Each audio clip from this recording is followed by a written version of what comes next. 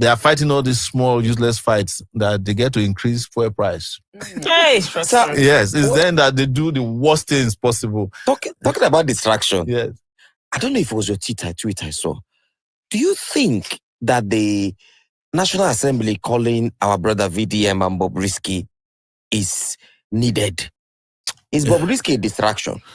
Look, I have to say this. Shout out to VDM, by the way. Yes, as a preamble, that I am not a Rolodex for activism. So I cannot tell you that this person is an activist or not. I will be going beyond my brief. I can only speak for myself. But the reason why you find it ludicrous is that of all the issues afflicting Nigeria, that the National Assembly of any type, and that's why I think we should have them cut in half, get rid of one, and the only one that exists, we should make it part-time and pay them minimum wage. Nobody, so that they will know that it's not It's a work. joke. Yes, let them go to work. We have problems afflicting the country, and then the only one you are interested in is Bobrisky. Bobrisky is just a symptom of what the prison system is. They themselves, they know that what has driven the prison to be doing what they are doing to what they did with Bobrisky has nothing to do with being Bobrisky. It has something to do with the systemic decay of the country. And where I had problem then with VDM is that the minister under whose supervision Bobrisky action happened, you now ran to him to pat him on the back. Say, Minister, I think I read that one wrongly on my side. And it then started to make me feel like maybe this whole thing was a distraction. Because in any serious country, the first person that should have been fired when the Bobrisky thing came out was the minister. In any decent country, he would have resigned because you are the minister in charge of all the prisons. Maybe he went to the minister because the minister took action immediately. No, which action? You want to tell me the minister doesn't know that the prison is bad? This minister, except we are just joking now. They know. They know how money goes in the prison, and they know how prisoners are treated. Even before he became a minister, he would have known about our prisons now. Maybe part of the condition to become a minister is to spend one night in Kuje prison. Be an alumni. Because me, I have spent a night in death row before in Kuje. So I cannot tell you now. Somebody cannot tell me if I'm president of Nigeria that, I don't know what is happening. Before we even get to Bobrisky, I would have, it's an overhaul that must happen immediately from day one. There's nobody who doesn't know about the prison system in this country. This VIP thing they are talking about. People even go inside prison to go and shoot movie. You pay people to go and shoot movie inside prison. In this country, you may not know, but those of us who are in the sector, we know these things now. There's nothing you cannot pay for to get in prison. There are prisons that are run in this country by families. Yes, there are federal prisons, so the ones in those casinos and all those things. They'll just leave one family there to be running the place. Crazy. Yes. Now the family will decide who entered there. They'll be sending people there. Then the manager. So if it be two people, just they run all the money that comes in, because the prison people in Abuja don't want to be transferred to Abuja to Katsina to go and work. Because there are some prisons that are inside bush in this country that there's no even access road to it. Maybe by Okada 9 they will carry the prison and reach the place. So have you asked all these questions? So like I said, because when BDN was arrested one time, I worked to get him released. So I've never met him. I cannot second guess his intentions. But this, I can speak for, the joke that hearing was at the National Assembly. That was complete rubbish. Let's take it home. Yes. Before we take it home, I have a question to ask. Thank you. I really want to know this particular. Thank you. I really want to know this particular thing because, you'll be a president one day, and I want to know how you maintain your mental health, and when it comes to the challenges you face at work, and also what legacy do you hope to leave behind, not just for Nigeria and for the world? Well, for mental health, which I can speak to, one of the ways I have dealt with everything mental is to be physical. about it. So as a result, I took to running since 2019, and I run a lot. And when I'm running, it helps me to decompress.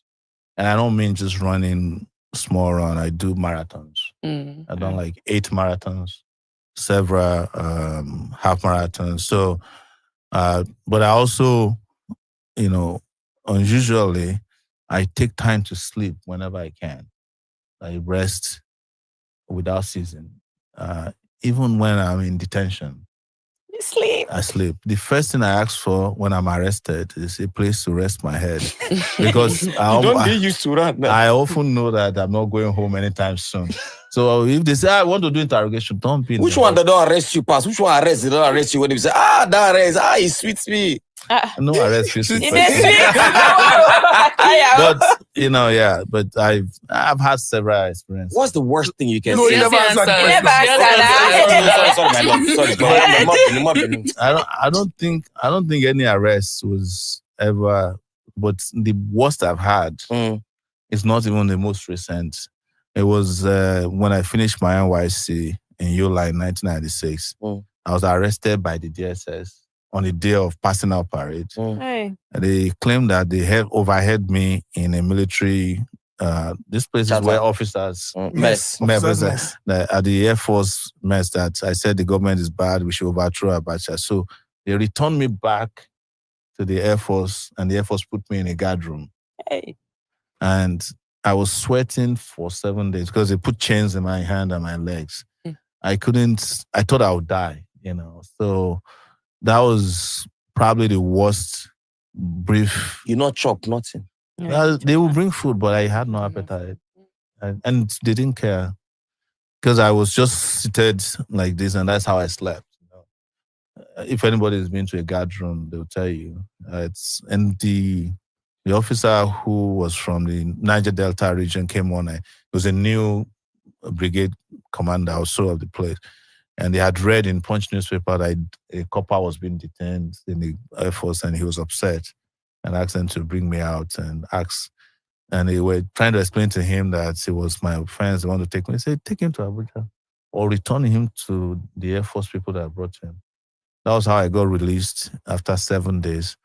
And that was how till today I did not have an NYC discharge certificate. So what legacy do you hope to leave? I'm still alive. I don't worry too much about legacy. The interesting thing about legacy is it's something for the dead and those who are alive. When I'm dead, I won't care about what you guys are writing on social media.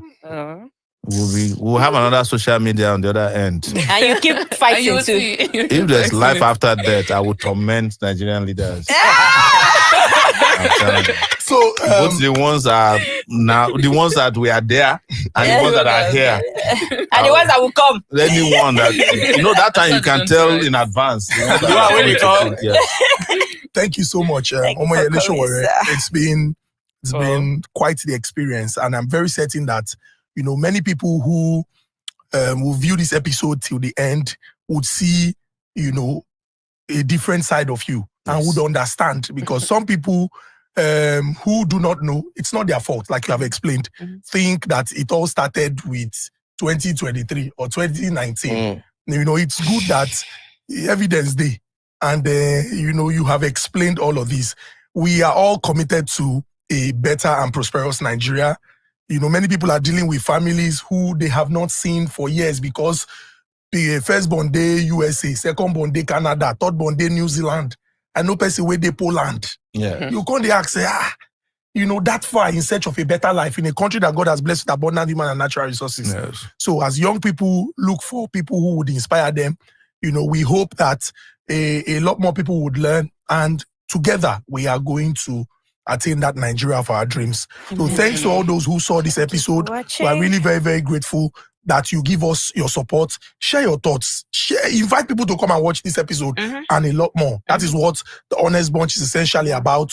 And we hope that we can continue to create great content.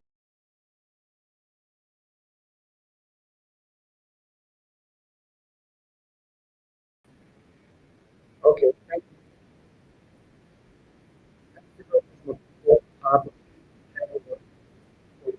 With us today. Good morning, good afternoon, good evening to every one of you right there. Thanks for your time. Normally, we piled up a lot of presentations for today, but I'm going to scrap them all out. I'm just going to take just one article to tally one of the things on the thumbnail, as you can see right there on the screen. Then I'll play a video concerning my state. Then we'll move on. But meanwhile, let me quickly acknowledge some of you on the comment section, even though I've already showcased many.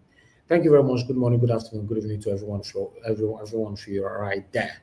Mother of all, Mommy Diaspora, thank you very much, Mommy, for all you do, for your time with us every day here. I love you so much and I appreciate you. Thank you very much, Abo Azi. God bless you, sir. Thank you very much for all you do. Thank you very much, Sendam. I can see you. Simeon Onagbonje, thank you very much. Freedom Simple, I don't miss you. Wait, this is it's good to hear from you. Thank you very much,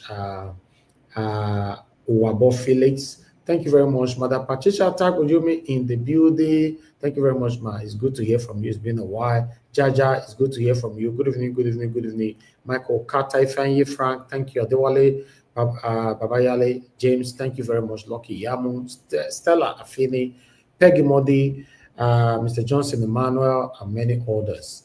Guys, help us to press on the like button, help us to share, help us to also press on the dollars. And nobody don't buy me coffee today. Wait till they soap. I've been because I never see my face. I don't do here now. Somebody should click on the dollar sign, buy me a coffee, support what we're doing. Love God is my strength. Thank you very much, Mark. I can see right there as well. Good evening to you. In case you want to support us in our Naira account, it's just right there on the screen. You can support whatever you have so that we can use it to sustain, to keep this media going all the way from Nigeria. But meanwhile, I'd like to quickly move on right now. I'm going to post out a link for those of you that want to join us to talk about this video, because Omoyele Sowore actually revealed so many things on this video today. In fact, the one will concern me for his side, I will talk about them. Now, where he talks, Peter Obi build school and a Pekin off go that school. First time I hear that one. Peter Obi build school, Pekin off go that school. Hold on, because I bullet pointed that. Okay, Peter Obi build hospital and Peter Obi cannot go to that hospital as well. You know, my people from Anambra, Abeg, una go join us today. Una come tell us. Me don't know anything about this. It's my first time hearing this. I don't know whether not true or not be true, and I cannot be fighting something where I don't know. You know, but yes, that one surprised me. Say how. You know, is that just a criticism, you know, or is a fact? Now go let us know. Now more or less already I talk them. You know, say on this our platform, in most cases we get people who not get sense, and we get people who not go school. Although they go school, some of them might have degree, because if you look at the way they write, you know, you can easily judge that, oh, these people go school. But when you now look how they talk, that's when you now get to know that, oh, now school passed through these people. Yesterday, we showcased Obaseki on the run, you know, and all that from an article for Christ's sake, article from a third party. Now, no, since yesterday, some satanic individualisms have been reaching out to me, sending me messages, email, WhatsApp, different parts, insulting me that I'm projecting fake news, or I'm doing this, I'm doing that. One thing that make me say, you man, all of you now we write this, all of you now they talk to so.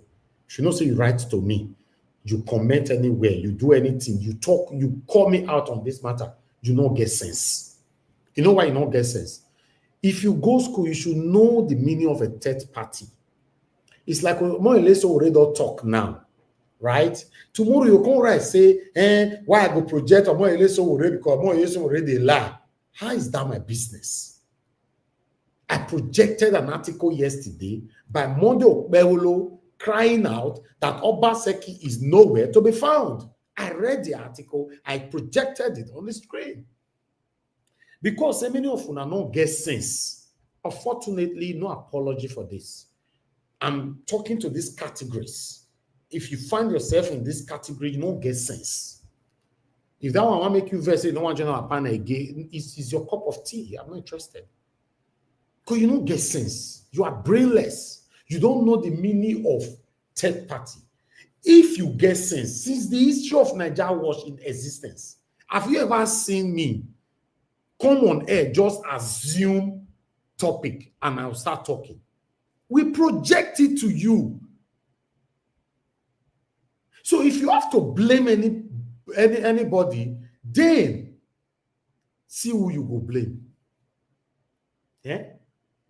And you know, this kind of thing sometimes, because of una love Peter Obi, or una love Mr. Najawash, or una love Omoyele Sowore, or love Obaseki, then you now allow this love to overshadow your sense. Many of una not get sense. Even as of yesterday, I was saying, if this not true, throughout, you know, say I go school. Since I already practice my journalism based on, say, people, you all open YouTube, enter YouTube. I know if I talk, I listen to myself. I know they carry the talk anyhow. You know, which one let's already talk just now. That court or government cannot do you any to anybody if what you are saying is fact. That the word defamatory, it cannot exist for where people like us did, because we don't just wake up and assume and start talking. I listen to myself when we talk. So when I project an article, if you are unpleased with the article, please share that article. Not before me. We only bring and coins or gas CM the talk. We bring it here, then we now analyze it. But not be we be the topic, not be we find the topic. So get sense. Yes, like I say, if you find yourself in that category since yesterday, you write to me, you write to my email, you comment anywhere, or you send me WhatsApp message or whatever, you don't get sense. If since the market, I saw me go by, but it's already late. You know, if you get sense and get to you, bye. It's over. That sense not they come again. But meanwhile, I'd like us to move on. Thank you very much, my people. Now God bless you now. This particular video from Omoyele Sowore. The part why I don't understand from Omoyele Sowore, we say, when it comes to Peter Obi, I was expecting Omoyele Sowore to use this opportunity to actually tell us the problem we get with Peter Obi. But my brother could not. He was only saying the hospital Peter Obi built, they go there. The school where Peter Obi build or paint or IT talk, his children, they go there. Is that enough for you to say you can't work with Peter Obi? It's a question. Then Omoyele Sowore went on by saying he can't work with anybody, or rather, he doesn't have respect for anybody. Anybody that have affiliation with this satanism. This is my own interpretation. He said he doesn't have anything to do, including traditional rulers or religious leaders that have bowed down for satanism, right? But I was surprised when Omoyele Sowore na reference to Wole Soyinka that is the only one he to get respect for, or something like that. Was like, what did they suffer for here? Anyway, everybody entitled to who they like and all that. I enjoyed the interview. I really do enjoy the interview. I believe Omoyele Sowore spilled out so many things. A lot of people will not be happy. I want to thank Glinch Africa Studios. They've done well. But I would like to hear from our own people here as well. Those of you on the backstage, I can see you already. In case you want to turn off your camera, that's fine. I'll come back to you guys shortly. And I see some comments. Thank you very much. No insult on the comment section, please. Not to me, but not to anybody. Not to anybody. I don't like people to be blocked. Maybe before you know now, my admin don't block you. Do you know that some people have been blocked on this platform? Me, I'm not aware. Now, only one or two persons can reach to me, find a way to reach out to me that have been blocked for the past 2 months. Not be me block you. What do you do? Normally, we have evidences before we block you, we go screenshot what you write. In case anytime you cry, come and be like our Najawa's group. If you remove people, after a month or so, they'll say, I did not do anything, no. My heart clean past Jesus Christ's hand.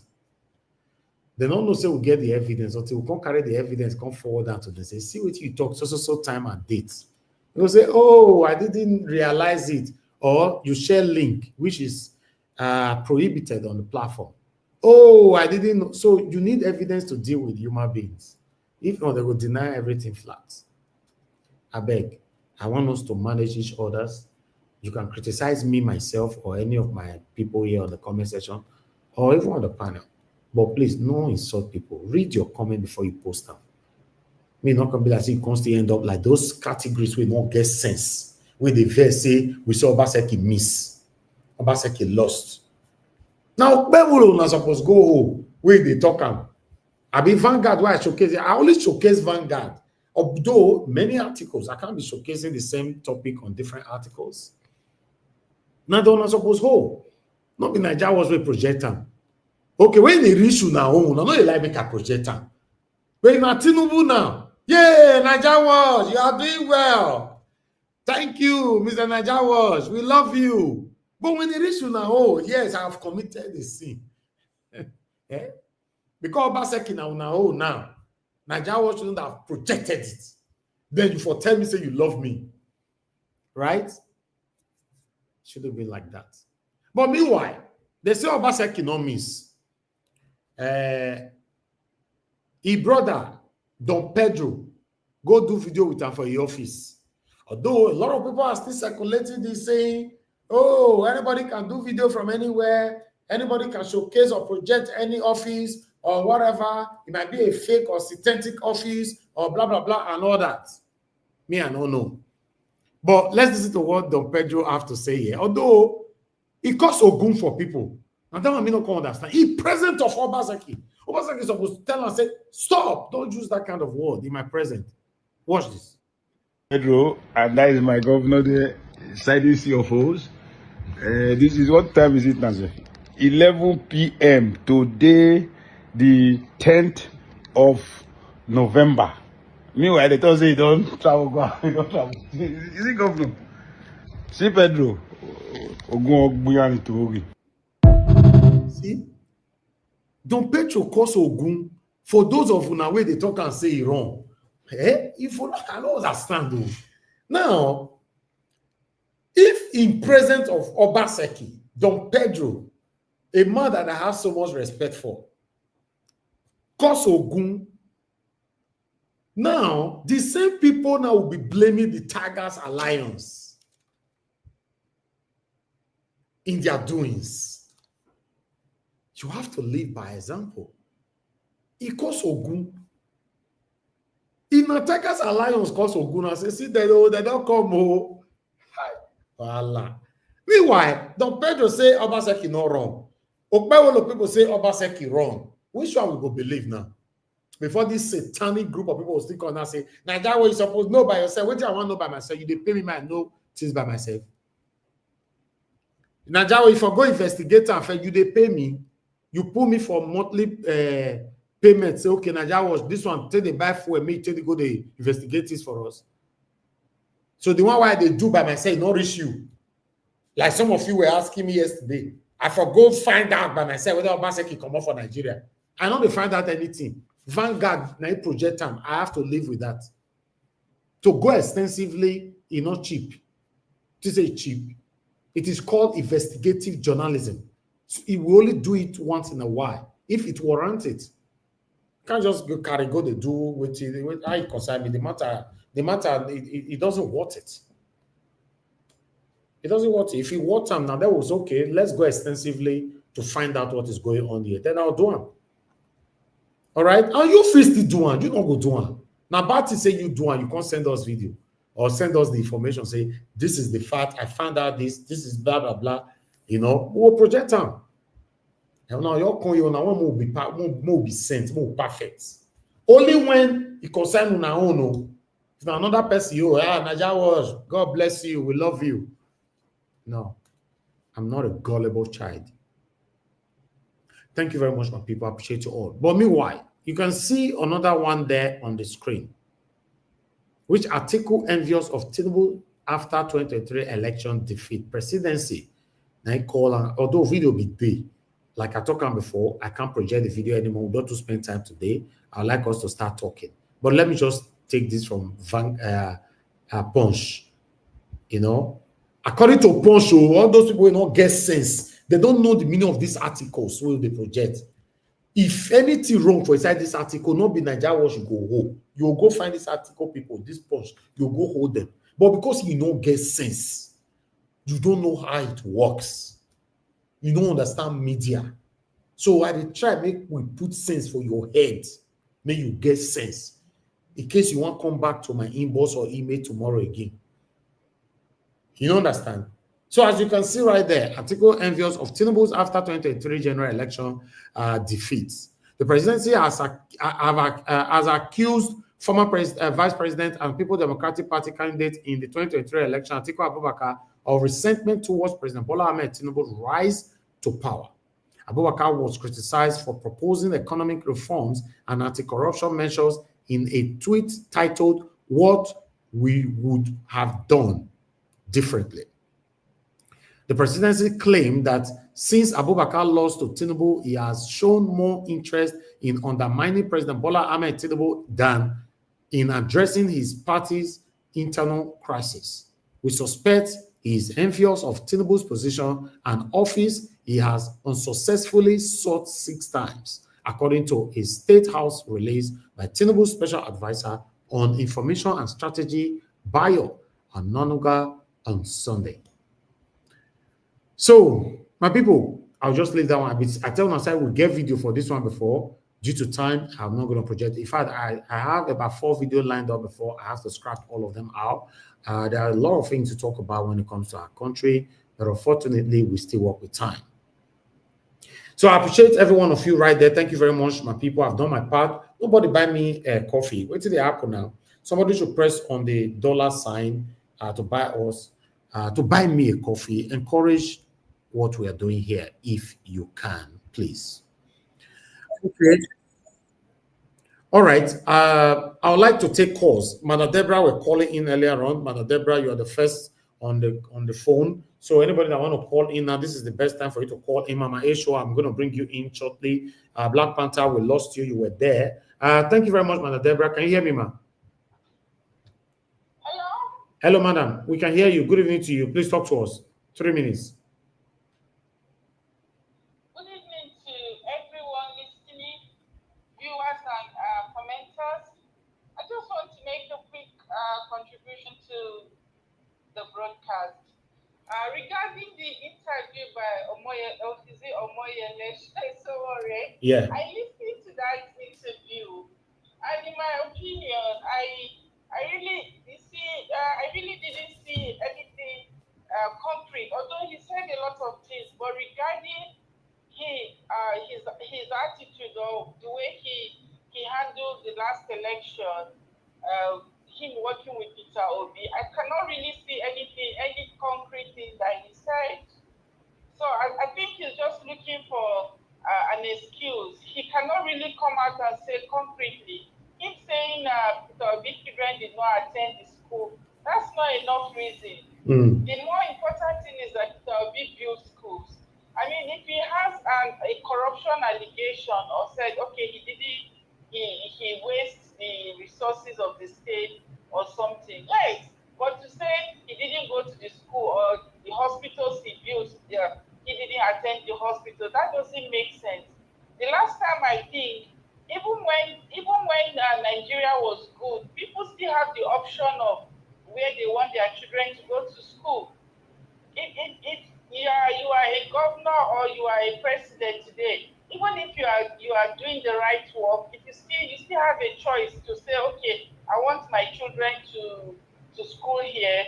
Even abroad, some politicians in the UK send their children to private universities. They have choice. It doesn't mean that the government schools are not working. So that point he made, to me, does not make sense. I think he should just come out openly to say that he's just, how will I even say it? I don't want to say jealous, but I think I see him as somebody who wants everything to revolve around him. He looked to me like a leader. Okay, if it is not me, everything has to be the way I want it. I think he thinks he knows more than everybody, and he doesn't want to humble himself to want to collaborate with anyone. But if you want to be a leader and you lack the ability to work with people, or you lack the ability to carry people along, it's going to be hard for you. Because at the end of the day, you cannot do the work by yourself. You definitely need people to work with you. And I think that's something that he has to deal with. Otherwise, if you continue with this attitude, that's not a good quality of a leader. You cannot govern by yourself, and everything cannot be revolved around you.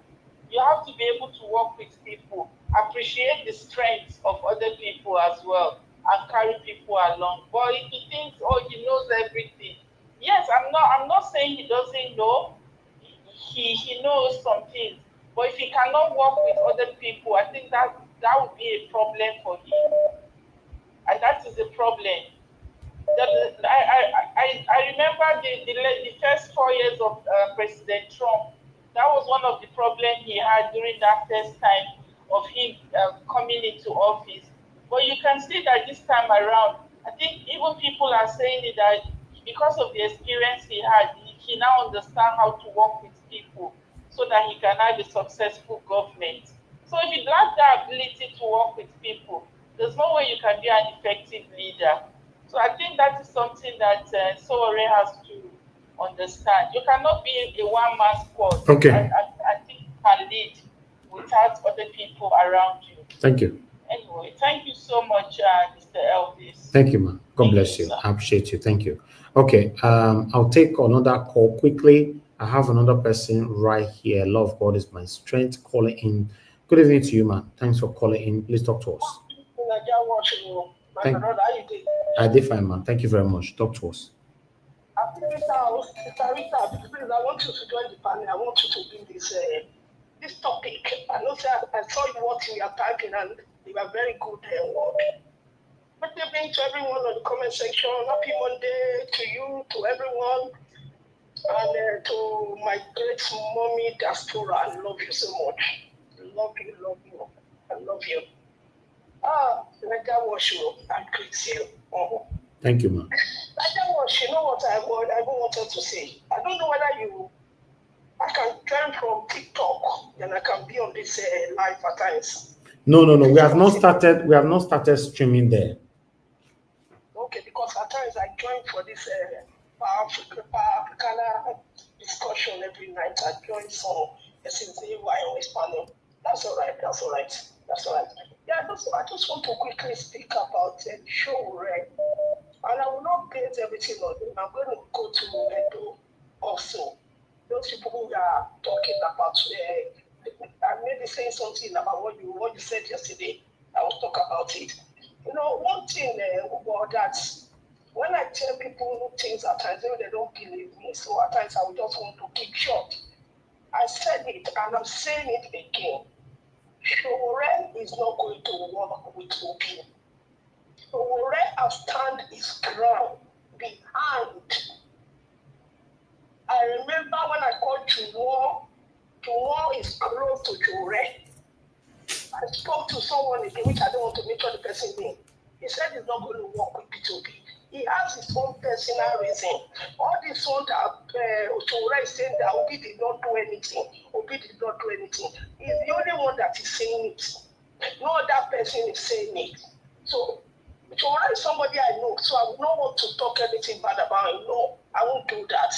But what I want to say is that Peter Obi build schools, build nursing home, nursing school and everything. Peter Obi children were not born in this country. And Sowore children are not born in this country. Sowore children did not leave the US to come to school here. So also, Peter Obi children cannot leave UK and come and school here. Peter Obi children were born in the UK, they are UK citizens. So are you telling me that you are going to withdraw them and bring them to Anambra? That's one thing. I said I'm not going to say any bad word against it was my principle before everything. I have all their uniform at home here. Now, Peter Obi's daughter was a teacher in Nigeria. If Peter Obi is somebody that will not put his children through this Nigeria system, She was a teacher in one of the schools. It was when the lecture wanted to start that they advised him that, your daughter is teaching in one of the schools, you need to withdraw her because of safety. So Peter B is not that kind of a person. Peter B does not allow his children to puff up or anything, even in this country. So when I hear him talk at times, I wonder, I wish Sowore will give Peter B chance to know this man. If you decide to know this man, he will change his mind. And I wish that one day there will be something that will make the two of them work together. Because I'm telling you, it will be a great thing. I need that. Now, okay, random. We did a meeting where Sowore brother was fight between Bini and Lore. I think that's what happened. We had a meeting when we are discussing how to bury him. Enugu, the former Enugu governor, what's his name? I can't remember his name. The former Enugu man that is now the works and housing. He was on that meeting. He donated money. So for you to know I know everything about what happened. Solomon is the brother's name. So what I'm saying is that, please, we should look at Sowore is not a bad person. No. I will not say one word bad about him. No. All right, thank you. But I want him to relax. Obi is a great man to work with. Obi is not corrupt. And please, I want to say this. Anyone that's saying that Niger Watch, that he carries fake news, you don't know this man. You don't know him. Niger Watch, this one, when I know this is my brother, I not go take news when not carry from a channel. So they should go and be those people who carry this news. It's not Mr. Niger Watch. It's not a fake news carrier. Thank you. God bless you, man. Thank you very much. God bless you. All right, Mr. Alex, thanks for calling in. Good evening to you, my brother. Talk to us. Thank you. Thank you for picking my call, Mr. Evans. Can you hear me, sir? Yes, sir. Talk to us. Thank you, sir. Yes. My brother, I'm very sad this evening. Very sad. And I want to tell you today, categorically, I have completely lost hope on Nigerian politicians. I've lost hope in politics right now in Nigeria.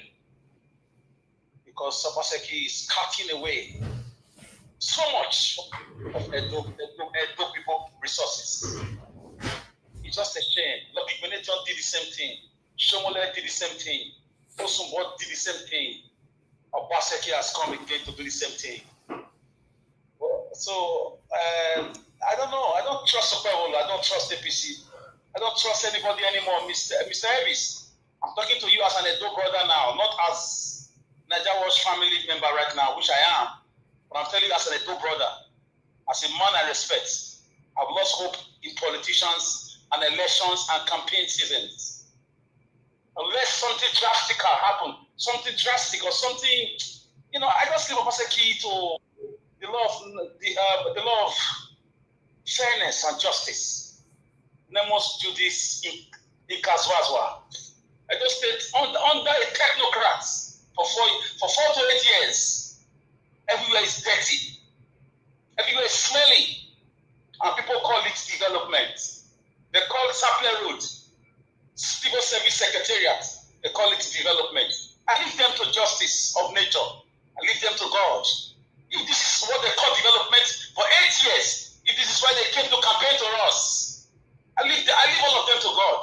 But I'm very sad. It's very sad that a man of 70 years that is at the departure lounge of life. At 70, you are already at the departure lounge. Some people don't even get to 70. You can see that wickedness has no age. It has no age limit. So this is what they call development. This is what all the campaign in 2020, this is what is about. But today is the last day of Obaseki's government. Mr. Envious, it's a shame. It's a shame that these are people that claim to be educated, to be exposed, to be digital, technological. People who claim to have traveled abroad. This is the type of development they see abroad. If this is how development is abroad, it shall be well with them. Otherwise, I leave them to nature to judge them and their generations, including those clapping for them. The poor people they put on this line of suffer, this line of bad built only 1 or 2 hospitals for 4.5 million people for 4 to 8 years. Mr. Elvis, how many doctors do we have? Even if you want to assess them, how much will you pay? How many poor people do you think survive it? So this is what they came to tell us since 2016. Oh, it's a shame. Tinubu is not our problem. Presidency is not our problem. This is a dumb man, wickedness to a dumb man. A man's enemy is of his own house. If your house is not against you, a stranger cannot fight you. A man's enemy is of his own house, indeed. Now I know what really is politics. What politics is all about in Nigeria and in Edo State. I used to think when you are from a certain village, a certain tribe, you will go and fight for them, give them victory. Look, go to some parts of North, Mr. Elvis. You will see what they are doing with the money from the oil of Delta State and Bayelsa and even Edo State. But the children born in these areas, they are wickeding us, telling us this is development. And Pedro, Obaseki, is telling us Ogun go kill all of them. I don't blame him. That's a man with PhD, a man I respect so much, a man who is eloquent, a man who is grandiloquent, a man who is psycholocutus, a man who is supposed to be an edifice, like a colossus of knowledge, a reservoir of knowledge. He has condescended to periphery because of porridge politics, stomach infrastructure politics, my brother, my friend politics. So, Mr. Elvis, it's a shame. Let nobody trouble me again with Edo State elections. It's okay, it's enough. I have had enough. It's enough. Thank you very much. Thank you. Thank you, Mr. Elvis. Thank you, Mr. Alex. Thank you. Thank you. All right. Yes, a lot of people are disappointed over the time Obaseki spent in power, 8 years. You know, to be honest, if you want me to be honest to you, I particularly am disappointed. And I know, say for me, right from day one, in fact, in me, I'm already tie my trouser and my belt now for Omoyele. Because this is what these guys are doing. And they have gullible followers who are accusing you whenever you question them. You will soon see now in the next 1 or 2 months from now, you see people will come this platform now, come question me, say, Mr. Naja was calm down. Omoyele just enter. You too, they hate person. You don't still hate this one. Because I saw their sense you're rich. Normally, when you look at this thing, 8 years is just too much. These people will spend 8 years and give you rubbish, absolute rubbish. Then they will go. You will see their gullible followers will be clapping for them. And most of this, their gullible followers lives abroad. They will be clapping from abroad. Say, he did well. 8 years. Wow. We have a long way to go. Don't see why they talk this matter. We have a long way to go. Now, new episode will enter tomorrow. Now, Omoyele will become the governor of Edo State from tomorrow. Do you see that?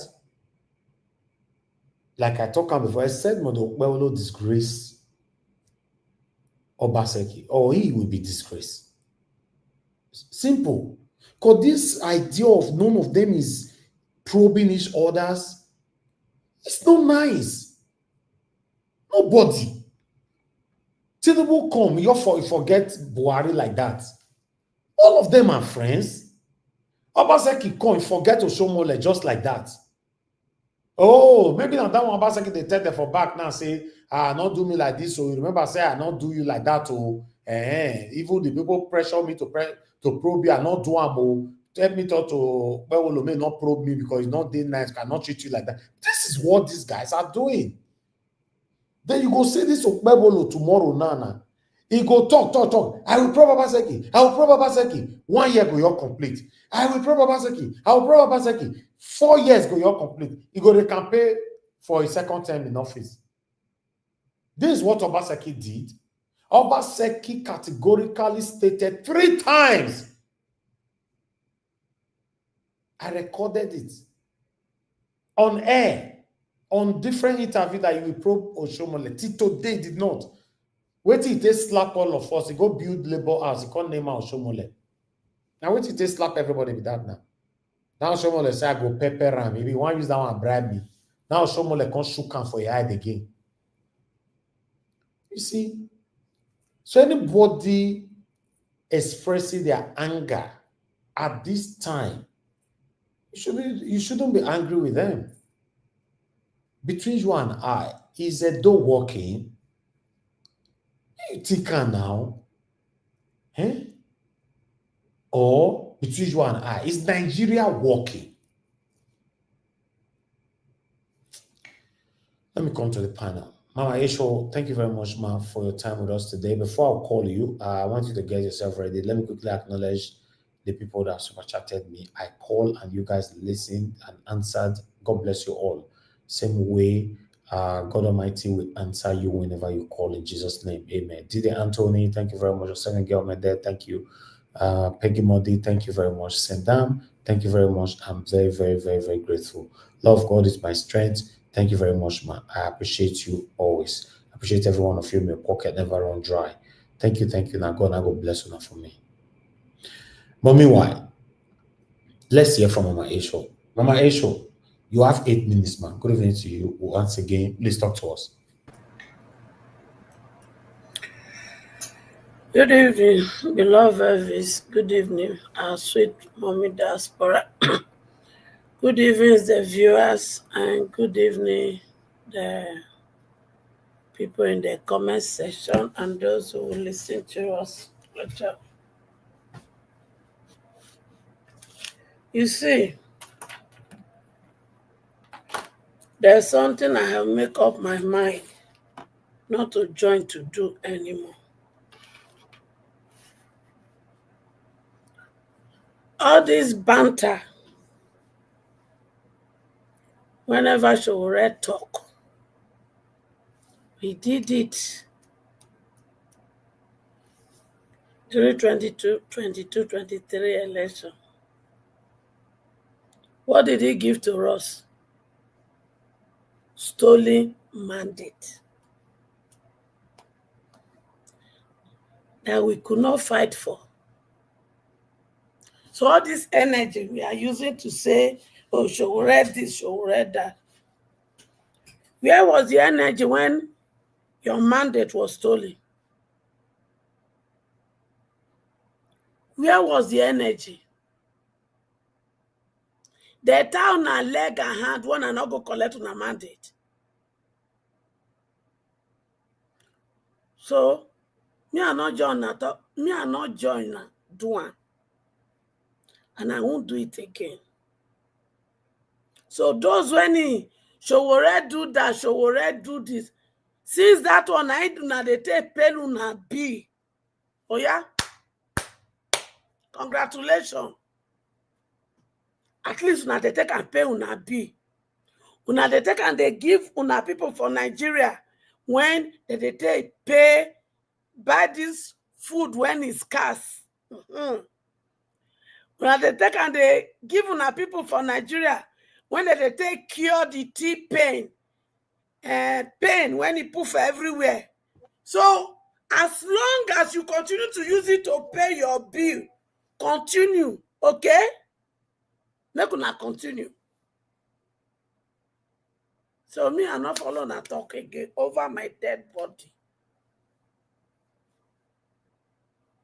Because there are more things to use such energy as at this time. With what they happen to my children for Nigeria, I go use the energy to solve problem. How about this nonsense? Because it will never change. As for that their matter, I will find out from both of them. Are we? At least I have spoken to Peter Gregory in PA. So I am moving. So make una stay for this una tragedy. When we say that the only energy one I get, now that. Make una take and they pay una bill. Make una take and they send money to una people for Nigeria. Make una continue. So that when 2027 will come, my senior boyfriend, when they line up people up and down, he go continue to rule now. They go give Lagos to his son Sheyi. Now go there, they run.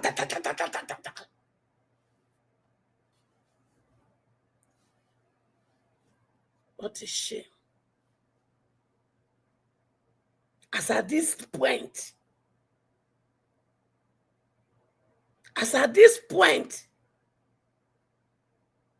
every day the same thing. But when he reach to criticize my senior boyfriend, and I go stand up gidigba.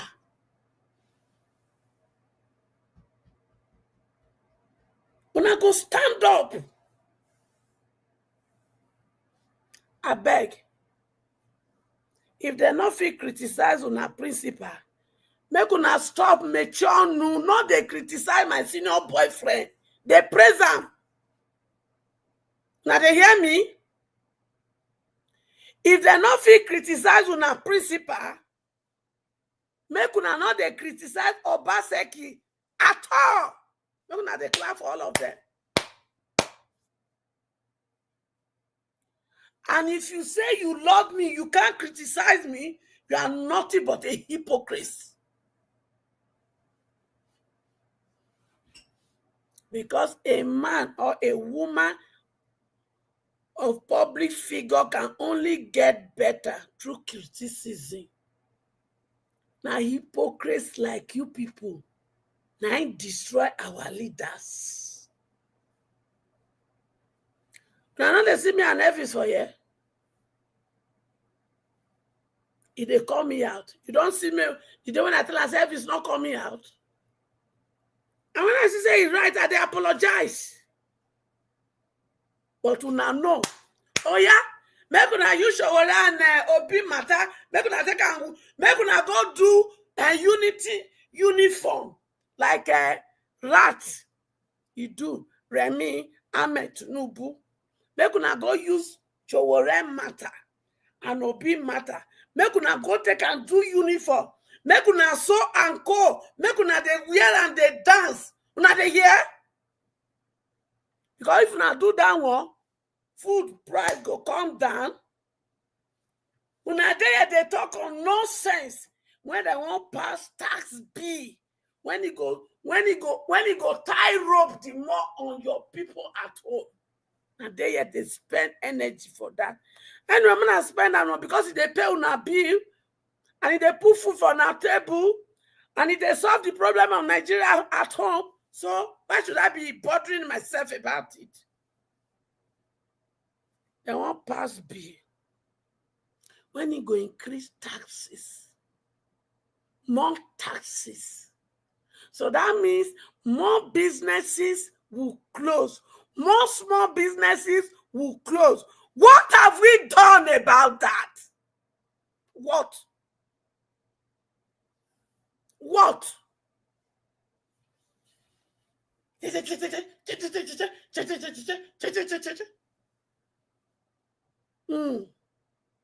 Oh my shell is a shame. And if you people don't change with this nonsense, leaving the substance that is killing by our people.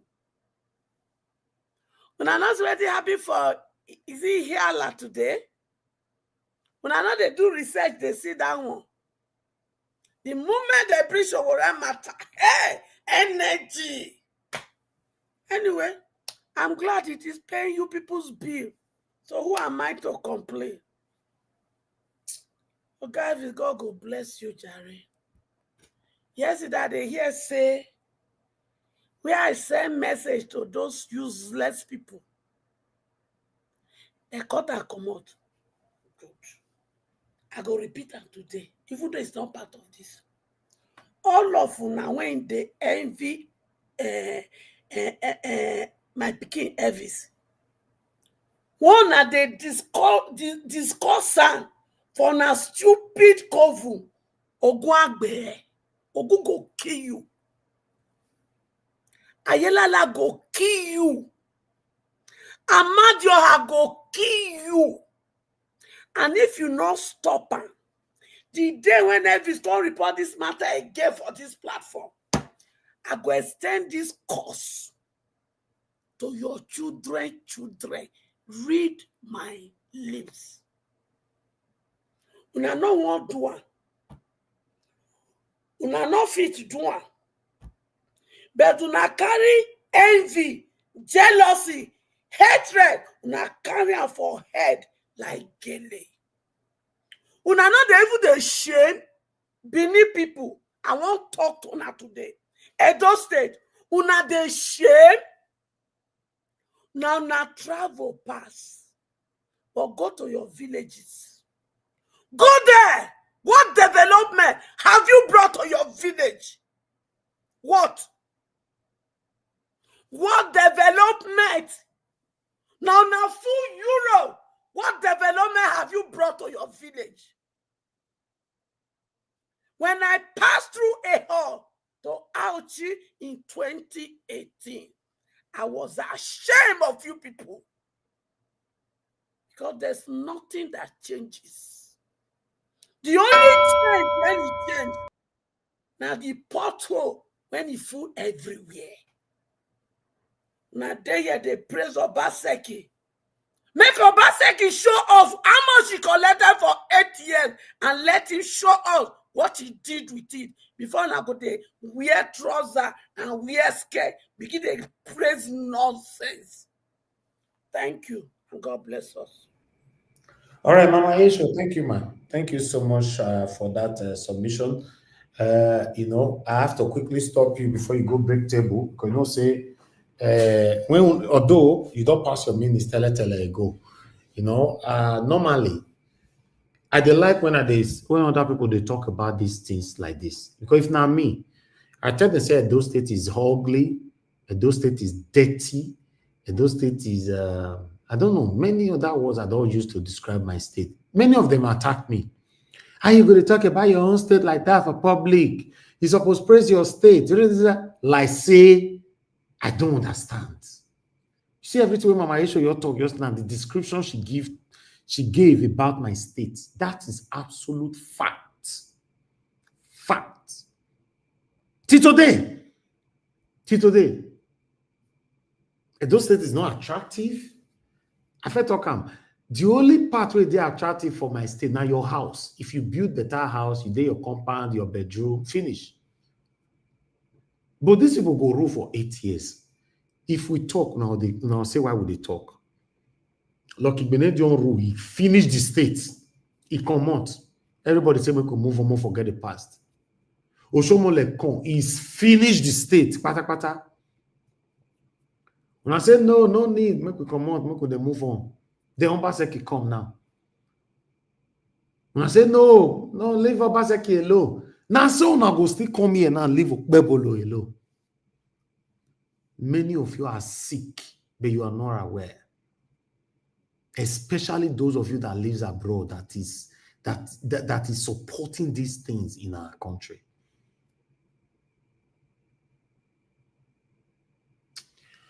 Let me call on the next person to talk to us. Before that, I would like to quickly appreciate those of you that just joined us right now. Thank you so much, my people. God bless you all. Press on the like as you're just coming in. It's very, very important for us so that our voices, our submissions can go far.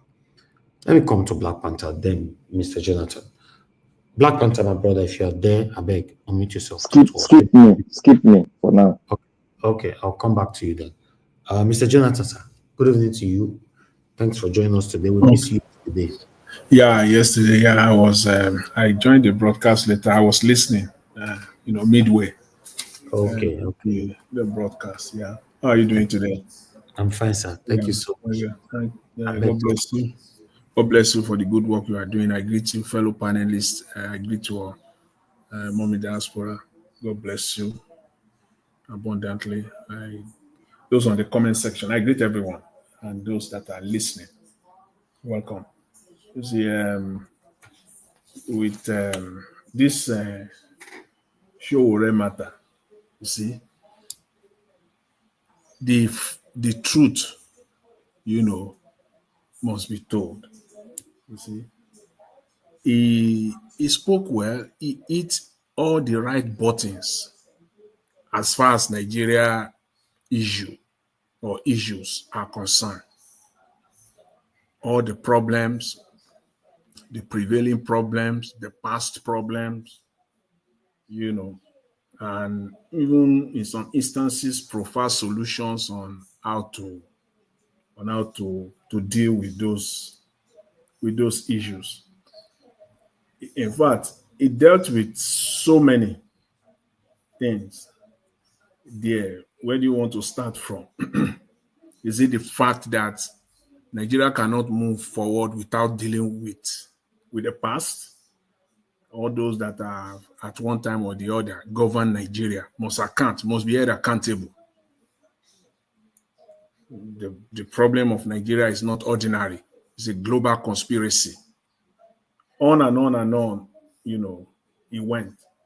And yes, the problem of Nigeria is a foundational problem. History alluded to that. There are, if you are not someone who like history, who is not reading so much, you might not even understand or have a clue that the problems of Nigeria is a foundational problem. And when you're talking about foundational problems here, talking even before, during the colonial period and after the colonial period, the foundational problem that has been set up. Nigeria has been designed to be so. What we're seeing today has been designed to be so. It's not, it just doesn't occur. It has been designed, deliberately or designed deliberately to be so. Of course, we know all the institutional problems. So he hit everything. That the problems of Nigeria, which, if you have just a little bit of understanding of Nigeria, you will not but agree with him. However, this is the Nigeria that we have right now. We, you and I, including Sowore himself, we are the people that made up Nigeria now. This is the Nigeria today that politicians and military have bestowed on us as at today. This is our Nigeria today. There is no, missing that. This is our Nigeria today. The question then is this: what should we do? How should we move forward? As far as Sowore is concerned, having laid this foundation, that yes, he hit all the right buttons, and this is our Nigeria today, his solution is that of revolution. Period. To put it in a milder form, the country should break up. Period. There is no, if you don't understand that of this man, if you don't understand that part of him, then you don't know anything. I will just say that. Having understood perfectly well our problems, and that this is the Nigeria that we are, you and I, this is our Nigeria today. As far as he is concerned, solution-wise, it is either there is a revolution or a breakup, period. That's it. Because if you and I agree that this is our Nigeria today, we have to work together. We must work together. We must find alliances with like-minded And you cannot do it alone. I've heard on this platform severally by panelists here that we need to come together, that we need to consult together in one breath. But the man, this man, I'm not wasting my time on this man, is not ready to work together. So what are we talking about?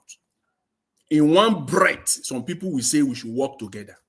In another breath, the man that is championing it is not even ready to work with anybody. And this is our Nigeria today. So there is a big problem there.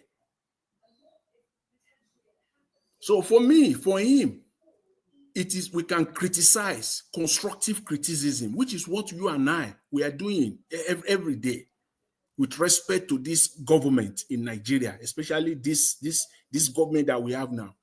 We are calling them out, criticizing them, constructive criticism. And if today, this same government, I will speak for myself on this one, this same government turn around and start doing the right thing, I'm going to back them up so that they will see it to fruition. If they turn around today and start doing the right thing on the economy, start doing the right thing constitutionally and politically, I will back them up as a Nigerian. So it is criticism, constructive criticism on one hand, but it doesn't have to be criticism and condemnation. For Mr. Sowore, it is both. It is criticism and condemnation. For the likes of Mr. Peter Obi, you have condemned him. You criticize him, fine. We all can criticize. But for him, he has taken it further. He's not stopping at criticism. Criticism is one thing, constructive one for that matter. And when you see changes, yes, my criticisms are not written in stone.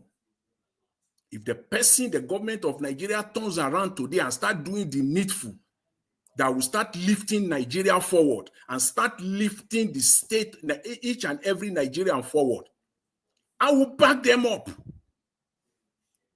with the same breath that I'm using to criticize them. There will be differences. That's why we are humans. But if they are doing the right thing, I will back them up. Criticism constructive criticism has a limit once the needful are being done. But when you are in the position of criticism and then to condemnation, meaning it does not matter, this person has been condemned already. I can't have any alliance with this person because of ABC. Even though those criticisms, I agree with you. Even though those criticisms, I agree with you, as I've said in my foundation, that all the problems of Nigeria, you have it. And you prefer solutions. Now, moving forward. So you cannot criticize and condemn. Then you are not a progressive. You are not a progressive. Progressives criticize, and when they see solution, they go for it. Even alliances. It doesn't mean that you have to go with, on alliances with the devil, because you cannot condemn the entire Nigeria. And now to come politically, if you are criticizing and you are condemned, geographically, you cannot even win a councillorship election in Nigeria based on that. With the Nigerian political structure, Nigerian geographical structure, you cannot. It's not possible. If anybody, we know, if you understand Nigerian politics very well, the north, the north, the west, the south, the east, no matter what, you will need a coalition somewhere, somehow. And you cannot condemn all of us. Then you are left with a few of you, like few of you, maybe handful of you, 5,000, 10,000, 50,000, a handful of you. You can't go anywhere. So we have to coalesce. We have to come together and work together. There are people that we can work with in Nigeria today, the likes of Sowore. So for me as a Nigerian, I find it very, very appalling, unbelievable, in fact, ludicrous, that you will criticize someone like Peter Obi and then condemn him. It is appalling. It is ludicrous as well. It doesn't even stop there. It's so funny. Because no one is a saint, man. We are no saint anywhere. No man is good except Christ. No one is good. We must have our level. It doesn't mean that we have to set table with the devil, though. There are devils, we know them. There are satanic people in Nigeria, we know them. Those are not the people. But there are still people that we can coalesce together, come together and work together. And I don't think, in my own personal opinion, that Peter Obi is that devil that you cannot sit on the table with. It's not to that level. This interview is so instructive. And I only want to implore and appeal that for him, Mr. Sowore, and for his supporters, if you are listening to me, there must be a shift. There must be a shift. Yeah. There's no any other way. There must be a shift. Even though I agree with you, if somebody said that, one caller said, she said that Peter Obi's children were born in the UK. And so he can bring them. The fact that the children are born in UK, you can deploy them back to Nigeria. Yes, I agree with you. I agree with Sowore on that. Because you are laying a good foundation, a good example, and so what? That doesn't cut it. That defense, that's so cheap for me. Yes, I agree with Sowore on that. But that does not lead to condemnation. You are taking it too far. So for us as I'm grateful for this interview. I was able to listen to him attentively, instructively, and I think today many of us have been vindicated that it will be very, very difficult for someone like him, even though he knows the problem of Nigeria, he prefers solutions to them, but refusal to shift we go nowhere. That's my position, Mr. Elvis. I really appreciate it. You believe he can never become a Nigerian president? It's not possible. There must be a shift. I say it emphatically. He cannot. You don't understand Nigerian politics, geographical structure, political structure of Nigeria. How?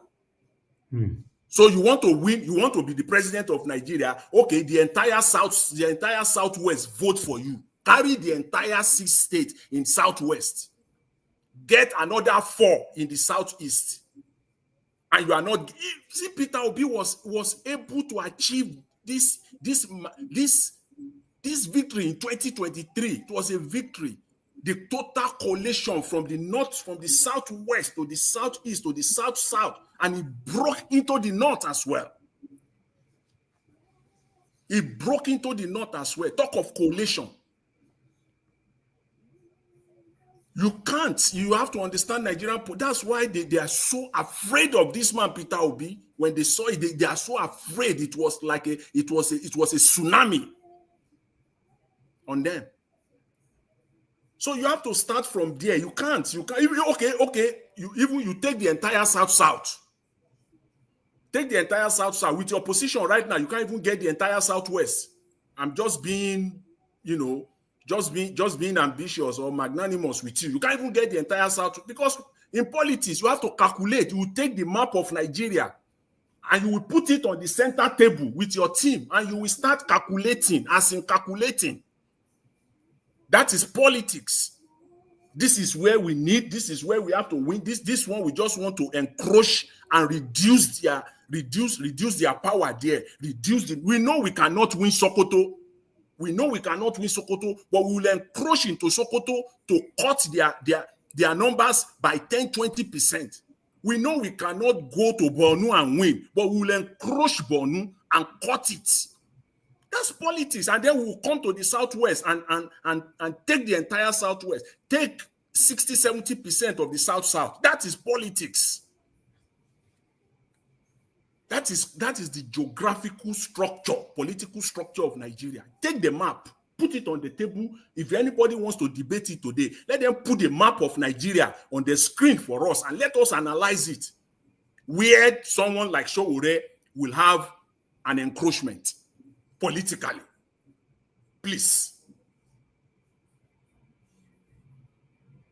Unless you shift, you must shift. You have to shift. There are people that you must work with. I believe, in my own opinion, Peter Obi is one of them. In Nigeria of today, as I've said in my intro, this is our Nigeria. This is the Nigeria that you and I, that has been bestowed onto us as at today. This is our Nigeria. We don't have any other Nigeria. Thank you. Nigeria where hopes have been dashed. Nigeria where people don't know anything other than up NEPA. Nigeria where people have been living. Some people have lived without. Some people have light not your day right now. Light not day. 10 hours of electricity. No light. No light. This is our Nigeria. We can't shift. Nigeria where people have become so criminal that he listed the people that worked together with him in 2019. As of today, they are with Tinubu. All right. Thank you. Thank you very much, Mr. Jonathan. Thank you. Thank you very much, Mr. Elvis. I'll leave it there. I appreciate it. I understand your plight. I'm sharing the same with you, to be honest. I just want to see more of you talking like this. Anyway, Tony Africa is on the phone. Thank you, sir, for calling in. Good evening to you. Talk to us. Good evening, sir. Good evening, sir. Thank you very much. I already thank you. At the comment section, I say, oh, you did do well, yeah? Thank you. Yes, sir. So, Oga Jonathan, I greet you, working you. So, making all the reverse of that when I did. So, I don't say, so I'm one of your fans, sir. I'm one of your fans. I really like your analysis tonight. You got, it was 90% correct. Only that your last statement was not good because you see, that in the sense, or in the place, that. The way it's described, that description is just, I don't know what else how to say. That structure where you make profit, those conditions to be made before somebody can be a president right now, you see, it's very, it's very, impossible. And then one thing I want you to understand is that Sowore is not ready to work with any member of the political clan that has been in power or participated in this current dispensation since 1999. So and then it's very clear on that place there. You know what I'm saying? It's very clear on that point. There's nothing we can do to try to after all, people are doing elections in the USA or in England or here. We don't have state of origin here. Any city that you go to is your city. You are a national. So you belong to that country. To be meeting all those northwest, south, that the way you are describing.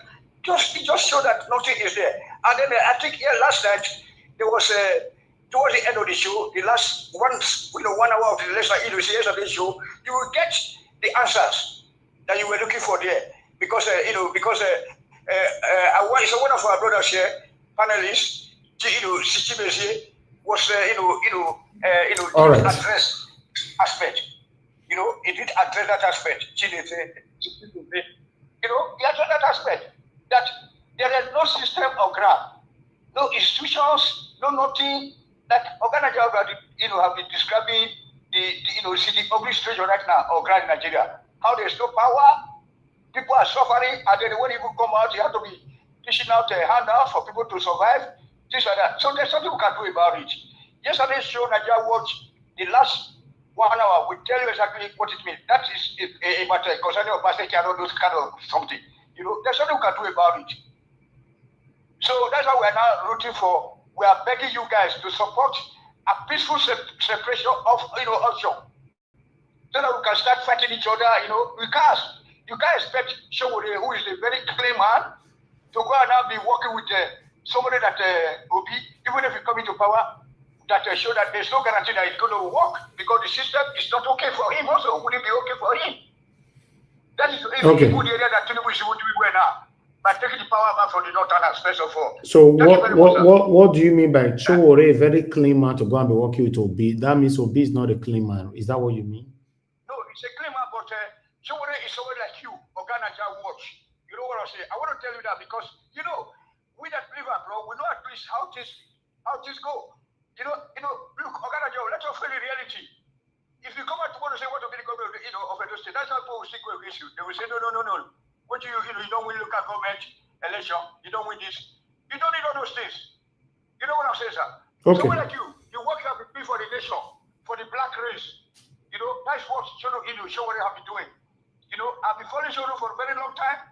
When flood was taking place in Kenya, villages, Ethiopia, and Ghana, Sowore, this Sahara reporter, was always out to attack their government too. Please, Sowore has got very good attention. This evening interview was simple language. He talked to you in like the way you talk to us here, where the blue grammar. You say, I don't want Nigeria to work. You will tell her how you develop it. Okay, thank you. Thank you. So that we can be remembering our country. Thank you, sir. He's the best human being. Let's move on. The interview was very perfect. Okay. You know what I'm saying, sir? All right. Thank you. Very much, sir. Thank you, Mr. Tony. Thank you, sir. Yes, sir. All right. I'd like us to move on. But before we move on, let me go back to Edo State again. The same Obaseki where I say he lost and all that, Obaseki is currently accusing APC of this that you can see right there on the screen from Sahara Reporter. Edo Governor Obaseki accuses APC of borrowing up to 5 billion naira to finance Model Beolo's inauguration. I will take some paragraph on this. The incumbent governor said the incoming administration has started spending the sum of almost 27 billion set aside for the payment for projects and other obligations by his administration. The Edo State Governor Godwin Obaseki has accused the All Progressive Congress APC of borrowing between 2 to 5 billion to finance the inauguration of the elected governor. The outgoing governor made this known at the inauguration of 10-man Ketka committee member of the state PDP in Benin City on Friday. He, however, lamented that the outgoing government was not carried along nor invited for the inauguration. Okay, I'll leave it right there. But I don't understand. Now, maybe I may not get this article right. Maybe, some of you might make me to understand where they borrow this 5 billion from if they never enter office. Mr. Jonathan Beg, if you help me for this one. Where the incoming governor, where they for borrow now from FAC allocation now. From where? Which FAC allocation? They have access to FAC allocation. Exactly. They don't have access, but they go pull it out from FAC. That's what they are doing now. They will pull it out from there. Where they want to pull it out from? Now, where they want to tell me where they want to pull it out from? Is it okay? FAC. Who disbursed the money? Is it not federal government? So when they borrow, we do not discuss about when government borrow government money. We discuss it here now.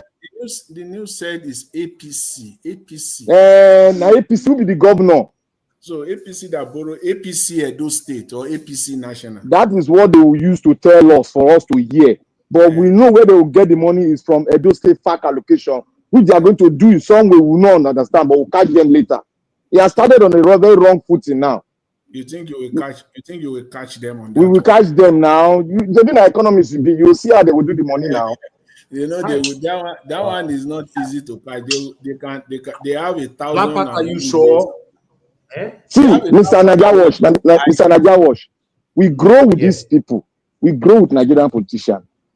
Whenever they want to borrow money, as from state, want to do anything in a state or in a government inauguration, the money not they fall from sky now. They not get the money somewhere.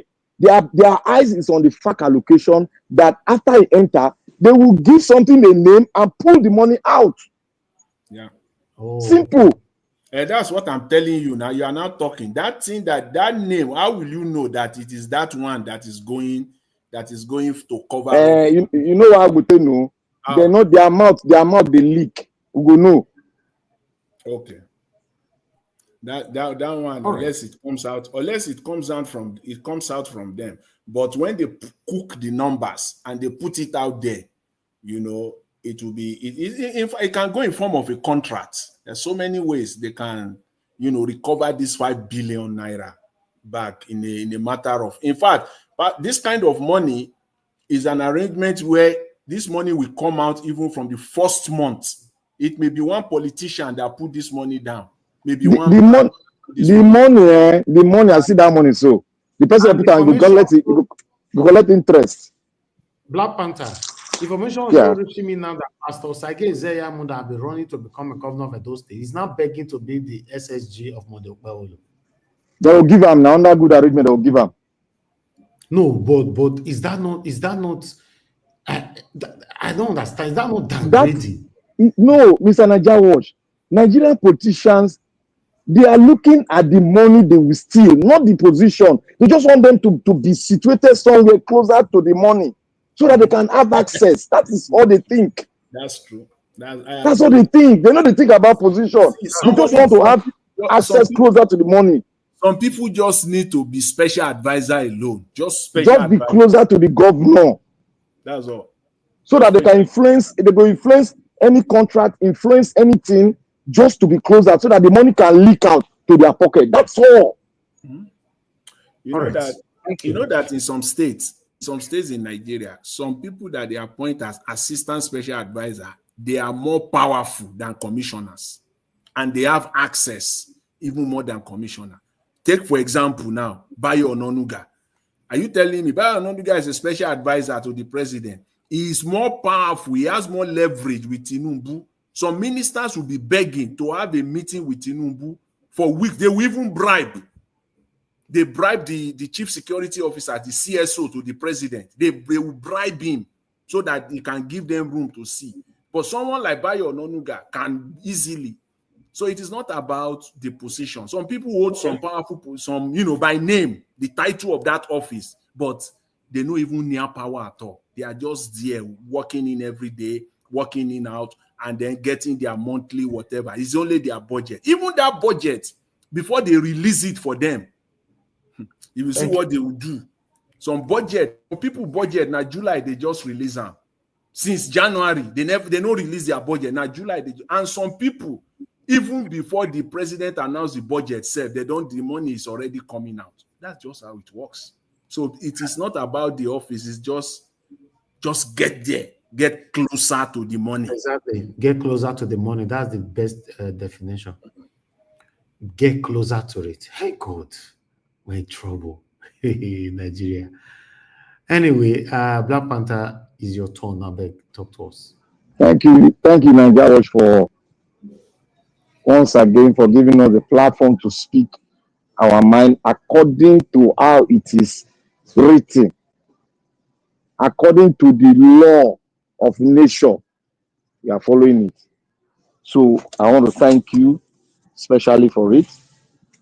And I also want to thank Mama in diaspora for giving us a very, very good one, a very, very good song like you. A song that we have postulated to be great. We got Coke floats and no. Okay. That is very good to us and very good to our dear nation, Nigeria and Edo State. We just want to thank you, Mommy. You are simply a diamond. God will continue to bless you and keep you for us so that we can celebrate you when the time comes, because we need to celebrate you. I want to thank every other people that are everybody speaker that are here.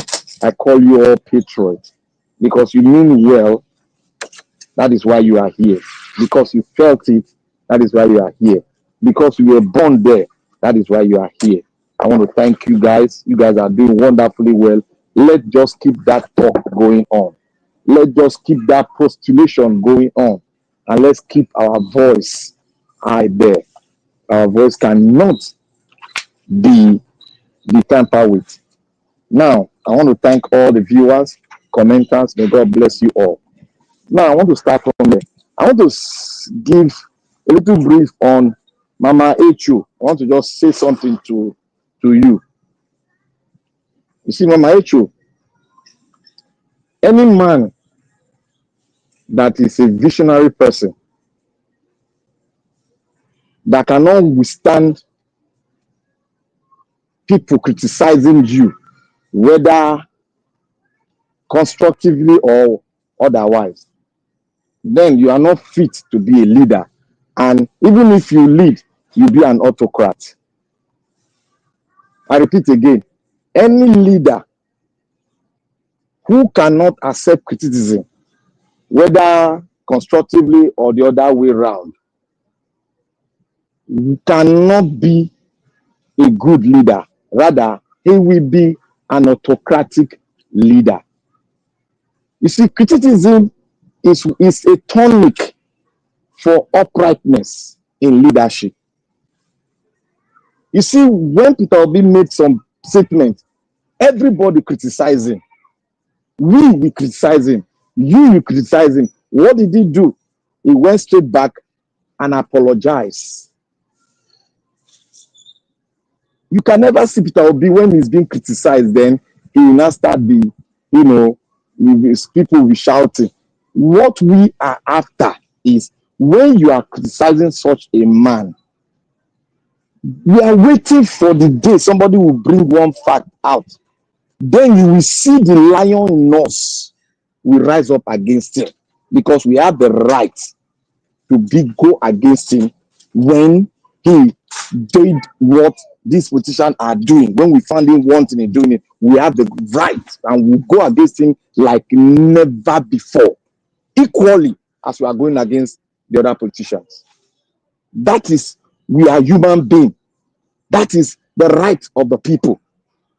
So when you are talking to people that are criticizing him, don't be angry. Don't even talk to people, because it's their fundamental right. What you need to do is to do what? Go for your own investigation, as you have spoken. Keep on searching, because we need to know the reason, as you have said. Because I've said it here. Bring anything out that Peter Obi has done, like these politicians, I will back down from him. From that day, I will criticize him. You people know me, I will criticize him. I've even criticized him here before.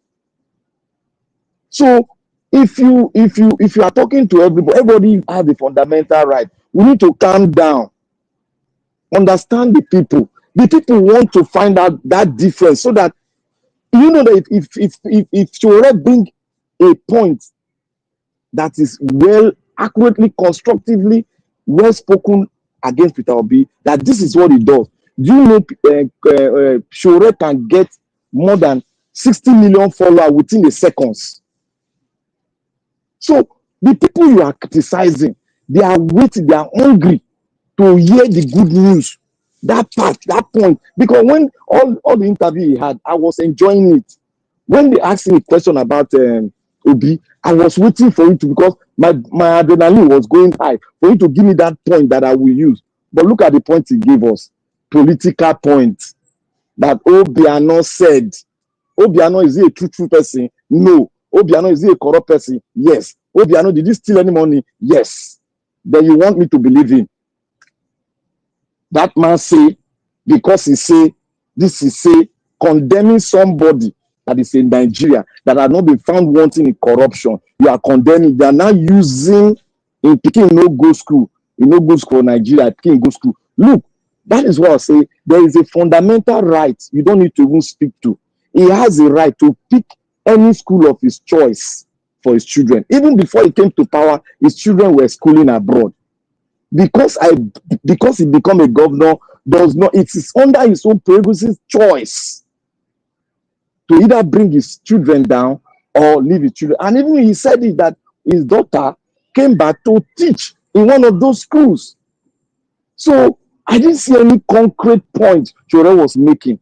And to all the supporters of Sowore, we like Sowore. We are waiting hungrily to see the point Sowore will bring, because his focus is a pinnacle of the struggle itself. We want him to speak. We don't want condemnation.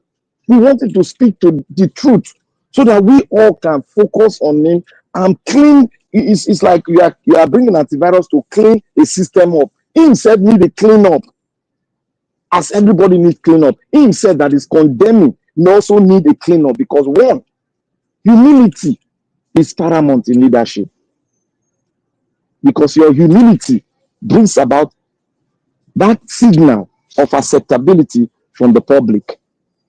But when you don't have it, it is very difficult. Go and look at all this, the freedom fighter, the freedom fighter all over Africa. They are very humane, and they don't go against the tide. If they want to go against the tide, they will bring a strong point that even the tide will stand and said, you are right. The tide will go down. Because of what? Because of truth. That is what I want you people to see. Don't be fast shouting. No, I mean, not shouting, talking against me that criticize Sowore. I like Sowore in one part, but I don't like his humane, the way he address people that will vote for him. Who are obedient? They are Nigerians. Who are people that voted for this Agbado? They are Nigerians. So how do you bring them? Is it because you want to take advantage of this drinking, this whatever they call it, this Agbado is, you want to take advantage of it? Okay.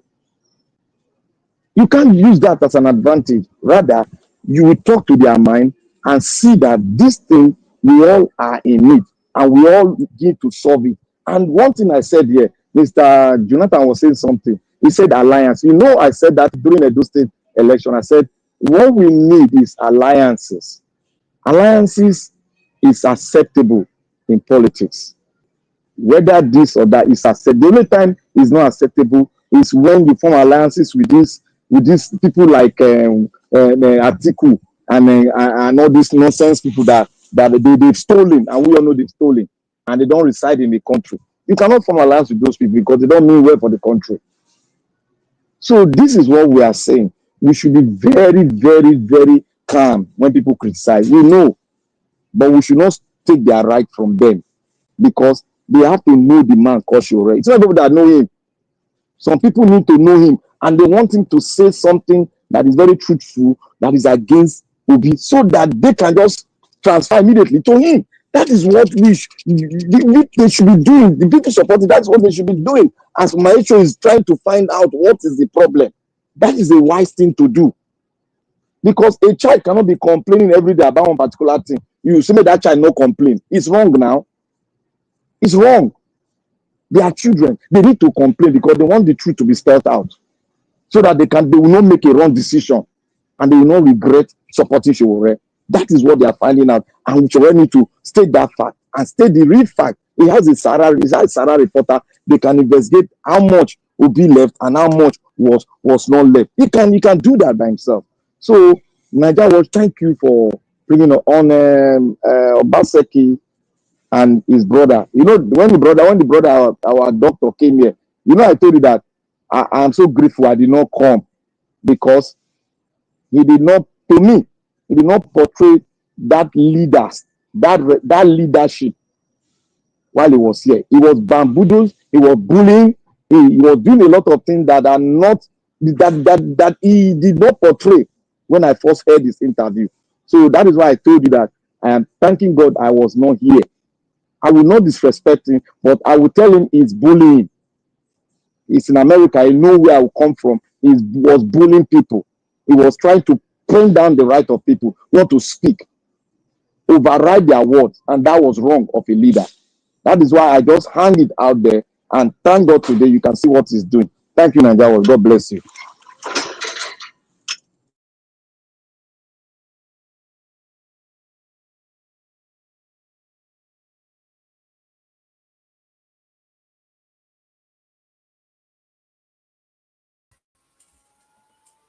Can any person hear me?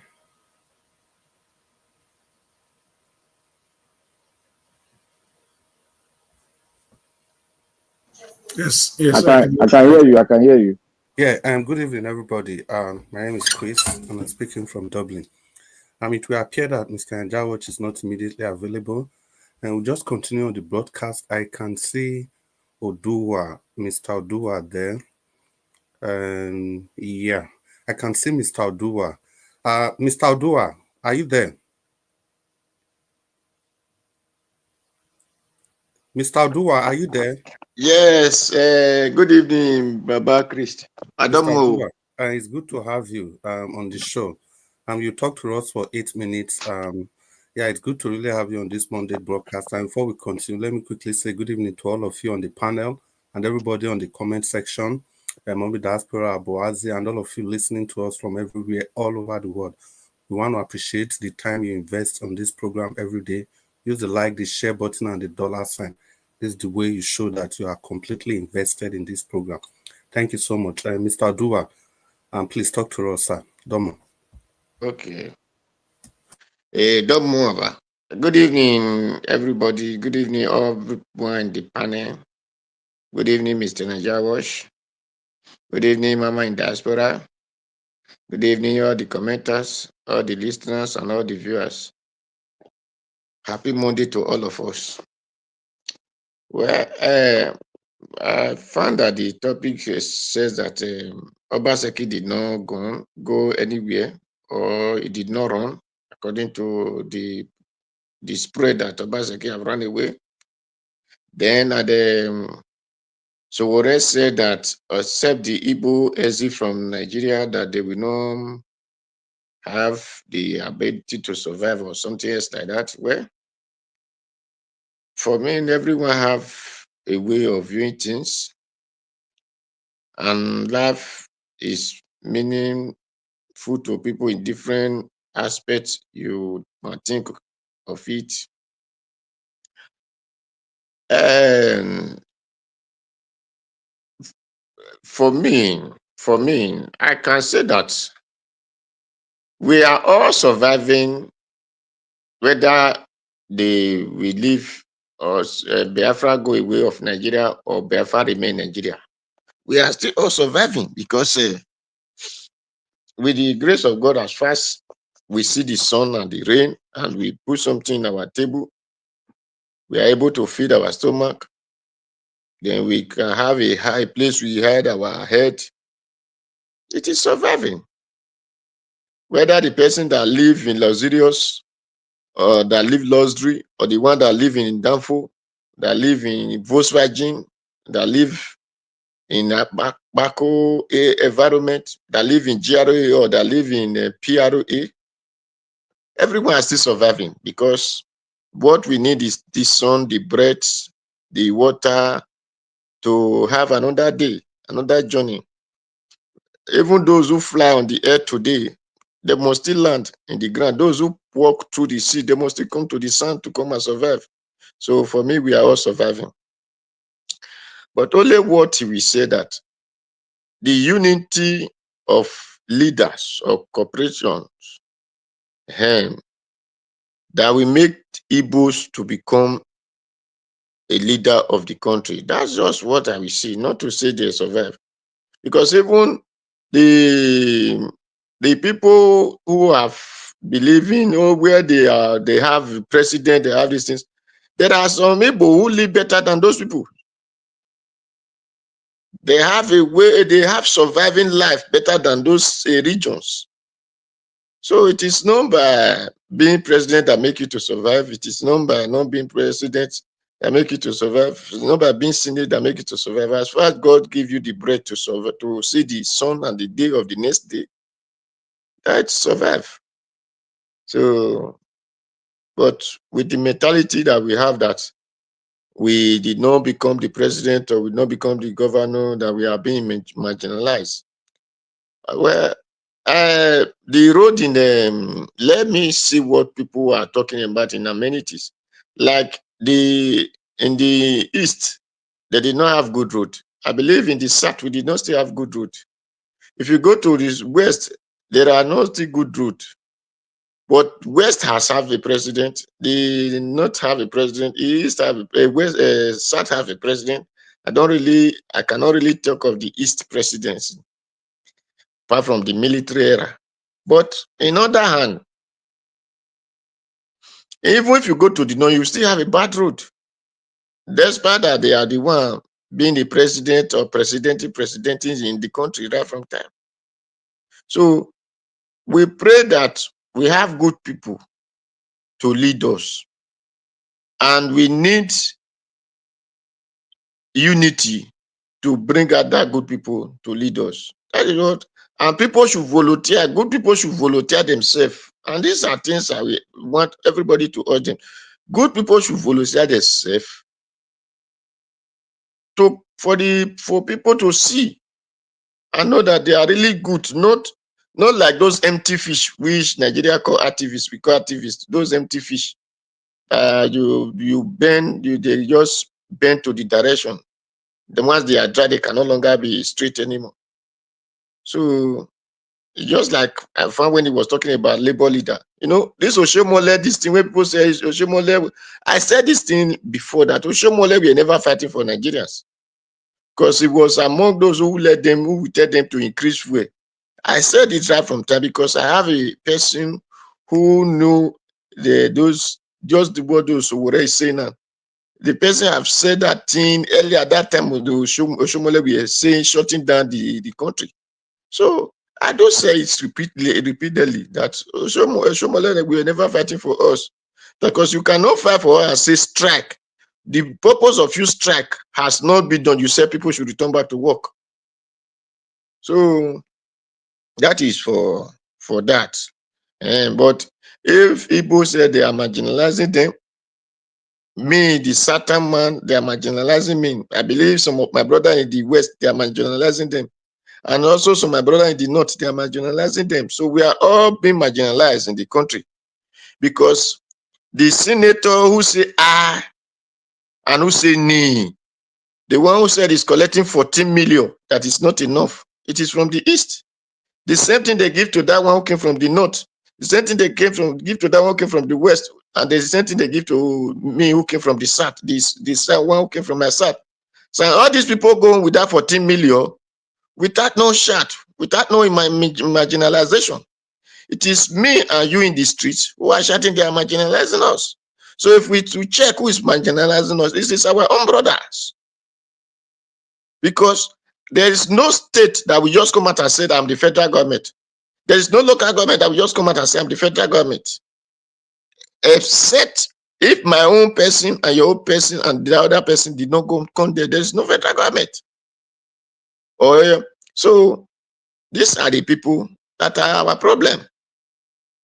Because if that, I said the other time when Boko Haram or BSM, whatever we call them, where we are the rampaging everywhere. I said I don't blame those people because I have my person who is a soldier man. You have your always a police. The other one have his own with Air Force, and they allow such people to come from the north and start destroying the whole entire country. And he could not fight for his brother. He could not fight for his own land, and he could not resign from that position. Automatically, it's not that man who left the north as a Boko Haram or Hesme or whatever that come and fight me in my land. It is my brother who assigned himself to be a protector, which we volunteered, they use our money to pay. That allowing them to come and destroy us is the one fighting us.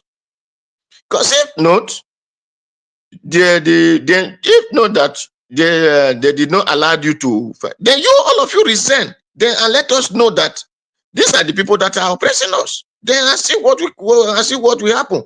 But you still remain in the position. They're collecting one naira they are giving to you as a salary, and they are destroying your father's farm. They are destroying your father's grandfather's house. Your great grandmother can no longer go to market. There is no road to pass. There is nothing to do, but you remain there as a soldier. So we should begin to put the blame on us and our people. So let us not put the blame on any region that this is our problem. Until we do that, the country will not move to the direction we need it to be. I found out when they were talking about the police, when Abacha go to join his ancestors, the police were happy. But the same police were the one Abacha were using. You cannot talk. Why did you remain in that position? You left the office. And let us know that, yes, this man is only the one doing it with his brother. And see if his brother, if the thing will continue. But you remain there. You say it is command. No, it is not command. It is the wickedness of your heart. It is the wickedness of the certain people, the Western people and the Eastern people, that is punishing us in the land. Even the Northern people, it is the same their wickedness of the heart that is still punishing their people. So all of us are being marginalized, my brother.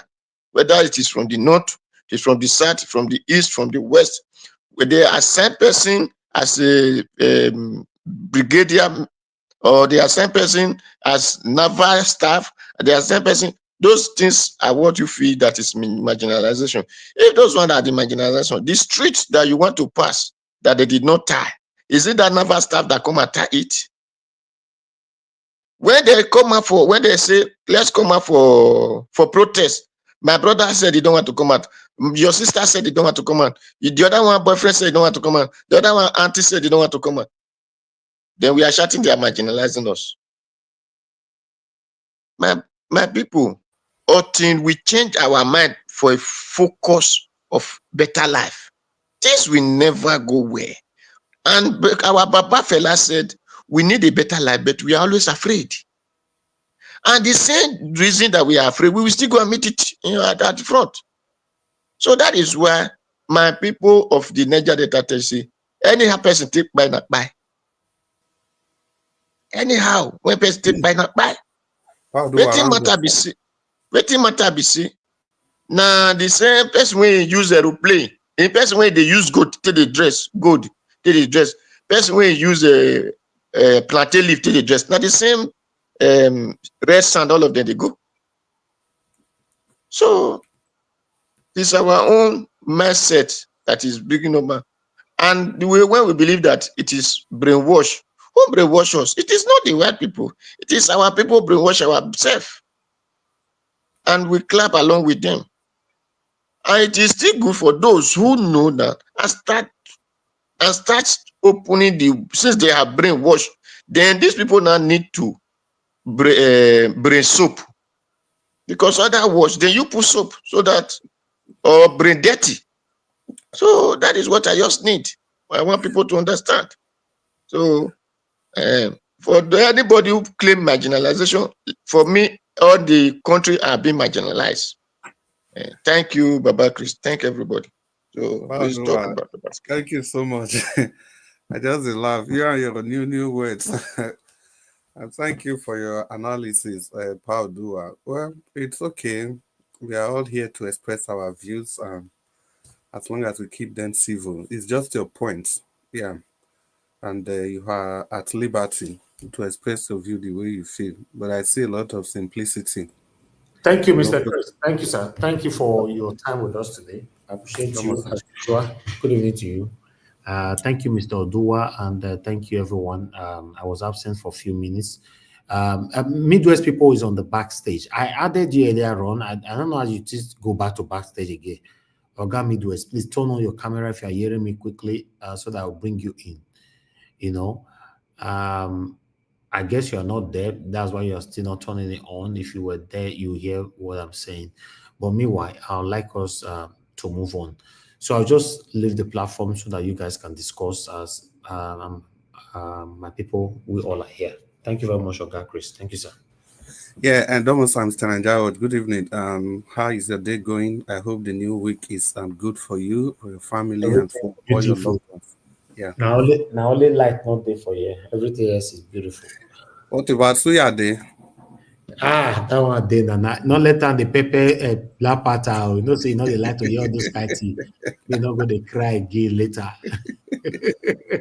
That was yeah, Mr. Njawaj, thank you so much again for this opportunity for we to start this first work day of the week with the opportunity to express our views and make commentaries on the things that affect every one of us. And okay, I think Onsu Destiny is here. So Oga Onsu Destiny, you came at the right time. I was just going to give my own submission But since you are here, I will allow you to speak. And before I give my submission, I want to Destiny. Give your submission right now because I need energy right now. In the next 12 minutes, I will be okay.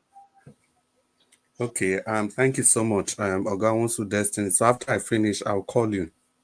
Yes, like I was saying before, I think the issues I usually start with this most of the time are the same every day.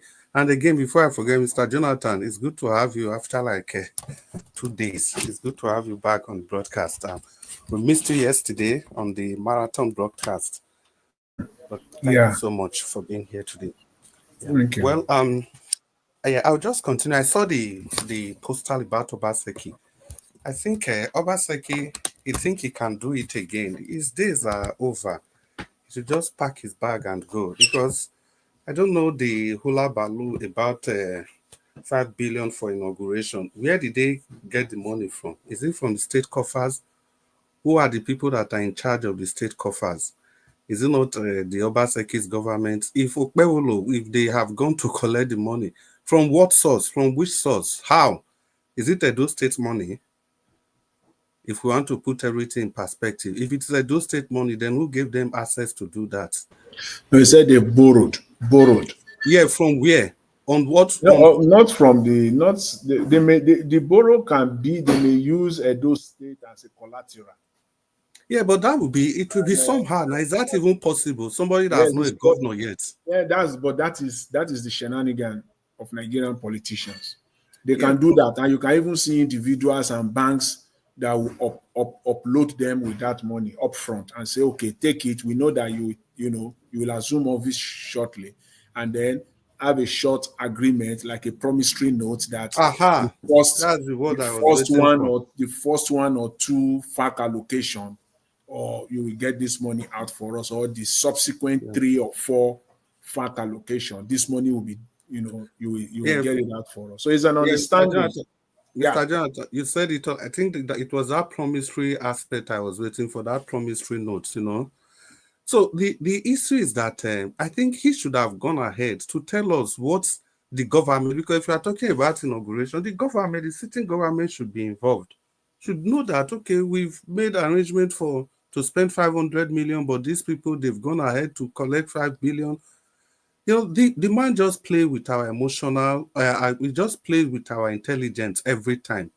He just blackmailed the people of Edo State emotionally, and they think he can always get away with all this. It's the eve of his departure. He should just go. He's talking about inauguration. How did he run the state? How did he run the state? He had no single iota for democracy. He came to destroy democracy in Edo State. If we even want to look at all aspects of what actually constitutes a democratic governance, if we want to talk about the executive itself, let's start from him. The executive itself, let's start from there. This was a man that ran the state. When he was inaugurated, he ran the state for the first 1 year without a full cabinet. Without a full cabinet. He didn't even have an SSG. He had his chief of staff together with his deputy, Captain Philip, and him. They ran that state for almost a year before he decided to engage the services of commissioners. And the commissioners were not even as required by the law. The number of commissioners, that's just the executive alone. And that was how this man ran the state for that first 4 years without the appropriate number of commissioners. It was just in the twilight of the election before he quickly made the adjustment, because a lot of criticism were coming. So he didn't want that to be a point of campaign against him. So if we leave the executive, let's go to the legislature. What has he done with the legislature? We saw that he ran the state without paying any form of respect to the House of Assembly. Is it the proclamation he declared at the dead of the night? Dead of the night, a sitting governor declared proclamation swearing in people as House of Assembly members, with some of them literally wearing bedroom wears. That's how he continued. Even when the House of Assembly wanted to sit down, he went straight there to the House of Assembly complex and removed the roof, just like his predecessor Shomole did. And after all those, he wasn't still satisfied. He moved the sitting of the House of Assembly to the State House, right under his nose. And to make matter worse, there were just 9 of them, depriving over 14 of them ability to contribute, including the person representing my district.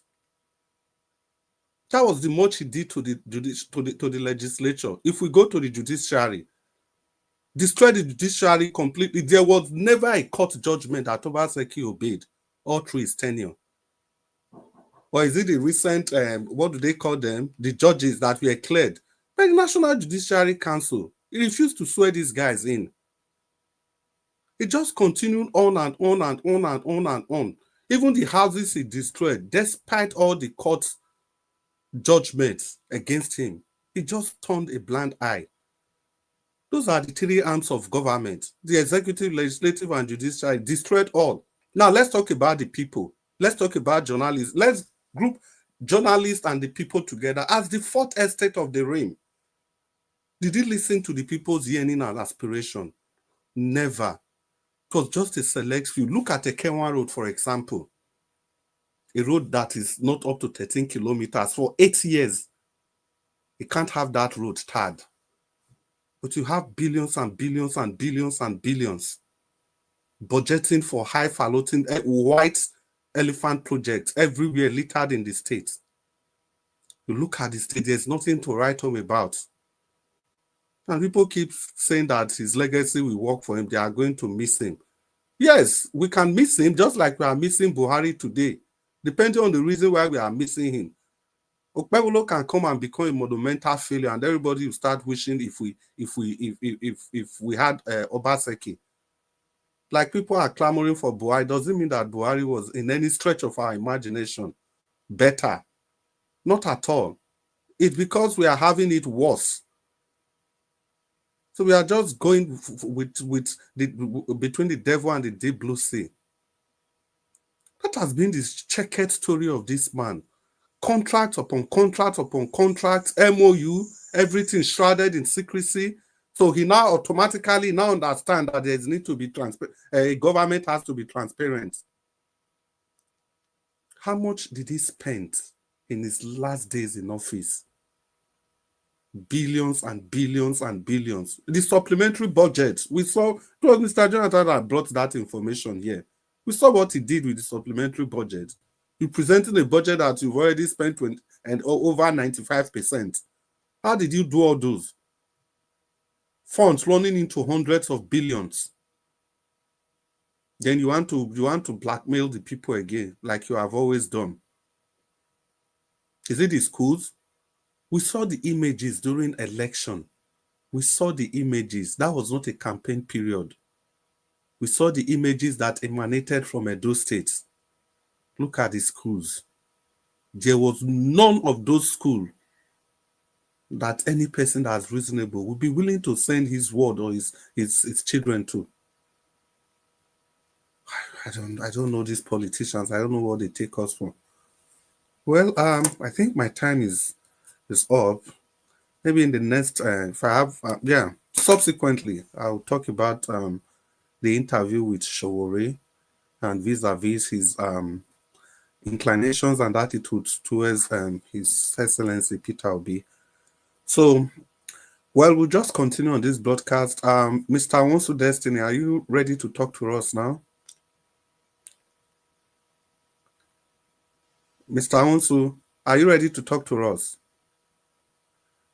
I think Mr. Wonsu is not ready. So let's just go on the second segment of this broadcast. Ladies and gentlemen, it's still your number one station, the station where you get the news the way it is, hot, served both as a la carte and the main menu. We are here to contribute to the development of your nation. Be free to do that. And while doing that, be bold, irrespective of people's consideration or whatever it is. Just say your view, but remember, be civil and don't use wrong information. Use accurate information to buttress your points. As long as you know what you are talking about and you are not doing it for out of maliciousness. Well, we still have Mama Hecho, we have Black Panther, we have Paul Dua, and we still have Oga Jonathan, Mr. Kingsley. Destiny. Destiny is not immediately available. I would like to call on Mama H.O. To give us her submission 4 minutes if Mama H.O. is available. Mama H.O., it's good to have you on the show. Good evening, ma. Are you there so that you talk to us for 4 minutes? It appears Mama H.O. is not available. Black Panther, are you available? Black Panther. If Black Panther is not available, Mr. Jonathan, are you there?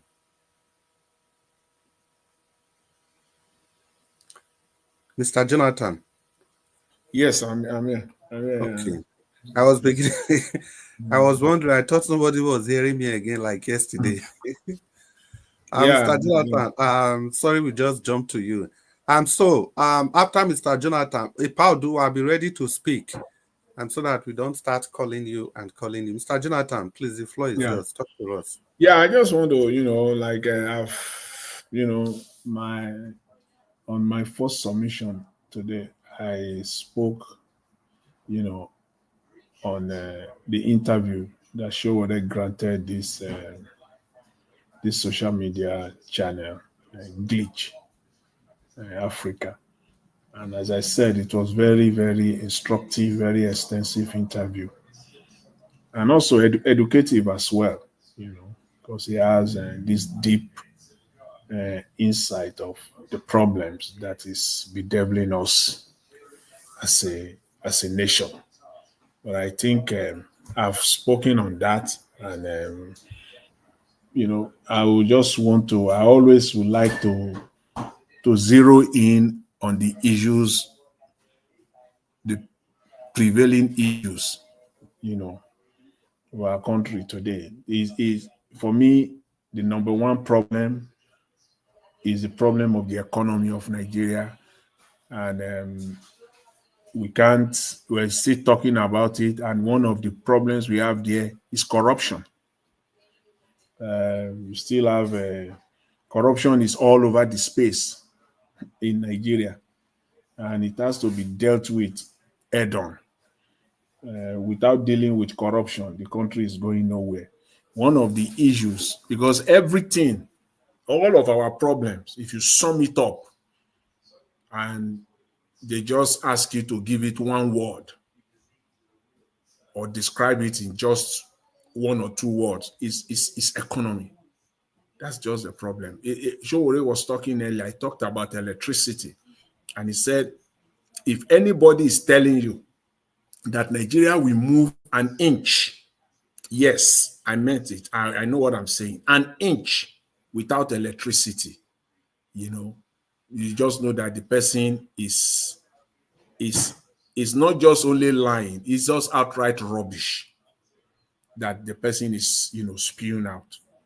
We're going nowhere in that country without electricity. Nigeria is going absolutely nowhere. It's as simple as that. And it's not something, there are problems that you have to be searching for. Countries even spend millions, if not billions of dollars, trying to know what are the problems so that they can now, provide solutions, trying to decipher the problems and then to deal with it. In this case, we know what the problems, we know what our problem is. I say it is not only two. It is in this electricity that all other problems are embedded. It has to be dealt with. Mr. Jonathan, sorry. Sorry, if you say electricity, or do you just want to call it energy problem? Energy problem, yeah, so to say. Yeah, you see in Nigeria, when I'm speaking, I always try to communicate. Yeah, I get what is on my head is that I'm talking, to Nigerians. Yeah. So many Nigerians don't even know what is called power or energy. You are speaking grammar. You see, by the time you are starting, just call it what it is to them. Just say electricity. By the time you say energy is a very broad term. energy. Energy encompasses electricity, as it were, the light. Energy encompasses gas. It encompasses is crude oil. Exactly. I had this on my mind. Exactly. Yeah, it's too broad. So you have to narrow it down. Because when you see energy now, some people might be thinking crude oil and gas, and so on and so forth. But when you just narrow it down, electricity. It is, in fact, I must tell you, when I got to the Western world, they call it the way it is, electricity. If it is hydro, they will say it is hydro. If it is thermal, they will say it is thermal. It is only in Nigeria they call it power. Because power, it can be so confusing. You understand what I mean? Power. And when we are talking about politics too, we talk about political power. People, so it is, and I must say, in Nigeria, it is deliberate. Gone are the days when we think that, when you are using those big grammar, you are kind of more sophisticated. No, you are not sophisticated anything. It is deceptive. It is deception. And we have been taught so. From primary school to secondary school to tertiary education, we have been taught so. So I agree with Mr. Sowore on that issue of electricity must be dealt with in Nigeria, because when you deal with it, it covers every other aspect of our lives in Nigeria. It covers everything. And they know this for a fact. And he says something again that is so profound. I have to give it to him that he has deep knowledge. But again, I said, we must work together. That Nigerian population that we see today, especially those that are under 40 in Nigeria, vast majority of them, if not the entire 100% of them, they have been taught, they have been brought to this level, this state of mind that they are. It is not magic that they are behaving the way they are right now. It doesn't happen, just like that. It's not something that happened overnight. This thing started since in the 80s. And all they know, they don't know better. Everything, especially those that are in this age bracket, they have been wired. Their brain has been wired to the point where it will take a great deal to get them shifted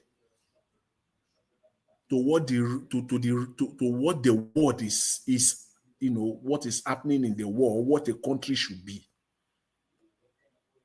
That is their state of mind. That's what they don't know anything better. And he said it doesn't just happen overnight, that this thing was strategically planned to be so that by this time, these are the people they will be dealing with. People that they can lie to, people that cannot really, reason, people that can shift, like as in before the weather changes, they have already shifted 2-3 times before they break. This is Nigeria. This is our Nigeria now, unfortunately. So there is a lot that needs to be done. The country cannot move forward without solving this problem. In fact, declaring a state of emergency is even an understatement. You are the people, the government, they have to go even beyond that. It is even beyond the state of, declaring a state of emergency for electricity or power in Nigeria, whatever you want to call it, to restore Nigeria back. For the fact that Nigeria must identify ourselves as a unique nation. If we want to call ourselves a nation, we are unique. Nigeria is a special breed, to the point where the solution that is working for other countries cannot and will not work in Nigeria. it will not work.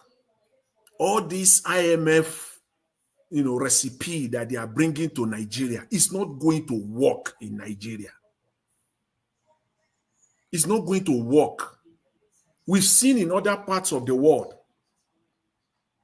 We've seen in other parts of the world, in the West, even in some African countries, when things are expensive, economists will tell us that it is inflation, that too much money chasing few goods and services, that there are too much money there.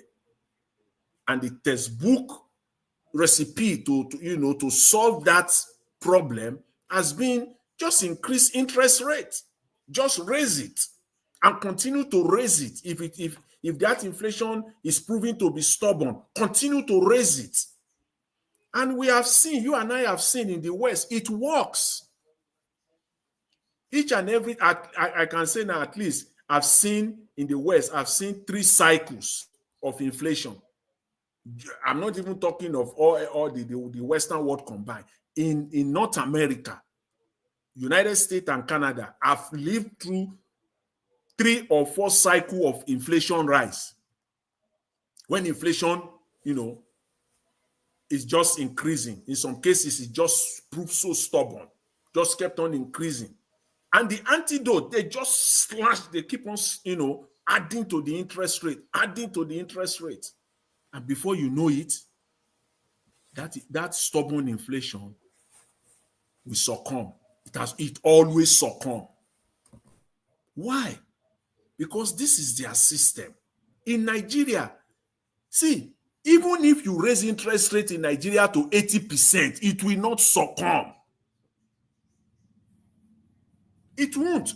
Those that are economists, they are hearing, and let's forget about classroom because you want to pass exam, you want to get your master's degree or you want to get your PhD. Let's put all those ones aside now. And the people that knows this best are those that are working in the IMF and World Bank. But I'm still coming to Sowore. I give it to him. He understood Nigerians' issue perfectly well.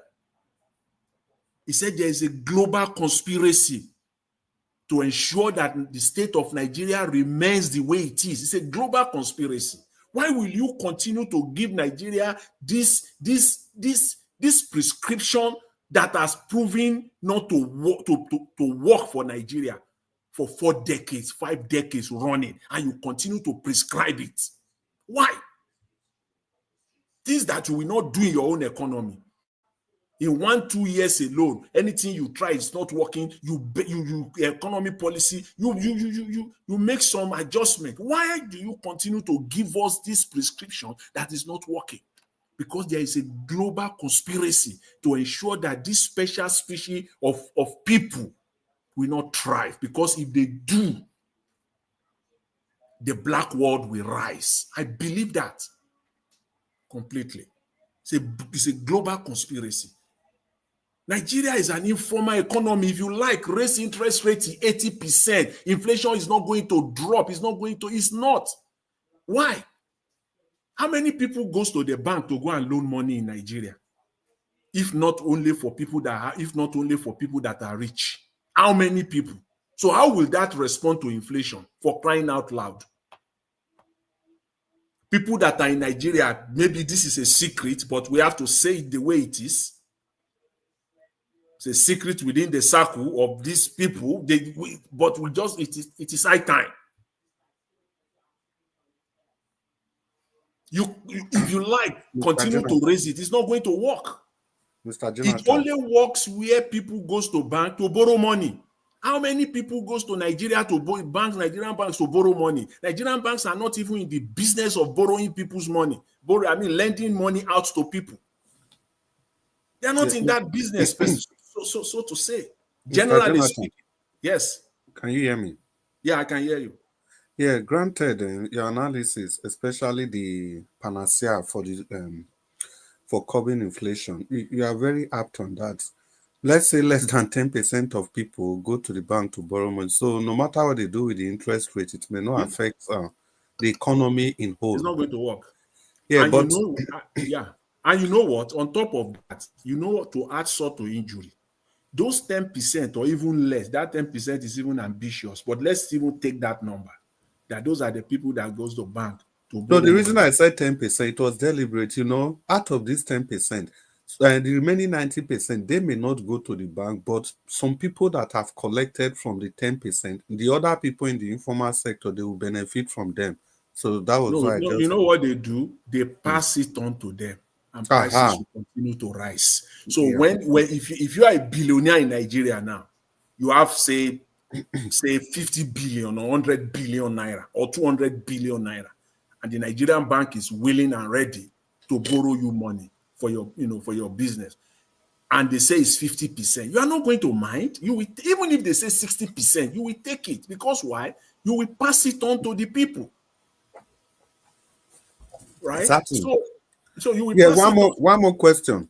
Yeah. Mr. Dua, when you said Nigeria is unique, that explanation, Mr. Dua was asking unique in which way? Yeah, And yeah, secondly, unique. Mr. Jonathan, Yeah. this international conspiracy, which is more, which has the more overbearing effect on Nigeria?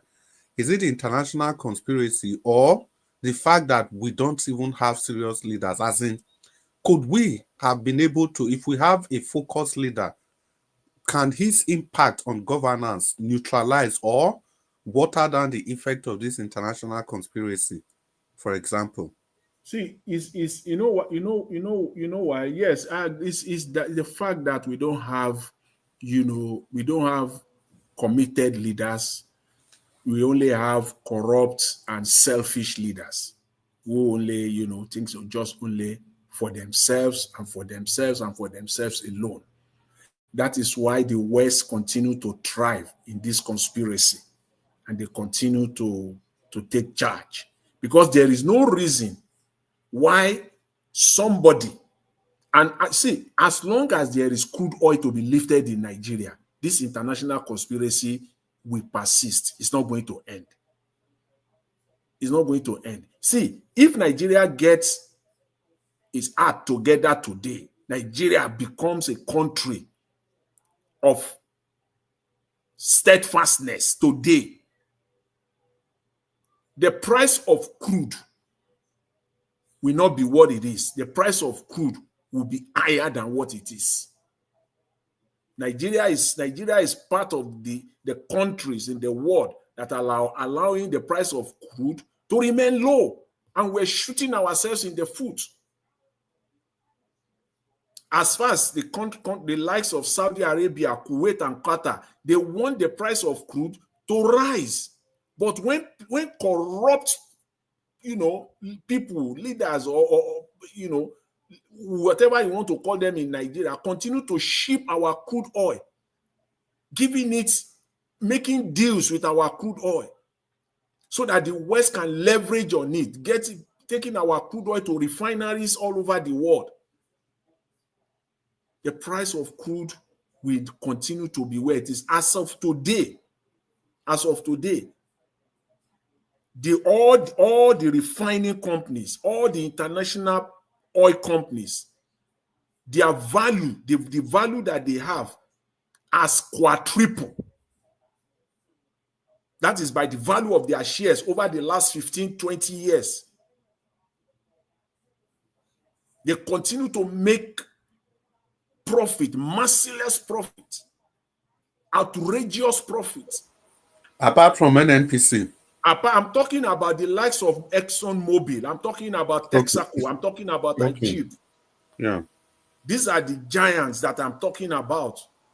They continue, their value has quadrupled if you compare it to what they had, 15, 20 years ago. And the price of crude oil remains the same. Can you juxtapose that? And you that they are getting, so we are getting the crude oil. See, our crude oil will leave. It will go to other countries, and they will see it there. And they are taking it, and they know that this crude oil came illegally. This crude oil came to their country illegally. Mr. Jonathan, round up.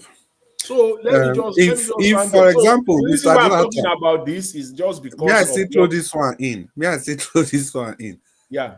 If they see the crude oil and they know that it came illegally, they still go ahead to buy. But They my still go question is ahead to this. buy now. But They still what go about ahead if to the buy. crude oil was not didn't leave in the first place? They will have come to the international market to buy, which will Exactly. put pressure on price, and price will Exactly. be going up.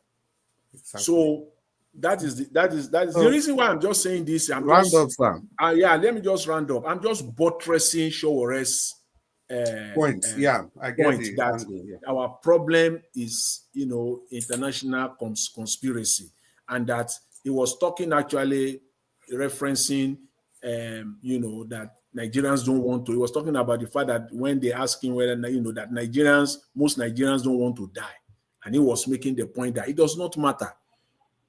It does not matter. You will buy anyways. You will buy anyways. That whether you are if you are an activist or you are talking and you think that if you talk you are outside, they will still, even if you are outside, they will still buy you. It does not matter where you are. That is part of the international conspiracy. So, and again, let's just get it right. Until our government gets it right, Nigeria is not moving forward. We cannot move this country forward without solving this. See, I'm not naive for me to describe it like this. It's simple. It's a simple problem. Don't let anybody come and brainwash us or cajole us that, it is a big problem. It is not. Electricity problem, to solve it, is not. It is not. You Thank can you, provide Mr. Jonathan. electricity to Nigerians within 1 year. Thank you, Mr. Jonathan. It's just wickedness that in that country in 2024 there will be no light for 2024 in a city called Lagos. There will be no light for days.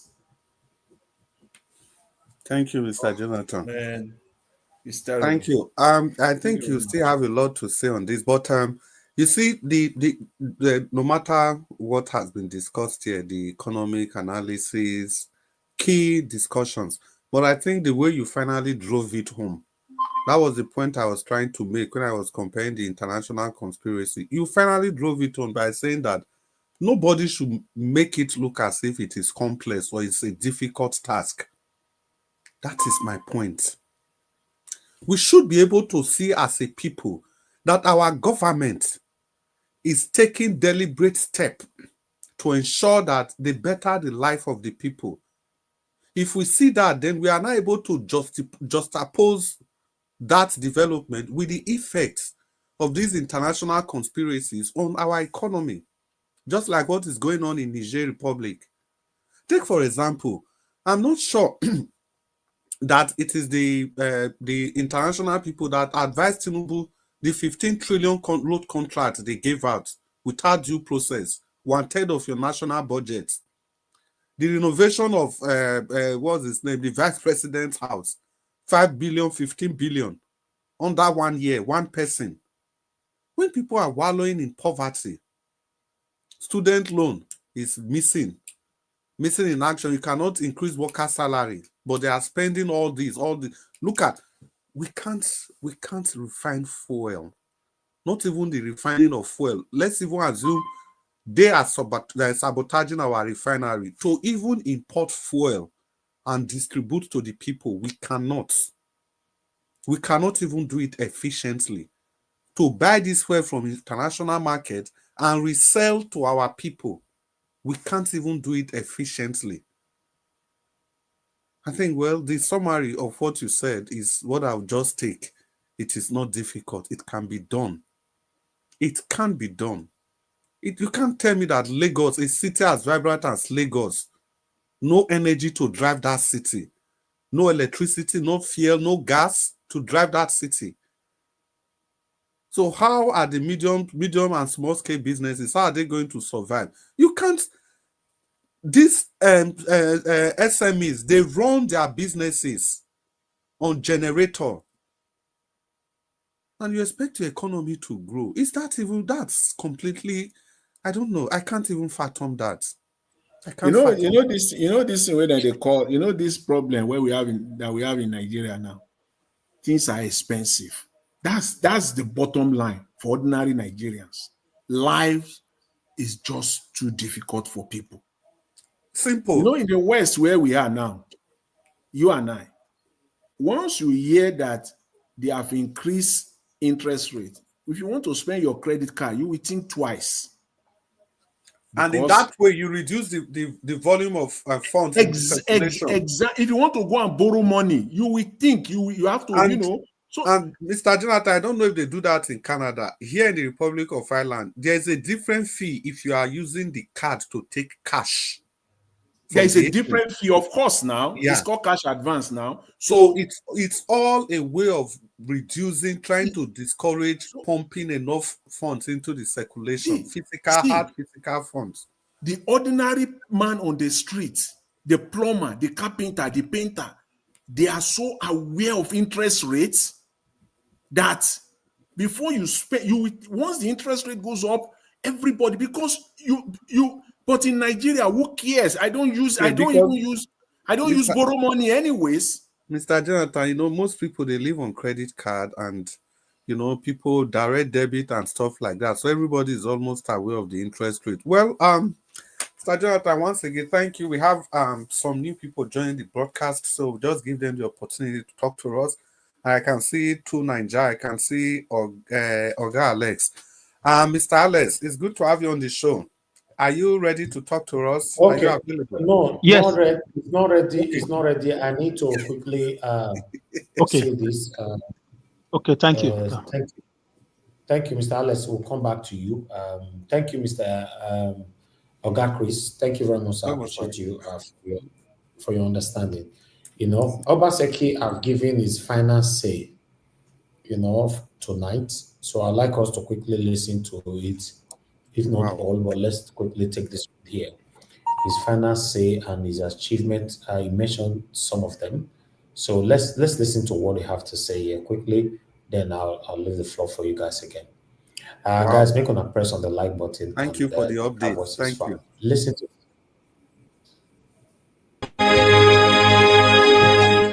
My dear good people of Edo State, as the curtain draws to a close on my 2 terms as governor of Edo State, I'm extremely grateful to God Almighty and the good people of Edo State for this divine opportunity to serve.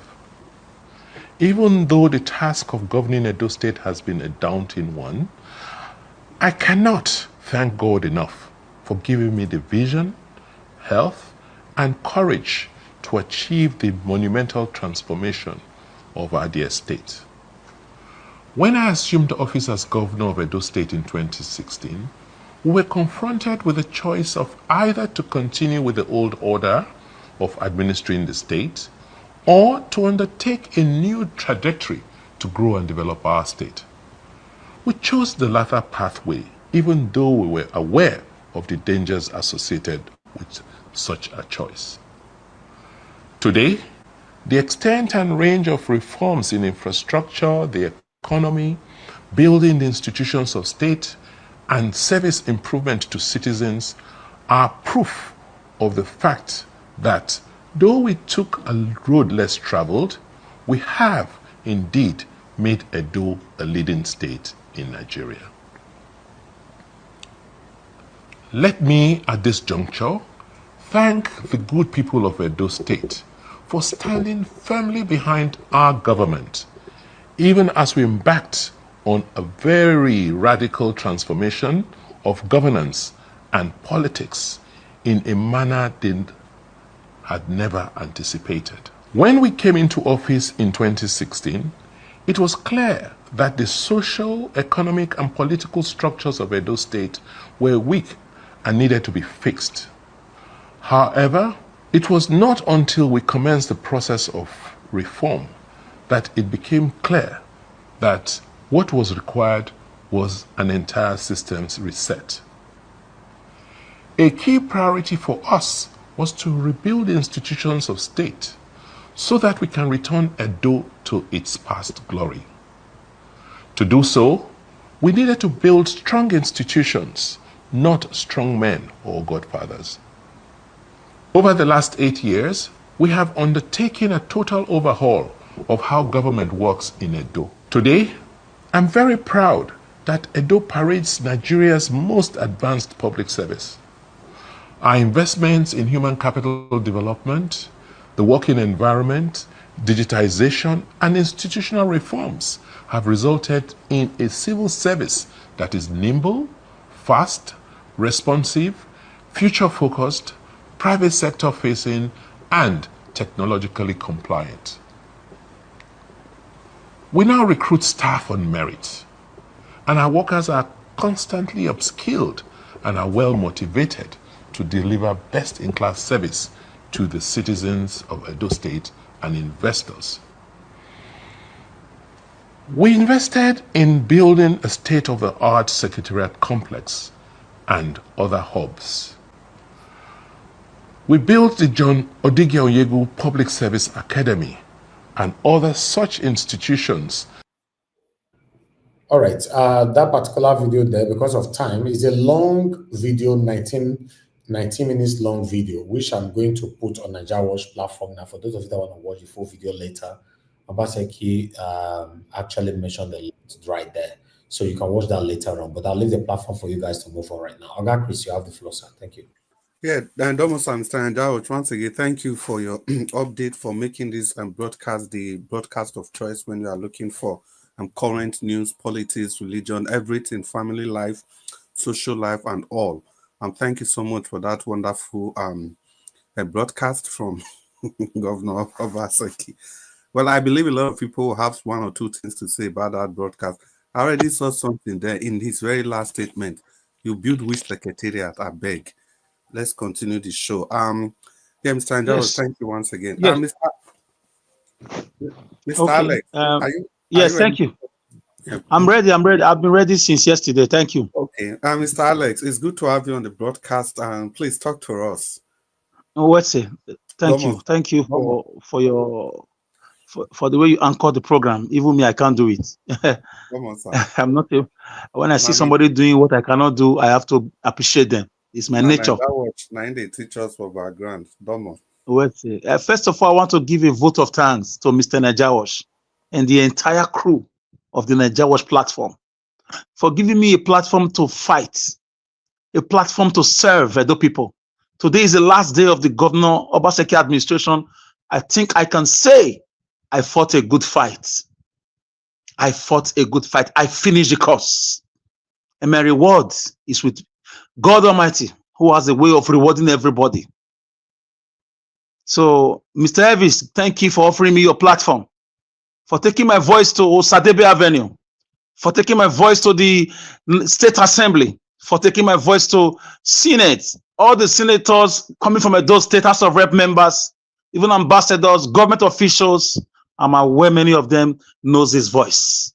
So, for the little opportunity God gave me to speak, I couldn't do it the way I'm supposed to do it due to other factors. So I want to thank everybody who supported me on this journey to checkmate Obaseki's administration for good, not out of hate, not out of personal, interest. It was for the love of humanity. It came at a time when opposition was on a perpetual vacation, when Danobi was nowhere to be found, when the APC and other parties were all asleep. There came a man with his platform and started asking questions, risked his life, put up his face, brought his platform, gave us chance for us to constructively, corrected us a lot of times, kept us at the backstage most times, brought us back, polished us, taught us how to communicate properly to portray our points. We did it well. If not for us, it would have been 10 times worse in Edo State. The little things you see in Edo State, I can credit this platform and other good platforms, and of course the civil rights organization, for the good little things, the flashpoints that you see in Edo State today. So thank you, Mr. Envious. Thank you for everything. So I'm saying thank you, all of you who did the same thing. Your names are much. I cannot mention names. So I want to thank God And I'm happy, I'm glad, and I'm ready to continue the fight with you. Yes, on the next administration. Okpebola, I know you are listening. We love you as an Edo man. We are waiting for your administration to kickstart. We want to see bridges. We want to see new drainage. Fix the old one if you want to fix it. We want to see new schools. We don't care about parties. We just want the good things. We want to see respect for our royal house. We want to see development. The real meaning of development. Give us train station. You can do it. You can do it. Lagos have train station. Give us our own in Edo State. Give us new schools. Fix our schools. Make sure we have 24 hours electricity. Affordable by all. Not for only the rich people. Not for churches alone. Not for big hotels. If not, we will do what we did with Obaseki's government 2-3 times more. So we don't belong to any party. We belong right now to the people. So Mr. Envious, I want to say thank you. As for Mr. Obaseki, as he was giving that thanks, I would have been hearing, I built this flyover, I built this seaport. Where about the seaport? The Gele seaport, and the money spent on it. I would have been hearing those things from his vote of thanks. We built over 50 schools. We built over 34 health centers. We built over 27, highways. We couldn't finish it. The next government should continue from there. We built over 100 markets across the state. Come on, what kind of vote of thanks? Dry vote of thanks is that? This is how much we got. This is how much we are owing. This is how much we are leaving behind. You include these things. When Americans do it, we clap for them. When Donald Trump quote figures, money, America generated $600 billion. America lost $30 billion in Libya due to the recklessness. The recklessness of Obama administration in making sure NATO forces invaded Libya. In my administration, we created, $1 trillion. You'll be hearing these things. You'll be happy. The Prime Minister of UK will come and tell you we raised over 600 billion pounds. We invested 30 billion pounds. The mayors, they give records like these things. Our own stance, English, institutions, structure. Give us specifics. Obaseki, give us specifics. Name them. Name what you did. Secretariat, we know. What answer or what other things? Quote them. How much? What did you raise? How much are you leaving behind? That's how to give vote of thanks. You just include it a little bit. Americans do it. British do it. South Africans do it. Go to their parliament TV. You'll be hearing it. 10 billion rands. Indian do it too. 20 billion rupees. How much are you leaving behind? How have you affected the Edo people? You wore suit for 8 years to deceive us. We will not forgive you, Mr. Governor. We won't. I will not. I continue to say it, sir. And not just you, all of them. We won't. If this is what you call development, carry it and go. Carry your development and go. We don't need it. Go and remove the so-called things you did. Take them away. Because it's not enough for 8 years. It's not enough. It's a shame. So this is all that there is to governance. With the flooding, with the biscuit roads, with all the bad federal roads.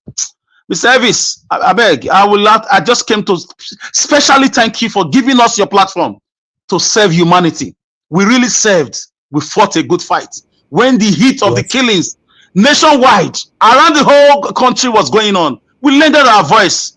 When our governor refused to make a press conference, as other governors were fighting back in the Buhari administration, we did our best. In the heat of land grabbing, we did our best. During protests, when the governor was nowhere to be found, Nigeria should come out sometime twice a day. Where is the governor? Where is the governor? He's around, he's not around. We did our best. That is how to serve. So I will leave it here. Once again, Mommy Diaspora, thank you. Thank you, all of you. Edo State says thank you. And I am saying thank you. Omonaba Atokpere, he said. All right, thank you. Mr. Alex, firstly, I would like to appreciate you for acknowledging our good work here. As usual, it's not your first time doing that. I want to say thank you. I appreciate you, my brother. It's a collective effort. We all are putting in here. Both myself, my team, my panelists, my callers, my commenters, you all, even our spectators. It's a collective effort. I want to say I appreciate every one of you. But now the tenure is over. We are going to start a new episode right now, a new one, a fresh one, which is coming for Mode Okpebolo. From tomorrow, Mode Okpebolo will be sworn in as the new governor of Edo State. I want to applaud everyone to join us. Please mute yourself. I want to say everyone on this platform who joined us to criticize Obaseki, to checkmate Obaseki, to praise Obaseki, anyhow you say it, you should always, or rather, put yourself out there to support us to do the same thing with Okpebolo. Una know me, Sabi drag people, they will not to just get permanent friends or permanent enemy for this platform. If you are doing the right thing, then we will be together. That's what I do. We must join to criticize these people. Nobody should come here to say it's too early to criticize these people. Normally, 30 days is enough. 30 days is just enough to give to these people. After 30 days, the checkmating have to start. So, yes, Governor Obaseki, anyhow we look at it, Governor Obaseki is not the worst governor in Nigeria. I've said that before. But it's very unfortunate that he's gone. He's gone. But he's alive. Bro, Governor Obaseki not die. Because this one, the one who tell the talker something, go be like, say, no, he's alive, but his tenure is over. He's gone now. He's gone, right? He's gone, Abi. His tenure is gone. Yeah. His tenure is over. I just want everybody to learn from this. You know, we're talking about political position right now, which you and I know that power is transient.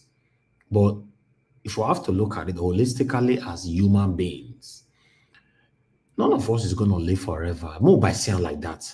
More you style, you're looking like that. Style. Let's look beyond this Governor Obaseki's tenure, 8 years and all that, and look at it of the overview of life. With the kind of things that you that is listening to me today are doing currently.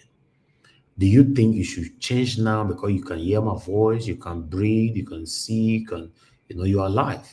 Or you still want to stay adamant to say, you're not consign me, I'm gonna get out, let me get this word. Yeah, that's life for you.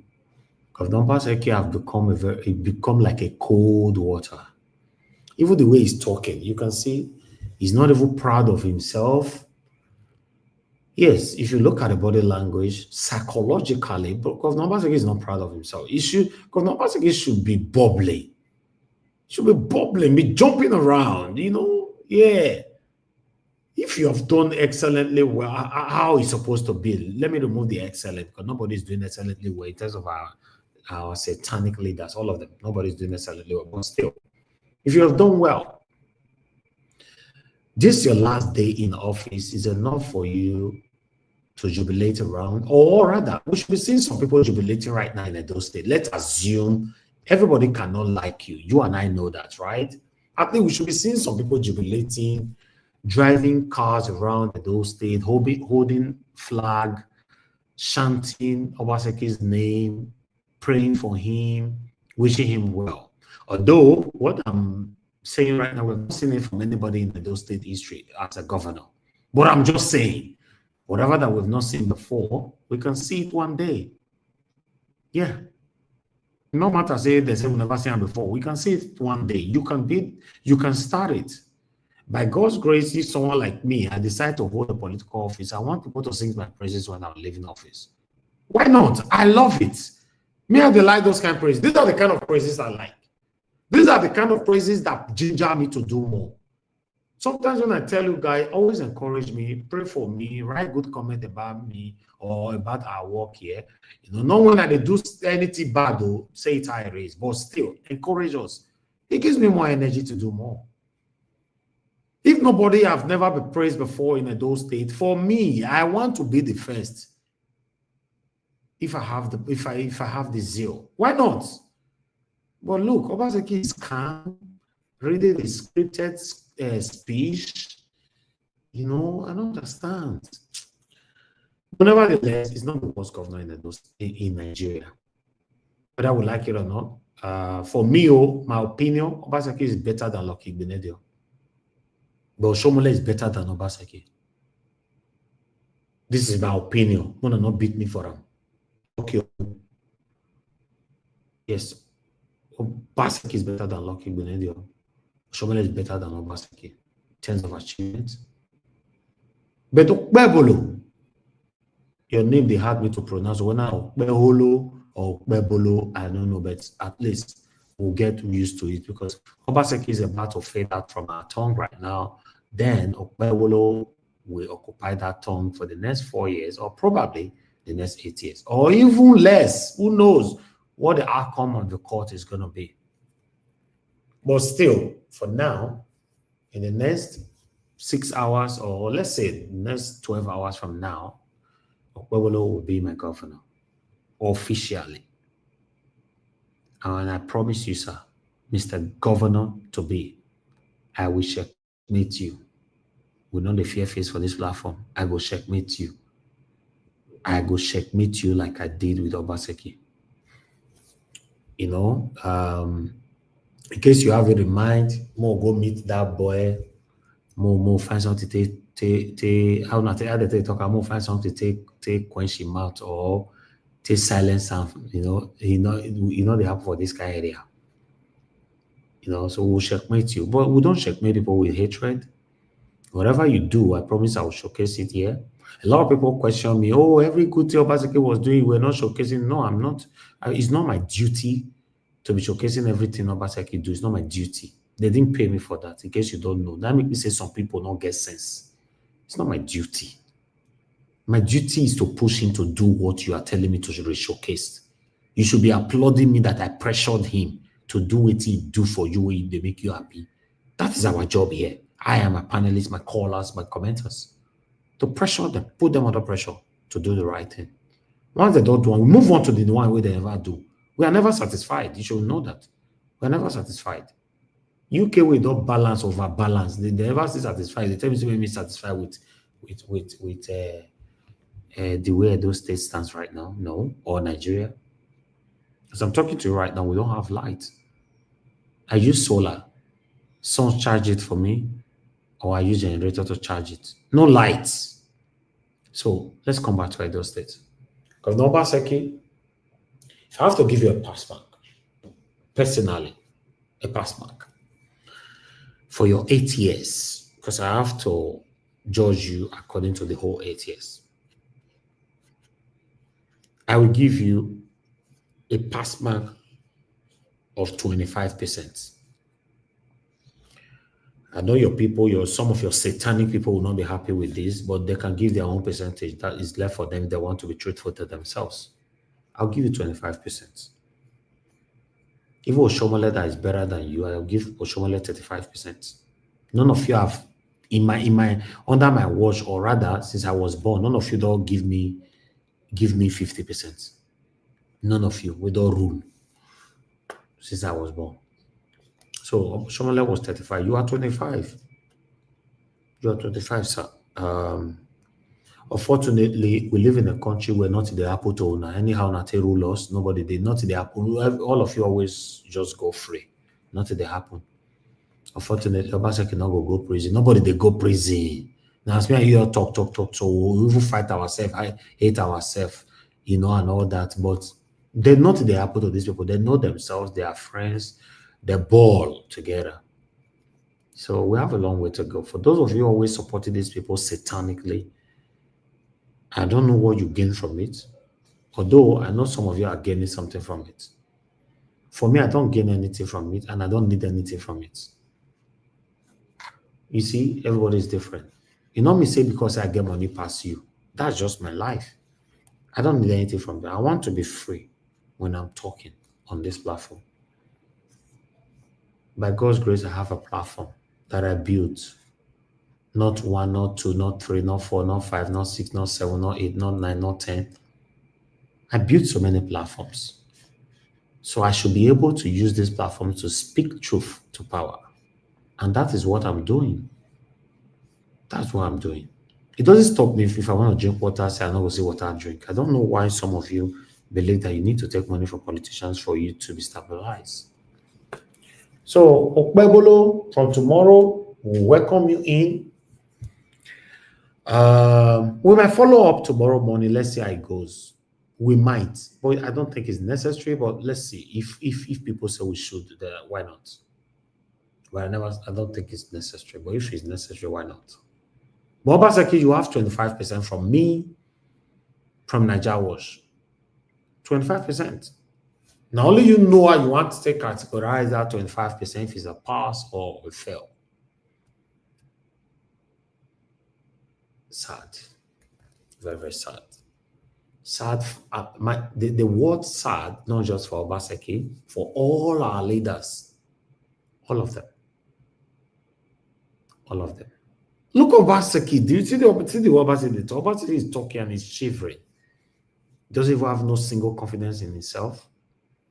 You cannot even go on the street now to talk to Edo people. This speech that you are giving right now, you should be on the streets. Drive through the major roads and thank the Edo people for giving you the opportunity to rule them for the past 8 years. That's what you should have been doing. You are reading a scripted, this you can even see your body language, everything, your movement, you know, that you are reading from a paper or a projector, or what's the other name they call it. That's where you were reading from. So does it mean that the way they talk since now, they talk to look paper, does it mean we don't have a leader like that can speak to us without not reading script? Mr. Chris, you have the floor, sir. Thank you. Yeah, Mr. Niger Watch, thank you, Mr. Niger Watch. Thank you very much. Mr. Chris, why did you laugh? Mr. Chris, why are you laughing now? Yeah, why are you laughing? The reason I'm laughing, I'll come to that first. But Mr. Chris, I go come to that. Mr. Alex, make I fair talk something. I just expected you to emphasize, well, it's the way you want to say it. For me, the highlight of Obaseki's administration vis-a-vis the commitment of Niger Watch to the betterment of Edo State. Now, the governor was at the verge of giving out 20% of arable land across the 18 local government of his state. It will take a juggernaut like Niger Watch to stand up to that. Shirts were printed. People were mobilized. Just days before the faithful, evil House of Assembly people, spearheaded by Marcus Onobu, Niger Watch used his platform to stop that. Now, for me, for the fact that he was stopped, he did it. Because the only reason why he didn't do it was because Niger Watch and some other people stepped in, spearheaded by Niger Watch.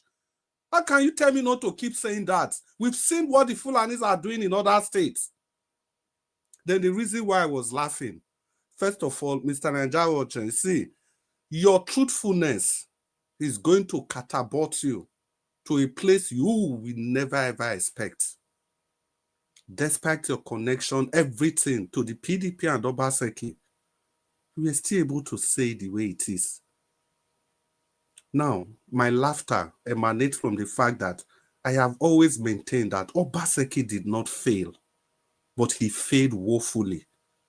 In every examination, 25% is a woeful failure, anyhow you look at it.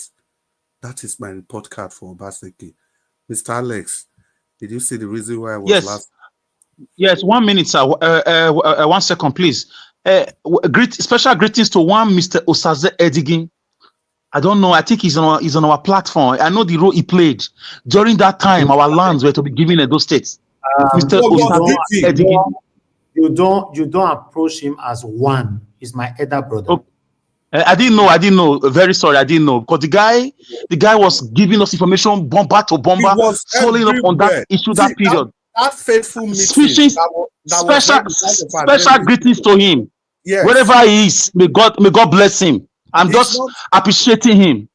Thank you so much, Mr. It wasn't a house that was giving out.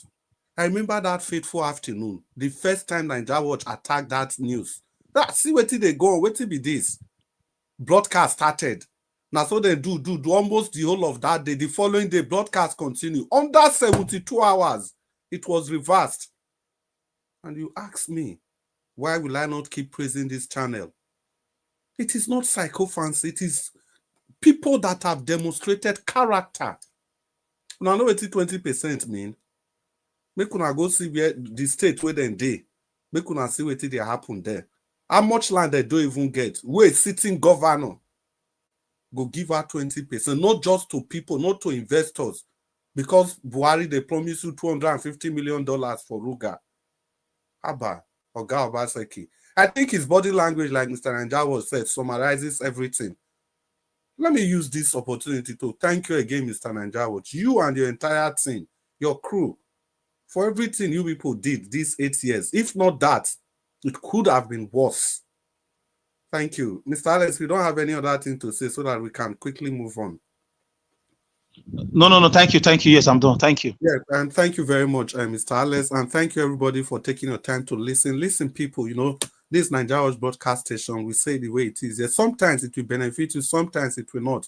But the most important thing is that everything we say here is for the benefit of our local region, our state region, and the nation at large. It is not construed to make any person angry, but just at times, the people we look up to, our political friends, our political leaders, they can disappoint us. And it will take other people to call them out. It might be difficult for you to do because tomorrow it could be another political leader. There's no acrimony, there's no enmity, there's no personal gain. It's just an opportunity for all of us to air our view. That is why it's Nigeria. That's why it's your #1 broadcast station. Please, let the discussion continue. We got two Nigeria joining us on the broadcast. Mr. Tunanja, if you are ready to talk to us, please open your microphone. It's good to have you on the broadcast. Thank you.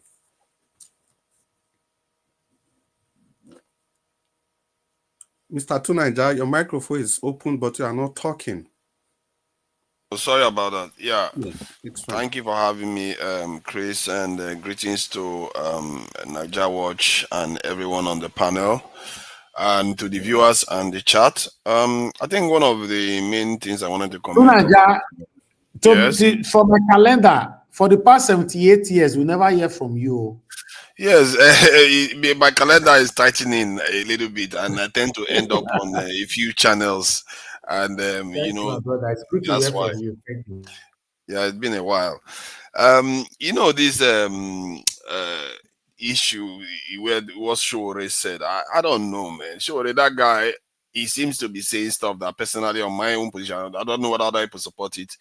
I don't support what he's saying that for Igbo to survive, Nigeria must break up or something like that. It's just ridiculous statement. And sometimes this is kind of stuff that, you know, how can anyone trust someone like him to even run the country if he's sounding like that? He's using terms like there are documents going around in the government circles that says that Igbo people should not hold political positions. That is just not substantiated. Obviously, in the country, people discriminate all the time. That is a fact. People discriminate against others because of tribal reasons. But for him to come and say, oh, there is a specific conspiracy against Igbo people is ridiculous. If anything, Igbo man could have been a president right now if PDP didn't sabotage itself. You know, Igbo man would have been a president. PDP imploded into 4 places. Otherwise, what did Tinubu get in his vote? What did he get? 36% or so. So if you look at that number, there's no reason why, it was Igbo turn to be the candidate in PDP. Wike sabotaged that because he wanted to force himself into that position, from what I gathered anyway, from what people said. So for him to be saying there's a specific conspiracy against Igbo is just a bit of a ridiculous statement, because Igbo are all over the country. So it's only political thing they shouldn't give them this thing to hold. It's just how about outside people? How many outside people have run the country? It's only one outside man we've had around the country for about 2 years, 1 or 2 years. Abu Salam Abubakar, Fulani, Nupe, Kanuri, Ijo, Yoruba. They keep ruling the country over and over again. And the people make it look like it's just I don't know, man. He should know better. He's been overseas. He's seen things.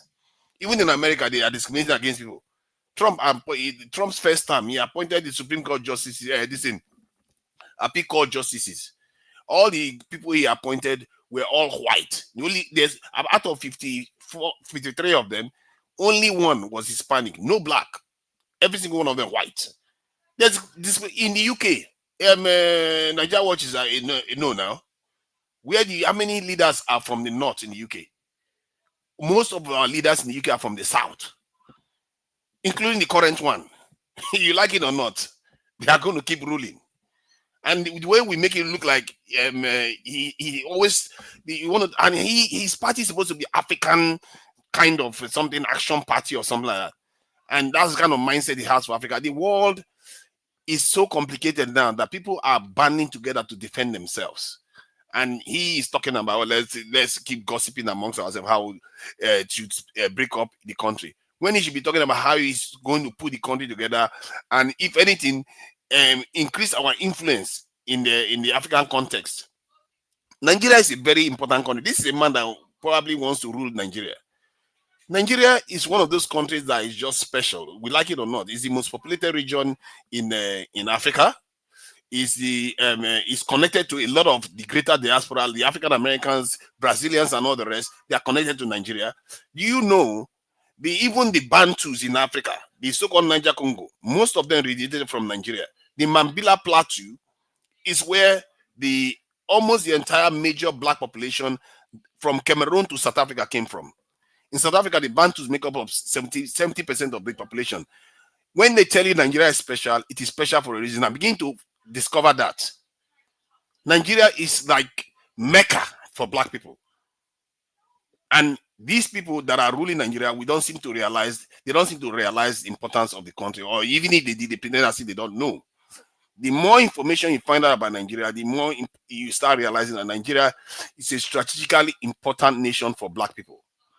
And all these leaders that are walking around talking about breaking up here, breaking up there, when you have one India that is 1.4 billion people, China is 1.4 billion, nuclear power, hypersonic submarines, have their own space station.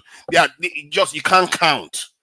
The solar panels, solar farms that China built in a year surpasses energy Nigeria generates. The whole energy Nigeria generates in 1 year. And you are still thinking, let's talk about how Igbo man is going to break up. Do we even trust these people? Do we even trust them now? Because they don't have any vision for our people. What kind of people are these kind of people that behave like this? You know, yesterday I was on a panel where David Hundeyin was present. And you can see the poor man, he seems to be very, very, very frustrated that our people, the discourse we're having, is not at the level it should be. I can't believe someone like Sowore that is at the forefront. If anybody thinks about the people that should be against the government, that is the man people point to. And this is what he is saying. When I hear people like him sound like this, I see him as a gatekeeper.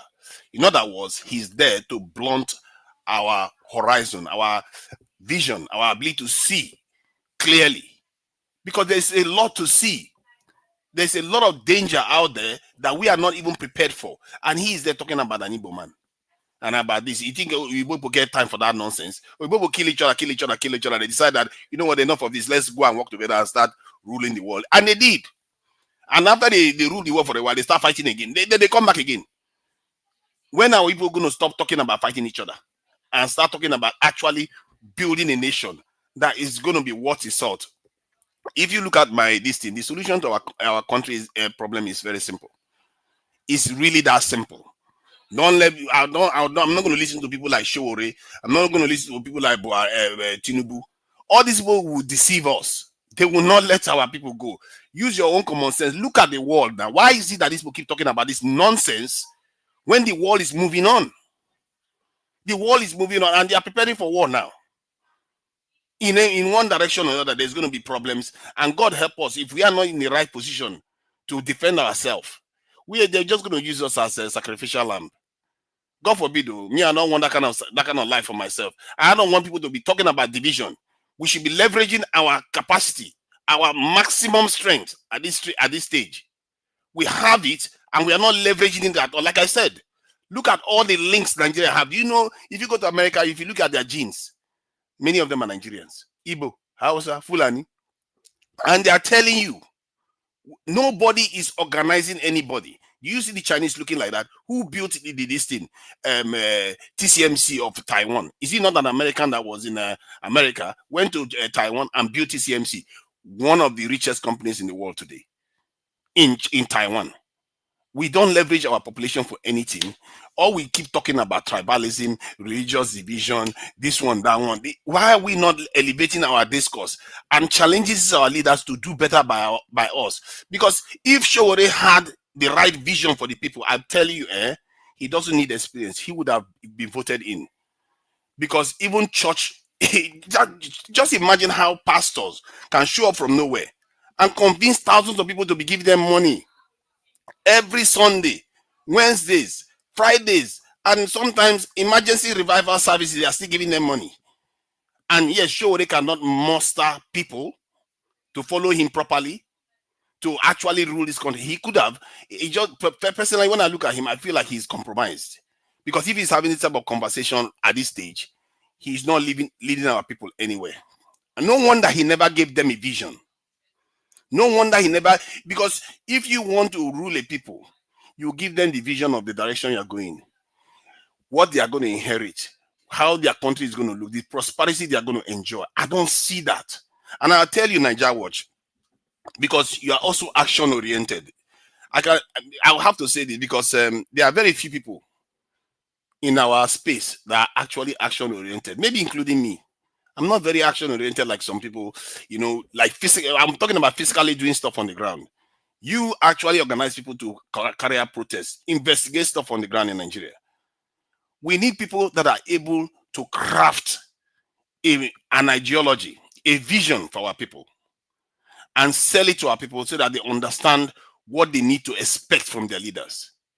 If they understand these things, you are going to start seeing things change, because then you don't even have to be there. Niger Watch, they will just follow what you have told them, because they know that is the path to salvation, and no one man can take it away from them. If you take one man out, the dream is still there. If you kill one Christian, is Christianity dead? No. If you kill 20, is Christianity dead? Christianity is still alive, not because it's a man, because it's an idea. It's a knowledge that people have. People believe there is heaven somewhere, there is Christ somewhere waiting for them that is going to come back and judge them. Why can't we tell our people? You want to round up? Yeah, I'm going to round up very quickly. Thank you for giving me a lot of time, actually. So we have to craft an ideology. And whenever you hear this, people say this, everybody seems to agree that this is something very valuable for us to do, but we still haven't gotten it done. And I too want to work with anybody that wants to work with me to get this done. Because with an ideology, you become more bulletproof. People can't touch you. If they touch you, it makes no difference. Hence, they will not even bother. They will have to combat the ideology, either to fulfill it or they will be removed. That is what that's the power of ideology. Thank you. Yeah, and thank you very much tonight. But quickly, I just have one or two observations. When you said Sowore was busy gossiping amongst, we are busy with Sowore gossiping amongst ourselves. Do you consider that broadcast that Sowore was a gossip? I thought it was quite revealing. Is your opinion anyway? Do you consider that as a gossip? And secondly, wait, so that you answered it too. You said Sowore is like a gatekeeper that is there to blot our horizon. You want to expatiate further? Yes, there's a concept that they call gatekeepers in America, and they also have what they call bourgeoisie. This in buffer class. In other words, they are there to prevent the others from breaking through. Like a barrier that the rich created, and in this case, a barrier that the foreign interest created in our minds, so that we don't break through. They literally control what we think. Yeah, exactly. You've used the word I was waiting for. The barrier that the foreign interest created. But in that same broadcast, Sowore clearly talked about the foreign interest as being the main opposition to development in Nigeria. So is that not quite contradictory if you say that Sowore is being used as foreign interest, and by foreign interest to kind of stop development? And Sowore in that same interview alluded to the fact that foreign interests are responsible for this. What's your take? It's very interesting. That is true. That if he has said anything like that, because I know of the Ghanaian president saying similar stuff, isn't he? You say, "Oh, people are telling us what to do. We don't want to. We want to do all this." They are at the same time, he's the one going there, taking loans from them, running to them, telling them that Burkina Faso is doing his own thing and all the rest of it. Basically selling out. This is a man that gave his airport to American soldiers to be using. So there are people that appear as if they are with you because they will sound like you. But if their real purpose, gain your trust and blunt your horizon. You don't really see. For me, I don't think personally that Sowore is in that class. Then secondly, his mentors might not be okay, but I don't think I don't know, he's being used by any foreign body. Then secondly, you call that interview with Sowore gossiping amongst ourselves, truly? The reason why I consider it that, because the discourse he should be having with Nigerians should be a lot more elevated. Nigerians deserve better than that. We really do deserve better than that. Like I said, Nigeria is a very, very important country. Our leaders don't tell us enough about this region that we call Nigeria.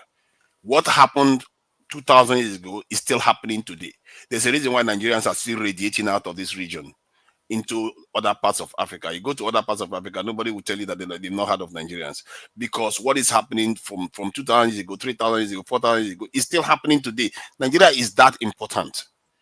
People, so we have to recognize our importance and act accordingly. If we don't wake up to our responsibility to the entire race, can you imagine? A South African will look at us and say, maybe I don't like them because we are more developed or all the rest. But if they know their history, they'll know that they came from the Mambila Plateau. That's where they all originated from. And they are like junior brothers to us. It's okay, Mr.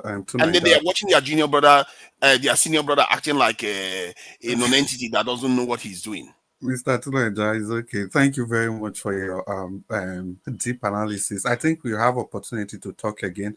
But for me, I just have to say this. I don't think Sowore is a gatekeeper to any person. And number two, I don't see Sowore as a gossiper. If he's not a gatekeeper, he's out there. He always says the way he's very, he wants to say. See, if he's not a gatekeeper, then he's not. How do I put it? His capacity to transform the country is highly, highly limited. That is the problem. He doesn't. His horizon is not broad enough. It's okay to if he's saying the kind of stuff he's still saying now, that's the point I'm making. It's okay. Yeah, I think the point is made, and your listeners and your followers, they have their own observations and the accolades for you. And I can see some people already giving you the accolades in the comment section. Yeah, so we'll just move on in the broadcast today. Oga Wonsu, I don't know if you are ready to talk to us now. We skipped you earlier on because you were not ready. So I don't know what's the situation. Okay, you've opened your microphone. It's good to have you on the broadcast, Mr. Wonsu Destiny. Please ventilate. Talk to us. Tickle your listeners. Yeah. Thank you. Good evening, everyone. Good evening, Mr. Nigawatch and Mommy Diaspora. I greet everybody on the panel. Good morning and good afternoon, good evening, depending on the location. Read the commenter also. Let me start with what Tunaja just said. I know I'm not surprised because I've never one day supported what Sowore said. So now I will not be surprised. But the problem we have in Nigeria is that when somebody speaks out the truth the way it's supposed to be, we always try in one or two ways to condemn. Whatever Sowore said concerning the Igbos, with whatever that is happening in Nigeria, nobody will decide who said what he said is not true. If you talk about the election that just passed, Wike did everything that he did within PDP or whatever, but it does not stop the vote that came for the Peter Obi. So if you are not telling us that there's no conspiracy, why is it that they did not do the election the way it's supposed to be? Although many of us, a person like me, does not support Peter Obi, but even if I did not support him, does not mean that you did not give him the vote that the countries give to him. If there's no something like that, so the hypocrisy in us is even too much. When somebody's come out and speak the way it's supposed to speak. It does not care who you are and who you are not. It says the way it is. If let's look at everything that is happening in that country. Igbo men, they are allied in many ways. Why I don't always blame the Nigerians, mostly the leaders, is because we have our Igbo men top there that they cannot speak out like the way this man is speaking. He's not from Igbo land, but he always speak the truth, tell us the way it is, and what is happening. He said he will not have any alliance with Peter Obi, and he has said it right from time. And if you look at what is happening now with the Peter Obi camp, so for him not to have any alliance with Peter Obi is right, because he has seen it all, that many people that was with Peter Obi then, where are they now? Are they not the one praising the Milocon? I'll go to the other guy, see the drug dealer. So if this person is speaking the truth, said, I cannot support this person, I'm not inclined with this person, please, let's let this man be. Let him speak it the way he is. Not you, some of us will come here, we'll paint the story that we want to speak, we'll paint it around, still yet, we are still hiding things that we're supposed to say. We'll not say it the way it is. But anybody that came out, man, our country is getting mixed up every time, every day. People cannot say the truth, but anybody that said it will condemn the person totally. Is it what he said? Is he lie? And he did not even say that he's going to divide the country. What he said that everybody in Nigeria says, if they have opportunity, they will leave the country because the country is not working. And which is true. Why many of us here, is it not that we leave the country because the country is not working? Is it not the same thing that the Igbo man is fighting for, or even you that is here is fighting for? But the country is not working. The more we are pushing, it looks like the country is even getting more worse, getting more divide, getting more condemned. The leaders, every one of them, all whatever they are interested is whatever they want to get. Finish. They are not even working for oh, man, every time people will just come here, condemn person. I don't but they cannot say it their own truth. It's frustrating sometimes. You come, you not say it to sometimes whether it's because of that person is there, we don't know, but they will paint the whole stories.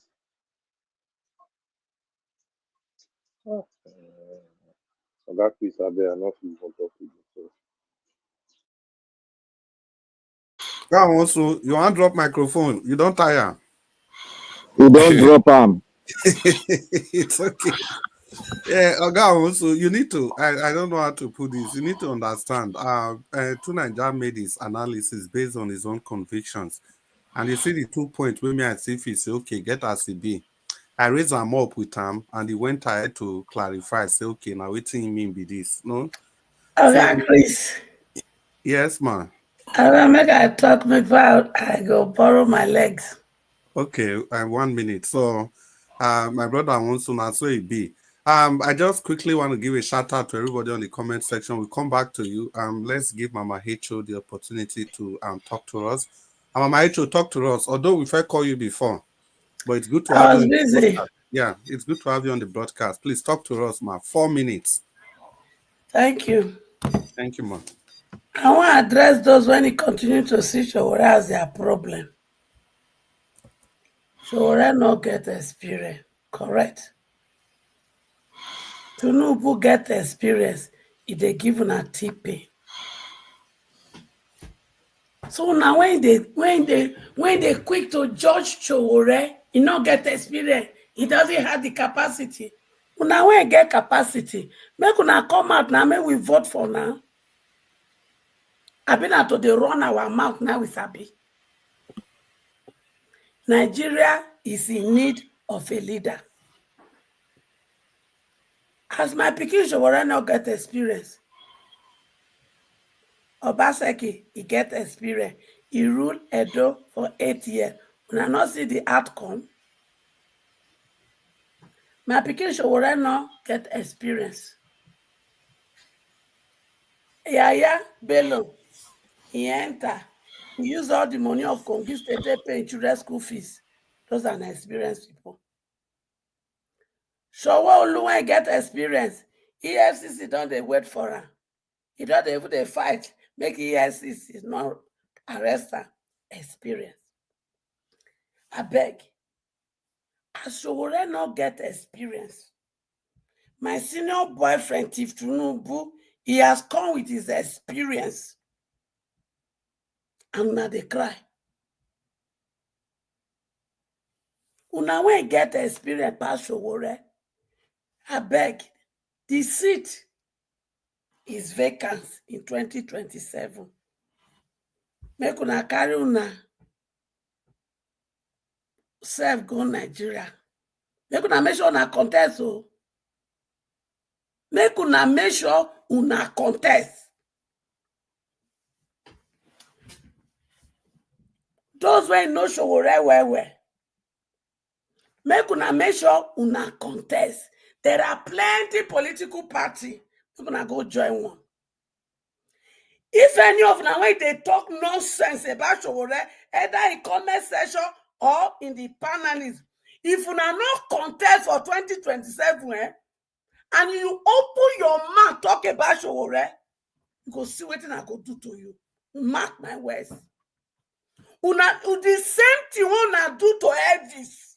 The same thing una do to Elvis in Edo State. The same thing, no. Una no go do.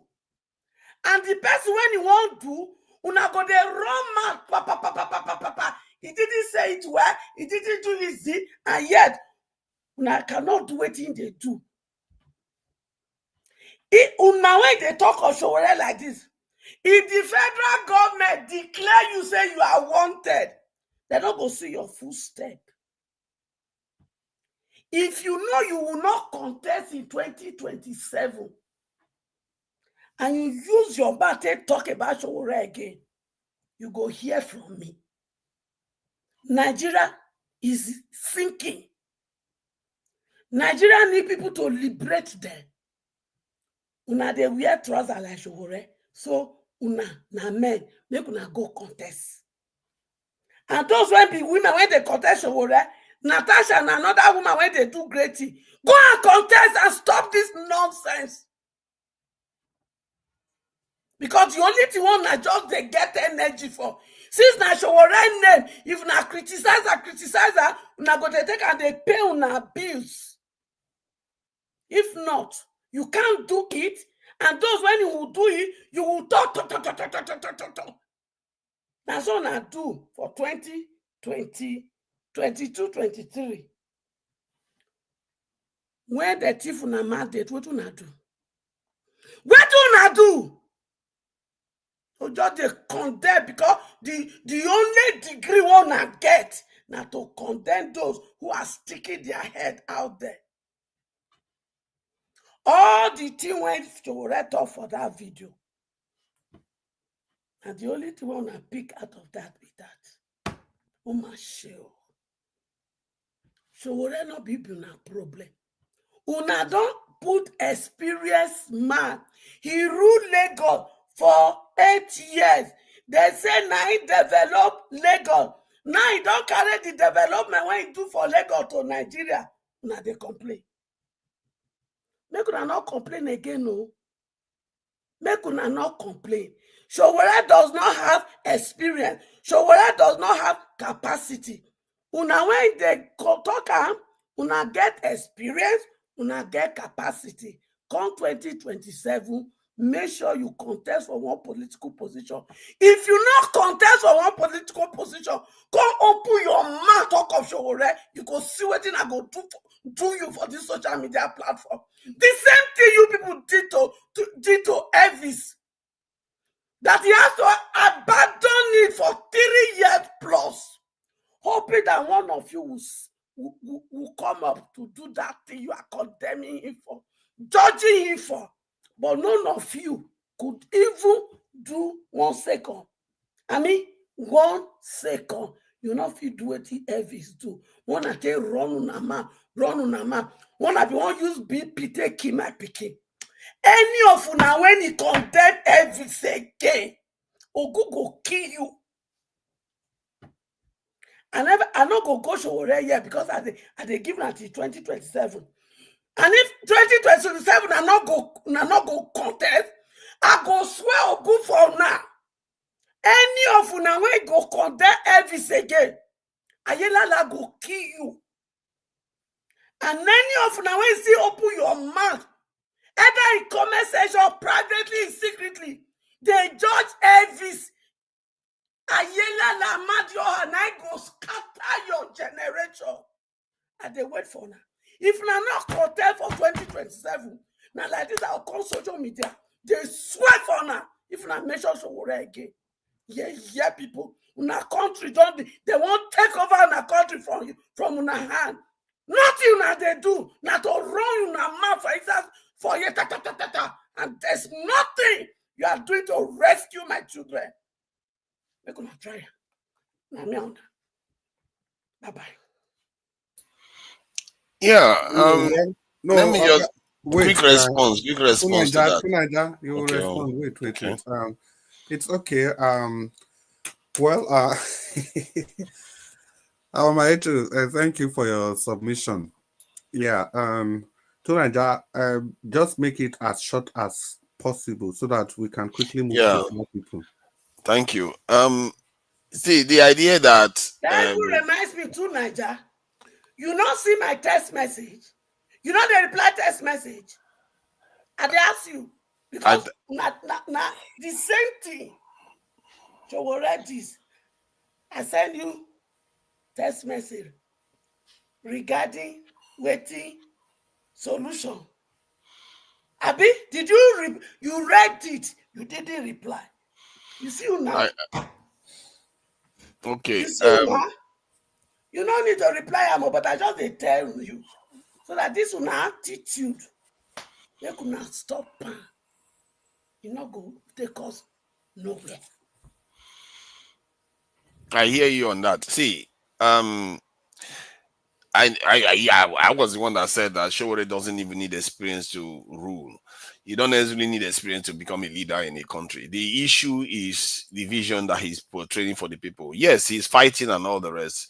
And you can say that we all here are fighting in our own way, but it might look like we are not prominent, but that doesn't mean that we are not doing our own bits. So if people, the reason why we are talking about him is because of what he said. I don't care about every other thing that he has done that is good. That's not what I'm criticizing. I'm criticizing what he has said that is bad. Because if somebody, you expect something, it's like somebody that is in university, and then the person asking 1 + 1, they don't even know what 1 + 1 means. That person deserves criticism because he's so advanced. That person is so advanced that you expect that person to know that kind of stuff. And this is what I find troubling for somebody that operates at the level Sowore is operating, to still be talking about this tribal stuff. He should be a statesman at this level. He should be talking about how he's going to put the country together and transforming the nation. You should expect more from your leaders. I agree with you. The country needs leadership. Not everybody is thrust into leadership position. I think leadership position, if you think you can force yourself to be leader, is not necessarily true. The moment and the time has to come for you to be able to be a leader. There are 1,001 leaders that are potential leader material that they never saw the light of day. That's not because they are not leadership material, but because the time wasn't right for them. Sowore's time was right for him, but so far, many of the leaders we've had hasn't risen to the challenge. Hence, the result you see in our nation today. Maybe it's us. Maybe we are all failures, including myself. Our mindset hasn't risen up to the level that is going to transform that nation. We can pretend all we want that it's only foreigners that are doing it. It's only this thing, our leaders that are doing it. But it's all of us. Together, we are all in cahoot. Somehow, one way or the other, we are all in cahoot. So that's my criticism here. Let me allow Black Panther to say what he wants to say. It's okay. Thank you, Tunaja. Black Panther, you wanted to say something or you wanted to complain? Not be complain. Just let us flow. I beg. All this lecture about Nigeria oneness, I beg, let's flow. Everybody has a lot of things to say. It's okay. Yeah, Black Panther, we called you before now. I did here now. Yeah, it's good to have you, Black Panther. Thank you very much. God bless you, my brother. Thank you. God bless you too, Black Panther. Happy Monday to you. We never agreed since. So, Black Panther, it's good to have you on the broadcast. So, talk to your audience. Sir. Yeah. Beautiful people out there, may God bless all of you.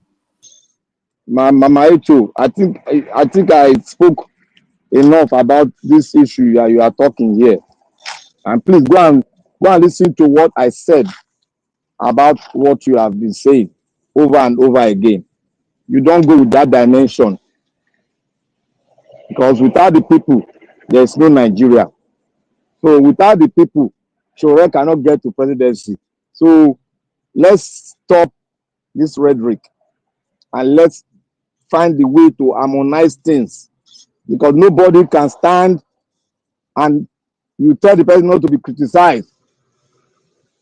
That's a lie. Criticism is to make leadership to stand straight and do the needful. That's what criticism does. It prepares you. If you know the ideal about criticism, the purpose of it all is to prepare you to do the right thing at the right time and extend it to the people that are complaining. There's a reason why they are complaining. I said it. There's a reason. You got to iron that reason out. I'm not going to rule over Woods or an ant. They're going to rule over Nigerians, whether they are bad, whether they are good. Who is going to vote? How are you going to get 65 million votes? Is it a mere play? Is it by shouting at them? If you like, make all the whole Nigeria hungry, one faint. Some people will stay, they'll say, no, we don't want Sowore. Don't you know that? They won't vote for him. So we need to know how to politic if we want to politic. Thank you. Now, Mr. Tunaja, you came here trying to be a nationalist, which you are not. What I saw in your speech is a man desperate to have that Nigeria, like what the Fulani and the Northern Caliphate, what they call themselves, Arewa, are doing. You don't want a man. You don't like him. You don't want it to be at the ends of affair. And he cries out.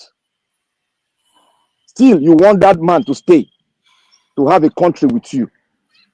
What kind of an insult is this to humanity? You drag a man with one hand and you beat him to the floor. You curse him. You alienate him. You made him to tell him that this Nigeria is not his. It belongs to these people. That the oil in Bayelsa belongs to the man in Sokoto. And you drag this man back. You are telling this man that he should not go. What offense has he committed? And you come here to tell us that Sowore is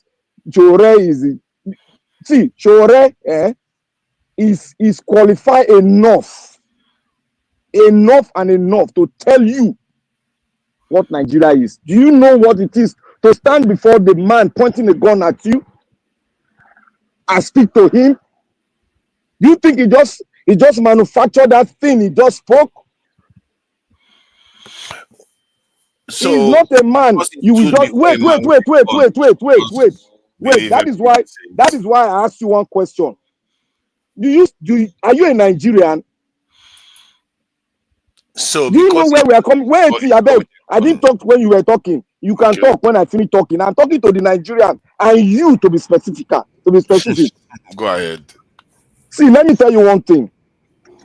Your ideology, if you want to build your ideology with some group of people, you are going to build it with the northern people. Black Panther, you are attacking him personally now. I'm not attacking him. No. I'm not attacking him. Nigerian. I only mentioned his name once. I mentioned his name. So why are you asking him if he's a Nigerian? That's not nice. Please. I didn't say it's not a Nigerian. I say it's making us to think it's not a Nigerian. Sowore is not better than him, and he's not better than Sowore. Please let it be like that. If you are supporting Sowore, that's fine. Naija watch. Let me land, I beg. Go ahead. Let me land. Because we cannot stay, we that know the history of Nigeria, that know how we have been battered in this country by the Northern Arewa. Then somebody will come here and tell us that we should form an ideology when we don't even have a country. What did Awolowo say? Those are the founders of the country. What did he tell us? I go and read history. He said Nigeria is just a location in the world. It's not yet a country. We have a country, my brother. You decided, Nigeria Wash, I am going to history. If you have a country, wait. If you want to throw away the Nigeria Wash, if you want to throw away the history, you cannot be able to discuss the nation between. What do you mean we don't have a country? See, Nigeria Wash, let me tell you one thing.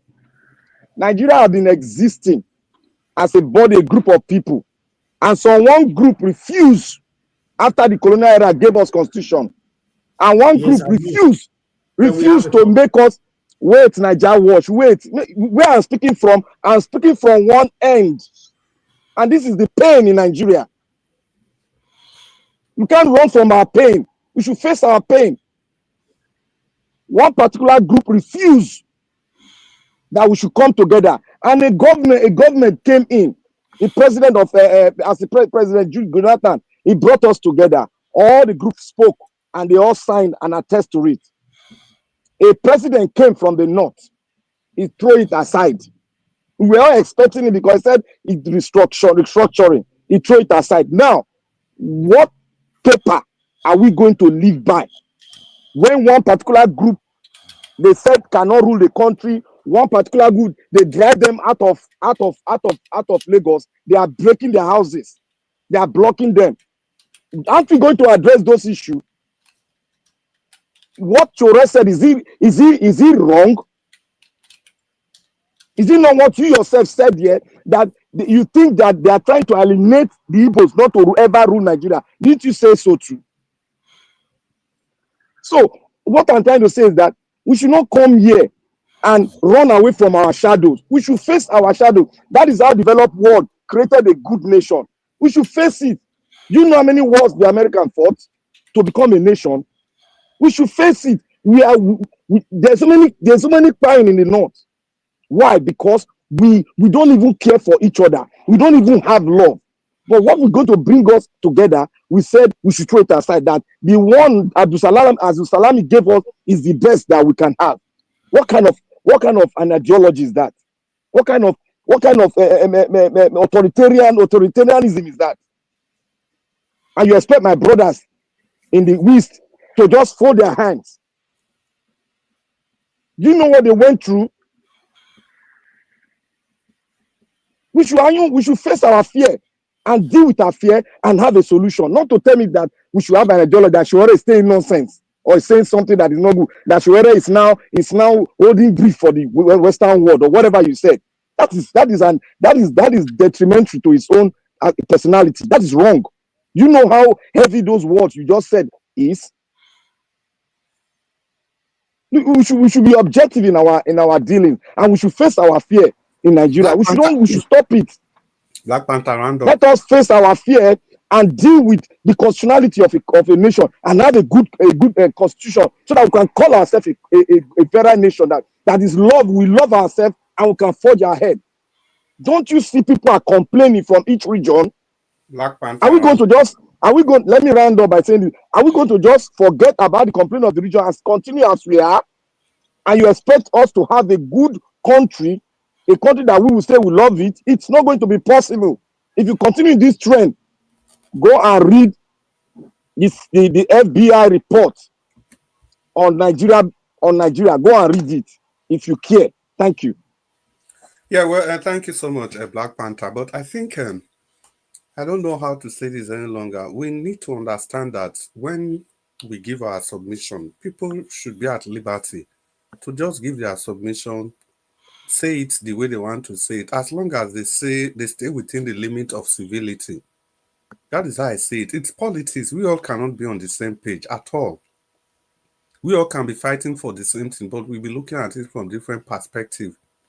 It doesn't let me, but Mr. Chris, but I need to, please, if you permit me, Okay, Mr. Please, sorry for Jonathan. cutting you short. If you let me respond to both to Niger and Mama Echo.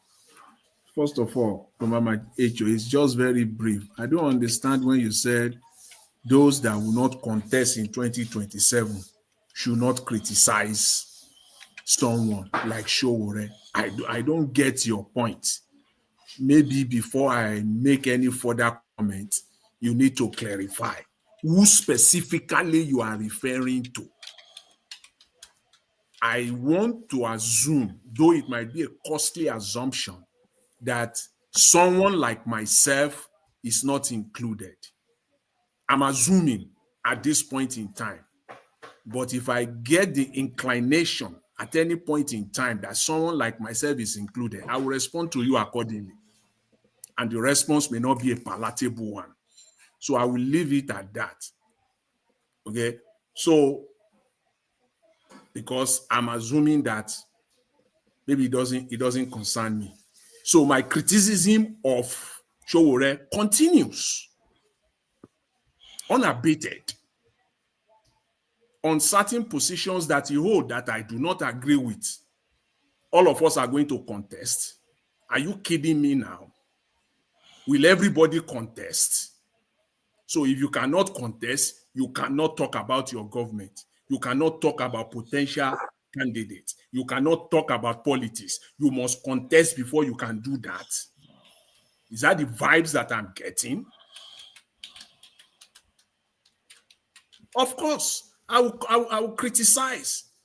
I have the right to criticize you if I don't agree with you, or if I believe that your position is not it will cause harm.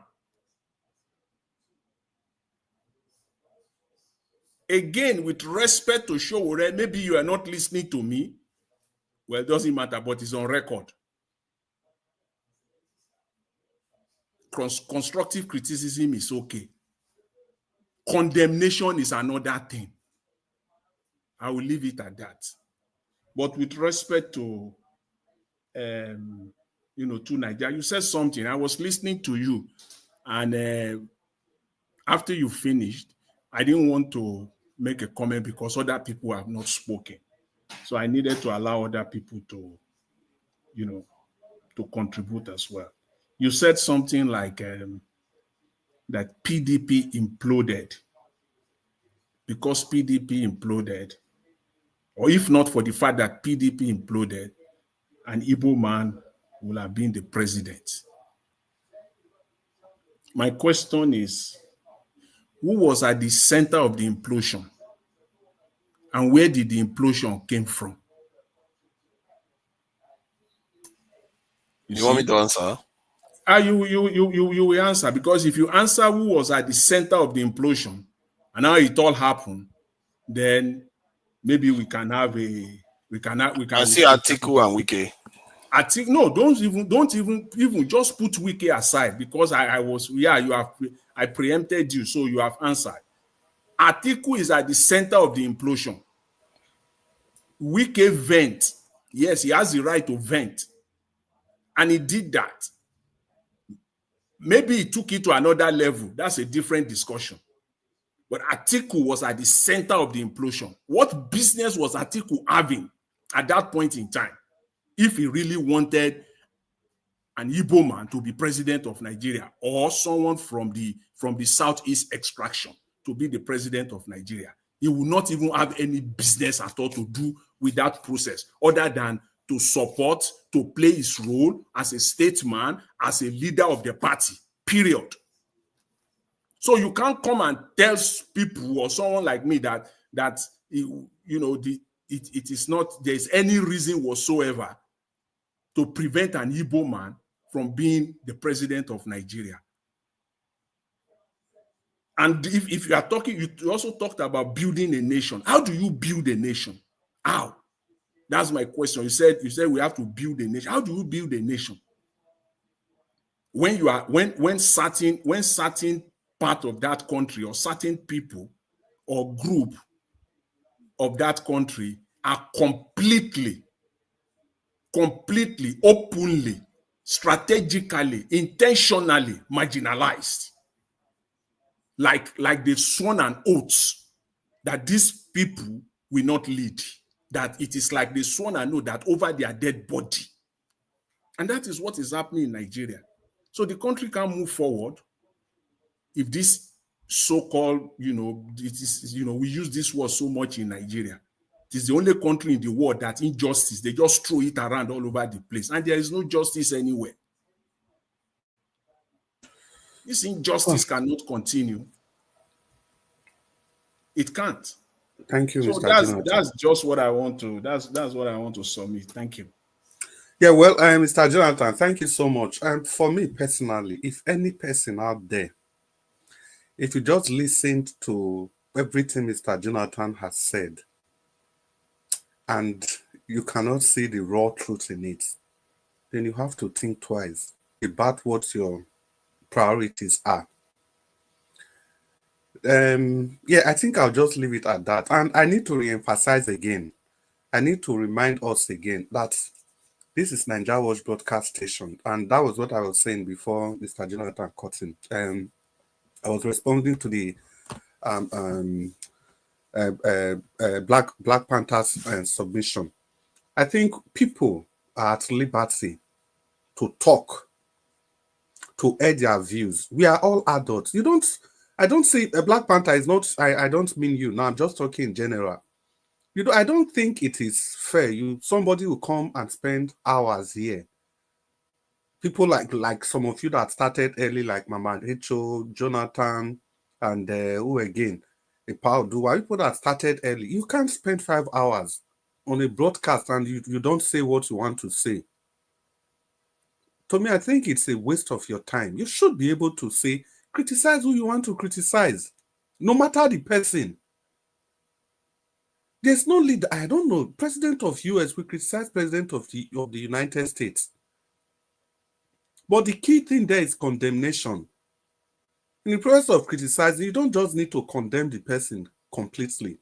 Because none of us is infallible. And people are at liberty. We are different. We see things differently. And we have different life events that have shaping our opinion. So I don't know. We should learn to respect other people's opinion for whatever it is. No matter how strongly you feel about it. As long as it's not personal, it's not insultive, it is civil. And above all, it's for the benefit of the nation. That's like you have Republicans and Democrats, two completely different political parties, but different ideology on how to move their nation forward. Tonight, I don't know if you want to respond to Jonathan. I agree with everything you just briefly. said. Yeah. We have to be able to question everything, given where we are. Every idea, every concept, every talk that people make, it has to be questioned and it has to be able to stand on its own. Light has to be shone on it. No idea should be given any privilege. Given where we are, we should be paranoid about everything and everyone. The only thing that should matter is the direction of travel. We all want progress. And anything that is in the way of that progress has to be questioned. Because some people actually believe what you are saying is going to progress us. Then you have to question it and let it stand on its own. If breaking up the country is going to lead us to progress, let it stand on its own. Anybody that says that, challenge them. Tell us how this is going to stand against 1.7 billion people in the world, how this is going to redress the stuff that has happened in the past, that we were all separate and we ended up in the same bag as we are now. Thank you. Thank you. Everything has to be challenged. Yeah, just to put a final nail on that, for people that did science, we all know Albert, even if you didn't do science, Albert Einstein. Before, they told the whole scientists in the world, Royal College of Physicists, all over the world, they said you cannot convert matter to energy. But if we take one simple genus, one simple equation, E equals to mc squared, to prove that you can convert matter to energy. Einstein was a German. The German government, the Nazi government, they were after him. He had to run to the US, obtain US citizenship. It is that simple equation when we talk about atomic energy, to atomic bomb today. E is equals to MC squared. That was all. And that was how the US used that equation to develop a nuclear weapon. The thing we call nuclear weapon today. If not that, his place of origin, the Germans, they chased him away. That technology could have belonged to the Germans today. But they chased him. He ran to the US, sought asylum there, gave them the equation, and they developed it. And behold, the first place used it was at Hiroshima and Nagasaki. Like they say, the rest is history. Principles change. Things change. We must question everything. We must question everything. That is it's all about knowledge. Nobody is an epitome. Nobody knows it all. Please, let's continue. We've gone far into the night. Let's just continue on our second segment of broadcast, and it's an opportunity to engage people in the comment section and people that are listening to us from all over the world. Please use the like and the share button and the dollar sign. And please, you want to buy this station coffee, buy Mr. Naija Wash coffee so that it can remain upright. It can remain sharp. Let's use the opportunity to thank the people that have done that. Didi Anthony, Osemige Omede, Madam Peggy Modi, Sendam, and we appreciate all of you from the depth of our hearts. Of course, not living out love, God is my strength. Thank you so much. And all of you in the comment section, we see all of you. We want to say good evening to you all. And thank you for hooking up to this broadcast station. It's your station of choice. Don't you touch the dial. The next person to talk to will be Mr. Odua.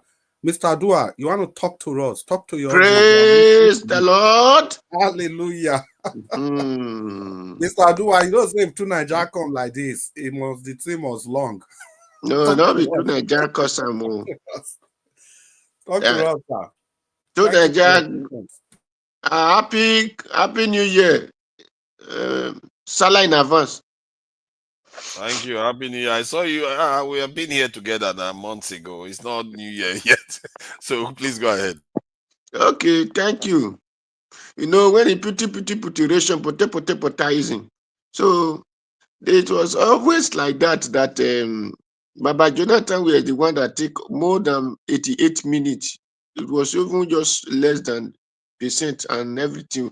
Well, thank you. You are welcome. Thank you. But I'm not eager for any country to break. But I will put it before you that if any country break, it will increase development when people that are there have a serious mind or a focus. Now, I will tell you truth. If that the Igbo people, the Igbos, if the country divide today, the Igbo will develop more than expectation. I'm not lying. But the problem is, if the unity did not come, I thank God that they have young boys who have the sense who have traveled and see it in other countries and say we can do it in our land. So because development comes with sincerity and unity. The unity is the first thing. Then sincerity along. Any other thing goes. So when you are sincere, whatever you put in place go well. So, but like for my side, you know, when the people that claim to educated, it will be very difficult. Because for them, they believe that if the country break, they cannot do anything because what people used to make life, this modern day life, they are not concerned about it. They are only concerned about go to party, let me call you Babake. That is just all. Let we sit inside our house and heaven come and bring a manna to us. So the modern way of life is too dirty for them to touch because they are too educated by talking another man language and write another man language. They cannot even talk their own. They are not ashamed of it. That they cannot even write their own name because it's from their ethnic name. There is no longer foreign name. So I don't, because I was not the one put the country together. So I'm not the one we say the country should break or will not break. But if things goes wrong, because it will be difficult for the country to break, because all of them are the ones sharing the money. All of them are the one putting us in this quagmire, whatever you might call it. Because when you talk of all these arms of government, you will find the north, you will find the south, you will find the east, you will find the west. So anyone that said I am being marginalized, let them go out of the government for we to believe that they are being marginalized. Let them not have people in police, let them not have people in soldier, let them not have people in a senate, let them not have people. They let anything that belongs to governmental part, then let them go away from it. Then we will know that they are marginalized. Even if it is the south, if it is the north, if it is the east, if it is the west. But if you say being the overhead, I will hear that why did you did not allow me to be the overall, the superintendent? And when you are in military, call it superintendent. Those one, that is only what I'm going to hear. That person said I'm being marginalized.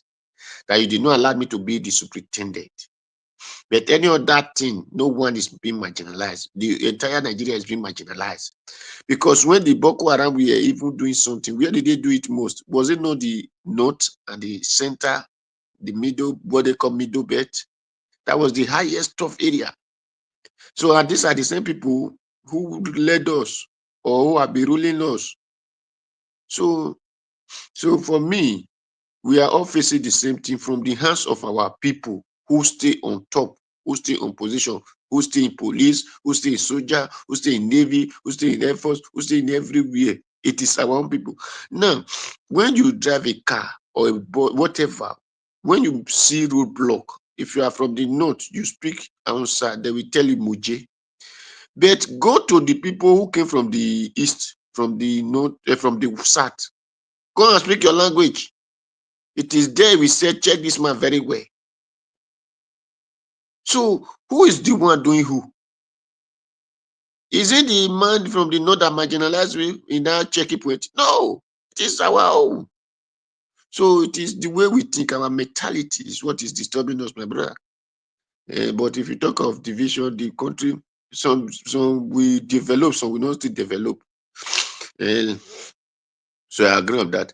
Then when you say conspiracy, the like Mr. Sowore said, yes, the foreign conspiracy is there that Africa will not develop, not only Nigeria, because there is a white man who told, there is a video that was circulating, even as me, I shared that video that time. The man said, we are going to keep Africa downward.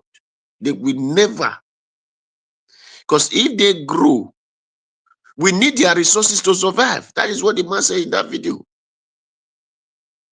So a white man, I was addressing, I don't know if it was journalists, that group of, it was addressing a group of people.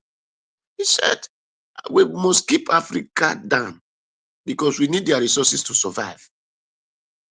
So we cannot allow them, we will do anything by team for them to remain that way. So like even, okay, today now you hear bio food or bio crops or whatever. Why the organic, our people can no longer use their hand to do anything. They expect everything to come from China. They expect everything that we call import is the original. The bitter leaf that our father were using, to them it's not evil. Then when the white man bring it for them, then it's the original, it's God sent. So it is our mentality, the black man mentality, that is destroying us, who believe that we are fake because our color, God bless, that the God bless in that way. Then another man come and tell you, say, it's black. And I have never found anybody that is black. Then I tell you that is white. And since I was born, I've never seen anybody that is white. Then why do those they call black man and look themselves and say they are fake? And think those who call themselves white and they are the original. So people should, then in other hands, I will also advise that, so would I say something that Peter Obi build hospital? Thank God that Sowore have said Peter Obi do something, because what we are hearing, I say he did not build school, did not do this. But today he came out and said Peter Obi build hospital. That is glory be to God. So there is something that he did. I thought that Sowore now confirmed. That is, he built schools. That Sowore have not told us he built other things. So that's why I say that Peter Obi will not go to the hospital. How did the Sowore know that Peter Obi will not go to the hospital? Did they go there and ask the doctor? So all those things. People said that they should not criticize Sowore. Well, me, I don't criticize people, but it's better when you people will be rebuking Sowore if they say criticism. No, don't criticize, rebuke him. Because the Bible said open rebuke is better than secret love. So let everyone who want to, anybody who put himself as a leader, is ready to wait for people to talk. They don't know who or even tackle. Am I going to? So everybody must have criticism as far as you live on this earth. Not only Sowore. Anybody that is even fighting, anybody that is fighting for against Sowore, they have ready to criticize that person himself. They are criticizing that person. So the whole world, there is nobody that have life that doesn't have criticism. So please, we should take it easy. But in other hand, for me, I give advice that let good people put their hand for the politics of the Nigeria, so that we might have a good people in the power. So let all of them throw their hand in the ring. Not those ones that like Duro Timi, Duro Toyabi, whatever they call them, without guess, and all those ones who just came because they were sent. No, have the sincere heart to come and work for people. For those, that is why if DJ, there be Deji. If those, sir, round up now. Okay, thank you. If like Deji and Efium, those kind of people putting their hand in the ring. But I will still beg Sowore, if you say you cannot work with people, you cannot go anywhere. You need the bad and the good and the ugly to work together. But what matter is, when you are working, wash your back. That's all. Don't say this one is no good, this one is no good. If you become president, are you going to throw those people away from that country? Or even if you are a governor, are you going to throw away those people away from your state? No. So yeah, okay. So you want contest? How many times we don't call you since? Maybe you round up. You don't want round up again. Thank you, sir. Mr. Odua, you are a politician. I tell you. I was just coming there. Thank you. You know, darling, you go talk and the way it be. This is how you go draw the road, go left. If you say I agree with Mr. Odua. See, one area where I strongly agree with Mr. Sowore, is in the area of global conspiracy or global interest in Nigeria. Yeah. Yes, that's a fact. You don't. Yeah, you see, that was why I was also taken aback. I had to take on Nigeria on that. The day you will see the people that are giving African countries money, you will see that they will say, this money we are giving you, you must use it to go and build industries. You must use this money that we are giving. Is a condition. Is that otherwise, if you don't, we will never loan you again. We will never loan you again. These are the penalties. And this money we're giving you now, Mr. Jonathan, if we give you this money for industry, then we can give you at a lesser percentage. At a lesser percentage, yeah, exactly. And that those companies, we give them moratorium on taxes. Not that you will start telling us to be increasing taxes on countries nations that are not productive, and you're asking them to raise taxes. Literally, you want to buy people. That's the problem we're having in Africa, Nigeria. That's the international conspiracy. Of course. When you have a nation that is not strong, this is what happens. We don't even need their money. We don't need their money at all, because this money that they are making us take is basically a way of controlling our leadership and the way we progress, because they come with conditions. So I think one of the things they always say is make sure the balance sheet doesn't increase in spending. In other words, they're telling you not to spend more on your public, in short, national structures in terms of the military, education, and all. They will make sure they keep it in check. And you shouldn't need that. And the only reason why our leaders go and take it is because they are compromised people. Because Exactly. if we decide to collect money amongst ourselves, we'll better develop than taking the money from IMF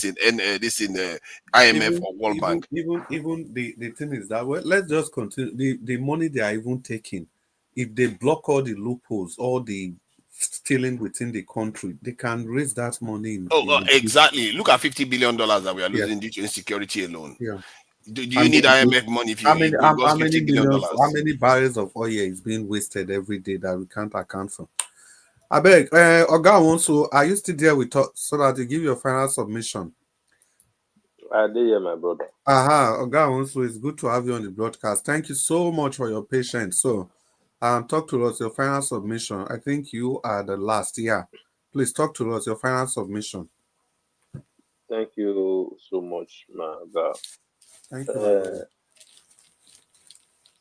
Because sometimes it be like since I listen to even tonight. I be like say never even listen to the broadcast finish. Never even listen to it finish before it conclude or waiting. Because I remember he gets some kind of way to let us see. I wish because the come ask us if you be president, what you for do for the East? He say first now to go there apologize to those people for what happened to the East. And which he never hide that right from the one, not even today. We don't see where they talk. Because you apologize to those people for what Nigeria did to them. Because Nigeria really did something wrong to the East. And it will make it possible for the country to work. And it will not work with this constitution that we are working with right now. That he will make it possible for us to have referendum so that we have the people constitution. Because this one that they are working with, that one person just went there, write it, print it, and give it to us. That is not what is standing there. And that is because since this man came out since 2018, he have been saying it. And now this thing, all this thing where they say he never change mouth one day for what he stand for. And I always one support town. Well, then Igbo man you bring come out to today when not fit the stand for waiting in believe on.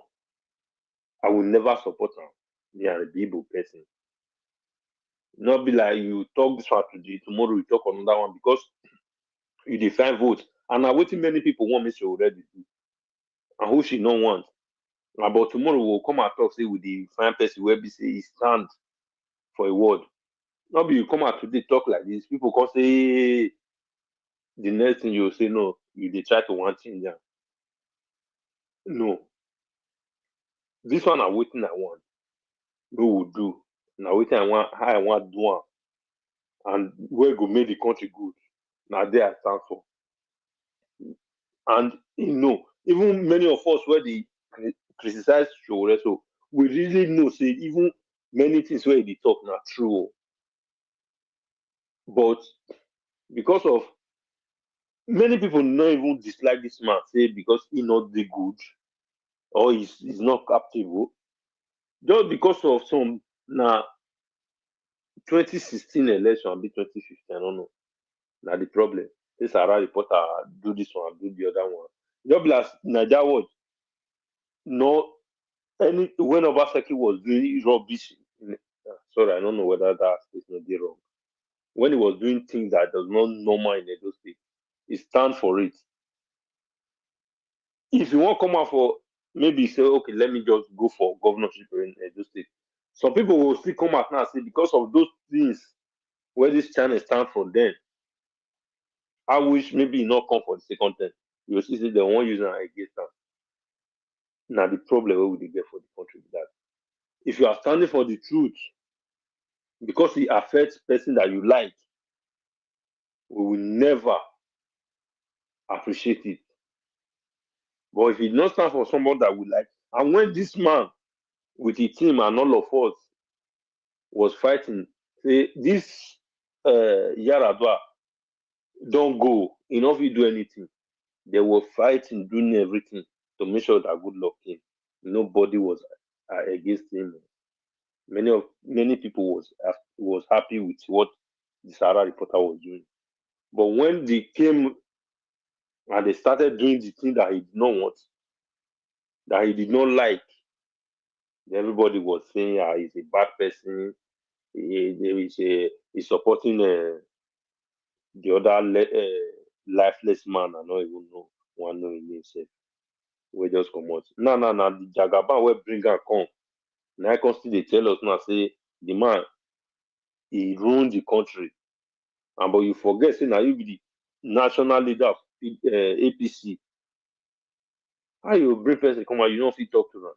Then you come out, although Nigeria not still vote for us, but the way they call that man, carry election give one to make it the rule. Other thing is that my brother here say na Atiku na cause the problem of why Igbo did not come in 2023.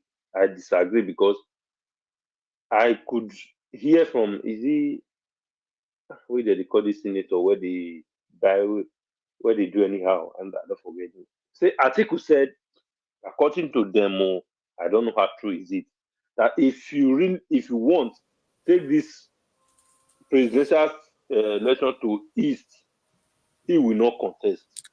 And my brother, now this came person from there. they talk so. Dino Melaye, now you they talk so. Okay, yeah, thank you, my brother. Say Atiku say if you take this election to the East, he will not contest. But the Wike said no because of he needs his own. Because he don't all of the way the PDP don't hold their secrets. He don't carry everything put for a pocket. You know how I go take hold them. And I even hear from this man, I don't forget this man name.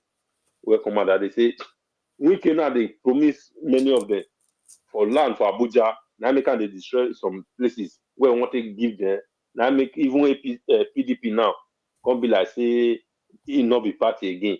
They not fit suspend Wike. They not fit talk anything concerning Wike because we want give them land for Abuja for free everything. He make everything possible. We may say they don't carry that election go east because he want contest. Now, so there's no need for me for my own opinion. I'm not supposed to blame Atiku for anything will happen. Now Wike and his cohort. Because as they talk as Dino Melaye talk and say, yes, this is what Atiku said then. If Wike really need down like that, if we leave made a do the way it's supposed to be, but he say no. Because he want contest, he want become president. And it not gonna happen now, he can't go give us Jagaban. If really Wike the fact made the presidency come for the east or for the west as it talk, why not support the Obi? Obi go meet and several times. And how those things make sure rest of the him can never be with Obi because Obi go meet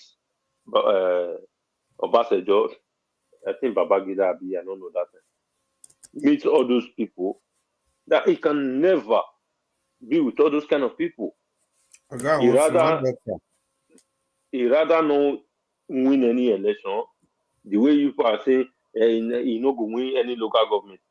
He's not interested in winning any local government with like this because he can never stand and make decision on his own. Because if all these people support him, he will still be taking because you don't know the kind of thing where they go sign or the kind of thing where they talk when they go meet them. Because you must give them say this is what you will do. This is what you do before we support you. So he said, I can never. And we were there involved. All right, thank you. Round up. No, round up 30 seconds. Okay. If we were there now, say yes, we really did fight for the truth. And we really stand for the truth of the country. How will you support somebody that meets all those kind of people, all those groups? Where we say today nobody don't probe any of the past presidents or ministers. Then you can't go to meet them for support for vote. Black Panther all of us were there, so we're ready to work with all of us. When he don't, he's still talking for that broadcast. There are many Nigerians we go work with, but not any past leader or anybody where they don't work with everybody or where don't become president or governors. You can never work with them. Thank you. Yeah, well, thank you so much. This second round, now this second round, now we even talk past. Can I have 10 seconds? And yes, Black Panther, you can, but I don't know. Is Mr. Jonathan still there? Okay, Black It's Panther, 10 seconds. Black Panther. You see, we all were here. Mr. The last speaker, what's his name again? I've forgotten his name. Usu. I'd always put you and Chimeze word together. I don't know. That's why sometimes they skip me. Mr. Usu, thank you for your speech. You spoke well. Today I keyed into what you said. And the question now is that the path to Aso Rock is what we are thinking. That is why we're talking about alliance. If Sowore should come down, let us discuss the path towards that thing to get that crown. That is all. So if you alienate everybody, you can never get that place. You can never get to that place. And let us stop this rhetoric, trying to focus our mind on what we know that happened. The election was rigged. Whether Atiku do this or these people have plan B, election was rigged. Even you get the highest mark, they will see hand over to this man. So what is the meaning of Atiku do this, do that? I beg, no, stop that rhetoric, I beg. Let's stop it. Let's stop the rhetoric. It's not fair to try to throw people mind all around, all around. They rig election. Let's stop it. See, calm down. See, think about it now. PDP is not exactly PDP is capable of rigging just as much as APC. So if PDP was more organized, that's the point. If you are more organized, you are more likely to remove the current. In short, the numbers indicate that too. Even if the APC knows how to rig, they rig themselves into 36% of the vote. How did that work? So, let us look. Like what I'm saying is here, straight to the point. Let us stop saying 21 name. If this day to say this one do, this one for win. Let's stop that. The rig election. Don't put one man as a point man now. Let's stop it. Agbado rig election, finish. Don't change the mindset of people. That's what I'm talking about. The importance of doing that is to learn for next time. We are not learning anything. If we don't get the electoral law right, we'll still rig again. Black Panther, sorry. Hey, you see, I never make that statement before. Not be you make that statement. Black Panther, I think two Naija get points there. Two Naija talk something where you don't see. Now that one you still taste that. Two Naija say the importance of that is so that we can learn to avoid it again. And your own response to Oga Wonsu now make Sowore come down, work with people. So what two Naija they talk and still align with your own. Say, okay, since we don't see say the division now lead to that opportunity where APC take power. So imagine Atiku. But would you forget something? Imagine Atiku, Peter Obi not come out. Maybe Atiku still did that. All of them work together for PDP. That togetherness where you they talk. So probably they forfeit as a unit, defeat.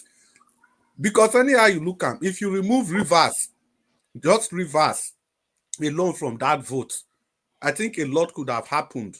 What did Wike do for Rivers? And again, imagine if Wike was still part of that team. We fight APC. G5, isn't it? If I tell you this now, you go to shock. Let me tell you this. If I tell you say Atiku work with Agbado to win, you go to shock. No, for what that's still the same. Now, you see, you just go ahead to further confirm the even strengthen the team further. Waiting to Naija talk. You just go ahead to support waiting to Naija talk. No, I'm not supporting. No. See what I'm trying to give out so that you understand. If that division not there, Atiku for not go work with Agbado now. Now because that division don't already there. Let me tell you one thing. Nigeria election is based on who have the power to outsmart and read. That is what it is. And I want to say something here. Instead of us talking about the experience of the rigging, why don't we focus on how we can galvanize people to build up, to change the electoral law? Why are we talking? So we want to go to another election. We don't read them again. I'm going to talk story here again. Okay, continue. One thing I would suggest is that Nigeria should have a presidential council. And I think we have to get to this point where if you have a presidential council, you have about, from each geopolitical zone, you have one representative in the presidential council, and they select one person to rule for the next 4 years. We are each time, that's each year, they rotate it and they make decisions together. That's a constitutional amendment. Exactly, but it will take care of a lot of things. Now, all this idea of rotational system in parties goes away. Because it's part of will that solve the problem of Nigeria? Yes, see, it will reduce the temperature. I would disagree. Say Atiku work with Jagaban. The role where that one go play, disagree. wait till Nigeria suggests. Because the way that one so wait. The role that we play Black Panther, if for your region you choose to go carry one fool, send go that presidential council, now you know. In go there, then go be full. So everybody at that stage go they try make them present the best for their region. Exactly. You get the point? Then go try present the best for their region. It's as simple as that. And immediately that one come in. This idea of say the next 4 years now Igbo man, next 4 years now Yoruba, next 4 years now. The best system for a multi-ethnic group like Nigeria is let's go back to the parliamentary system. Yeah, but waiting still talk now, still one form of parliamentary system. So if you say one president from the east and west, you are making it worse. No, not the president from east. It's like a presidential council. A council, but it not go work for our style. See, the reason I'm even putting my voice in waiting to Nigeria talk, that's exactly what they do in Switzerland. Yeah. Switzerland is 3 regions: the French region, the German region, the Italian region. All of them, they send member and somebody go represent that region for that council, that presidential. I think they have 7 even in their presidential council. Yes, they have. So we could do 12, two from each region. The extended 7, there is what they call canton. That's what we call like local government. But the 3, 9 be the main people. Then out of that 3, there will be 1. As advanced as Switzerland, they still recognize that level of diversity. Yes, exactly. And Nigeria is very diverse. You have to have representation all the time in the ruling body. So that ruling body makes the decisions. And if you have 12, it will be very powerful. The reason I put my voice there is at least I know say it's working in Switzerland, but from the way we be as a people, I don't know. Black Panther, wait, I caught on that. What could go wrong with it? Tell me one thing that could go wrong. Let me tell you one thing. No, wait, Black Panther, I beg you go talk. I stop Oga once to talk. You be one talk just now, yeah. After Oga Black Panther, you can jump in. I said for me, I not believe say Atiku work for Jagaban. I will not believe it because Atiku even criticized Jagaban up till now, till even Peter Obi. So that is why it will be difficult for me to believe that. Because Atiku never had anything where any writing where they bring out when it comes to Jagaban.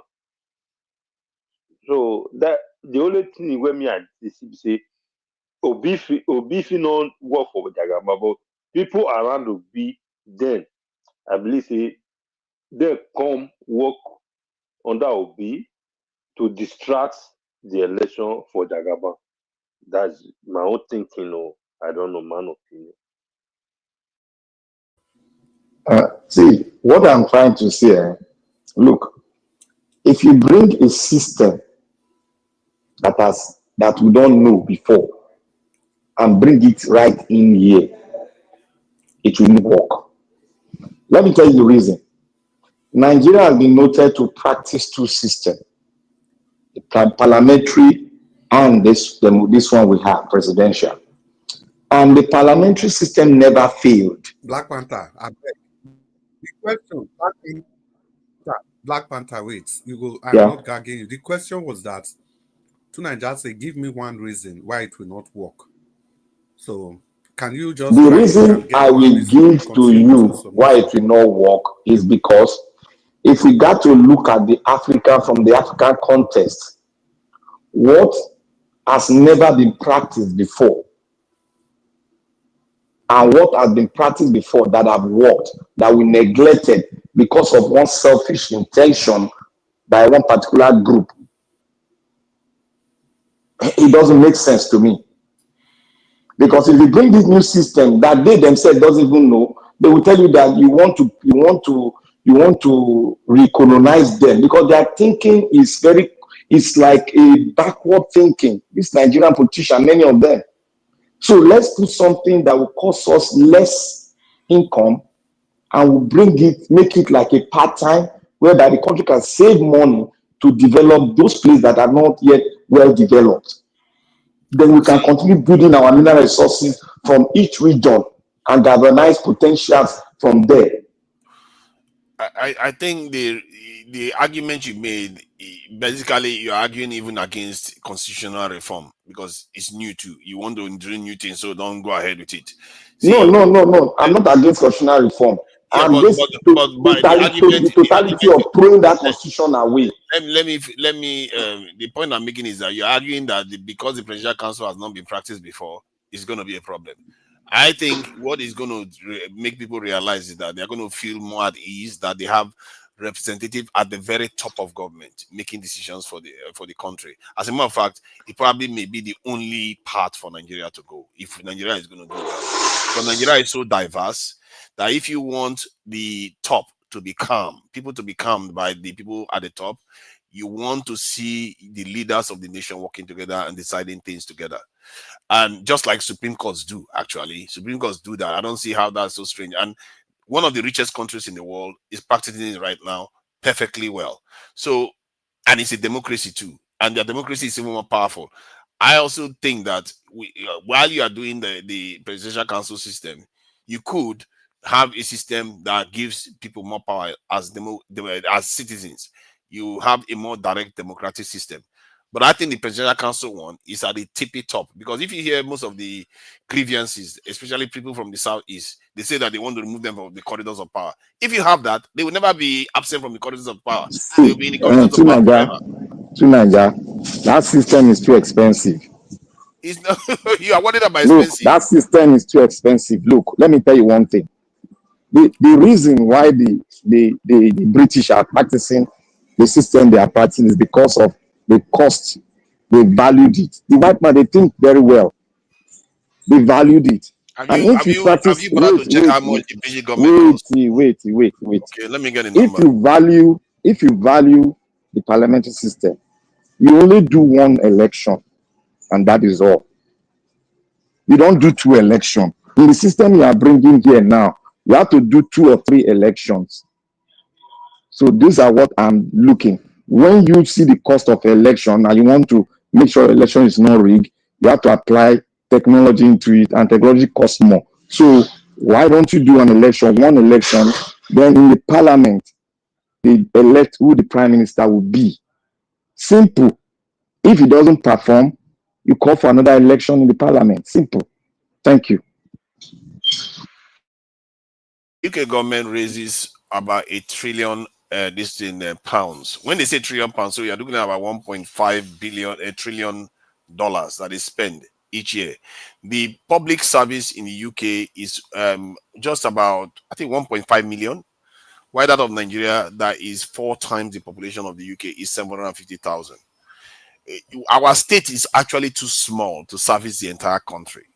I really wish this is why I keep saying our discourse needs to start ascending. We should be checking data of other countries. When you want to advocate that your country should be smaller, government should be smaller, check other countries. Maybe then it will give you a better perspective of what you are talking about. That is my point. And I think that if you have a presidential council, it's going to unite the people. I don't want Southeasterners to feel like they're left out of power. I don't want Black Panther. No, my name is falling down inside his sink or something. I don't know what he's doing. So I don't want the South people to feel like they are left out, or the middle belt. You want everybody to feel like they are part of the middle, in the center See, of power. Nigeria, parliamentary system has already taken care of that. No, actually, We have look. Let me tell you one thing. No, we have 400 and something. We have 450 tribes.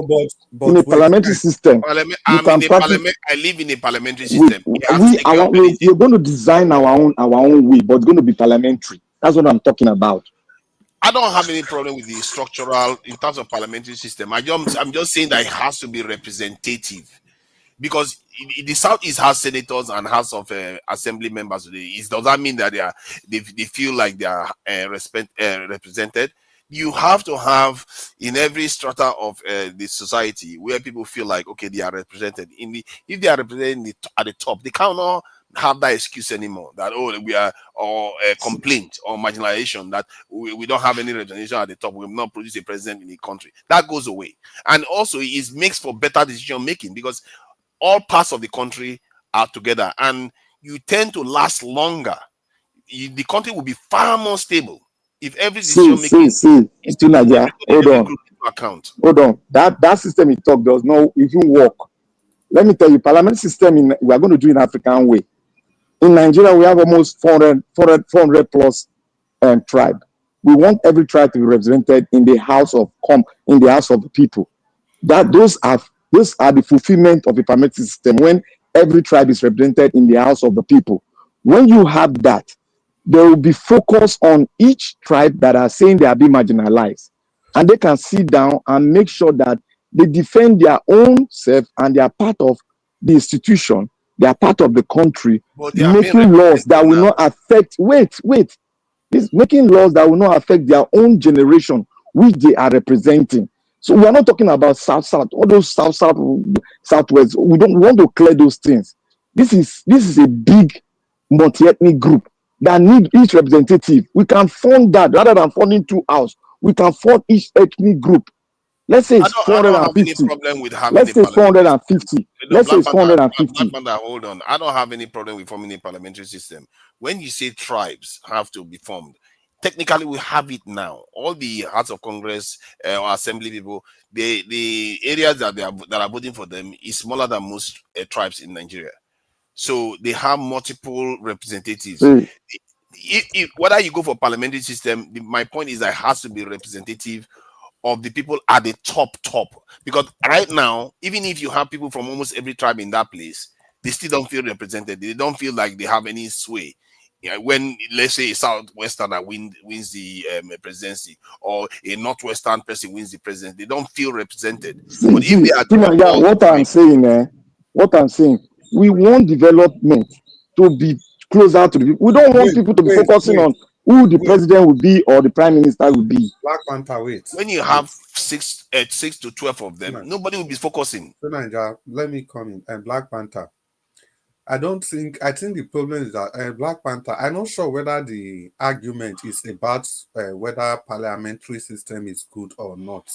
Parliamentary system is okay, but this kind of system now is just a system that will, you see, for example, that parliamentary system, say there will always still be prime minister. Prime minister will be there, and parliamentary system is a prime minister now the party will win the most number of seats. Now go produce the prime minister. But they need the condition, like what we have in South Africa. Wait, if they're doing like that, so there will still be this one person will go be like the Odunga. Waiting this system wait to Nigeria they talk. So no, I'm not saying that may we go with that system or may we go with parliamentary. I'm just trying to tell you the kind of tension it will douse. That system means saying even if not 12 people, even if not 6 people, let's say every region now, South bring 2, Northeast, Northwest, everybody bring 2. So you have 12. You see these 12 people. So at every point in time, it not go be question of say na Yoruba man dey power. It go be question of say na everybody man na dey power at every point in time. Exactly. It go be like you know why to Nigeria they run from parliament. Let me tell you. That is not the debate. Let me tell you why they run. Why would I run Black from Panther, Black Panther, you Yeah. see, this was the point. Now make me just jump in. My own be say not be whether we try better pass or whether person they run. It's just the beauty of this system when you talk about. Now be wait I just say me I emphasize.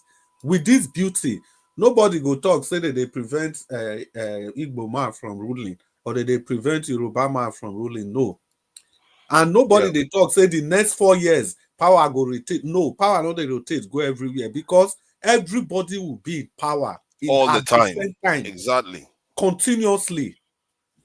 So your responsibility now, if you feel from your region, say the person where they that power, the way they were, if they want to do meeting, this one not be say they'll say 10 people now full and only one person be Yoruba man. No, two people from every region. So if that person from your region, It will still not work. no, how you go say it not go work? You know why it will still not work? See, when you focus power on one, you focus power in different level. On you bring, like say 6 June, you bring 6 vice president. Let's for instance now. Look, people will focus on them as their hope. What I'm saying here is that we have to bring the power closer to the people in each ethnic group. Black Panther, listen. It's already closer to the people. They're No, always no, there. no. That presidency As for is that one, I'm zonal. also Is for the zonal. other one. Is that one you are talking about? Is zonal. Is zonal. It cannot represent every tribe. It's zonal. Black Panther. See, if you talk this parliamentary thing, you forget, say for parliamentary system. Okay, you see that housing crisis of 2008. For example, in Ireland, you see the parliamentary system we talk. So now they run one party. Okay, the party that was there when that crisis, that financial meltdown, the party almost everybody lose. Now the other party, Fina Gael, Fina Fall lose, Fina Gael, all now they win everything. So essentially, that parliamentary system now one party now they power. You get like in the UK now. Yeah, so I had like the UK now. You know, at times wave like okay, take US election now. Now Republican, I just clear everything. Almost now they get the control of both houses. But this system where they talk so, it no go allow that kind of thing happen. So even if you want the control of any houses, no political party go there in charge because there is a constitutional provision that says that 2 people must come from every region and be at the helm of affairs. At FC, immediately you do that, all this marginalization go just first stop. We never No, you're not going to stop because that system does not encourage being in charge of your resources. No, it does not encourage it. So Black Panther, Black Panther, wait now. You don't get person there now. So nobody go just feel okay as Tinubu then say that 15 trillion way intake, you go carry the road, or as the one construct railway from this thing to Niger Republic, you know go feel work again now. You don't get the point. My brother, I cannot work with a system that I don't know. No, Black Panther. If you know, that is a different argument altogether. If you say you don't know the system, I don't go follow you argue that one. I have seen it work in Switzerland carefully, and it's working for them. So the point I'm making is that it is a system that will work. I don't know if it will work in the Nigeria context. You get my point? It's actually system. A masterpiece. It's practically tailor-made for Nigeria. It's tailor-made for diverse nations. A nation that is as diverse as Nigeria, especially when all of them feel like they should be in power. You have to have them present all the time. It's not like America where Oyibo just are the ones dominating the multicultural country. But in Nigeria, everybody feels like they need to be there, and you have to give them outlet. Exactly. Well, if you see the origin of that system for Switzerland, look at the French, the Italians, and the Germans. You know, there's these 3 European giants. So the popularity contest to go be the president. They just say if they continue in this direction, they are going to be fighting themselves every time. So they just quickly bring this system, and they even ensure that the 3 languages are their national language. The 3 equally. Yeah. If you are in the Italian side, you are at liberty to go to school with Italian language, do everything, go to government offices with Italian language, speak Italian. Everybody must learn. If you did German side, the same thing. So that's to tell you, say, This was a tailor-made system to curb ethnic tension. Let me use the word ethnic, even if they are Italians, Germans, it's to curb ethnic tension and reduce the idea of one tribe dominating the other. It gives everybody equal sense of feeling at the same time. If assuming a theory with a propose now, it's okay. I go follow your argument, say if you know work, but it's not theory. It's been working in Switzerland for long. And sorry, Chris, Switzerland is practically one of the best countries you can find in the world. Their GDP per capita is 92,000, higher than the US and that of China, higher than many apart from the countries in the world. Scandinavian, is there anywhere you can compare to Switzerland? It's even the GDP per capita of Switzerland is even higher than that of Scandinavia. Is practically the best country in the world. This country, they've not been to war for 200 years. And their bunkers, I discovered that their bunkers that they built, it was built for the entire citizens to be able to go underground when there is war. Can you imagine a country like that? A country that built bunkers for all their citizens, not for the elites, for all of them to be able to go underground. This is a country that knows what they are doing, and this is the system they are running. See, in a parliamentary system, let me tell you something here. All these white people are talking. It doesn't. Let me just say my own. People will be talking. I will listen to you guys now. And you go say your own, I beg. Before you say your own, maybe and you know how we did do now. Maybe we officially greet everybody and bring the program to an end, but the discussion continues because this one are back and forth, so that any person joining us will not feel that we are just talking to ourselves randomly without any organization. Ladies and gentlemen, and boys and girls, if the boys and girls are still awake, it's your boy Chris. I'm speaking from Dublin. This Nigeria Watches YouTube station. We are here to deepen the polity and talk about everything that affects you and I. You are at liberty to bring in your contribution, but try and keep it civil.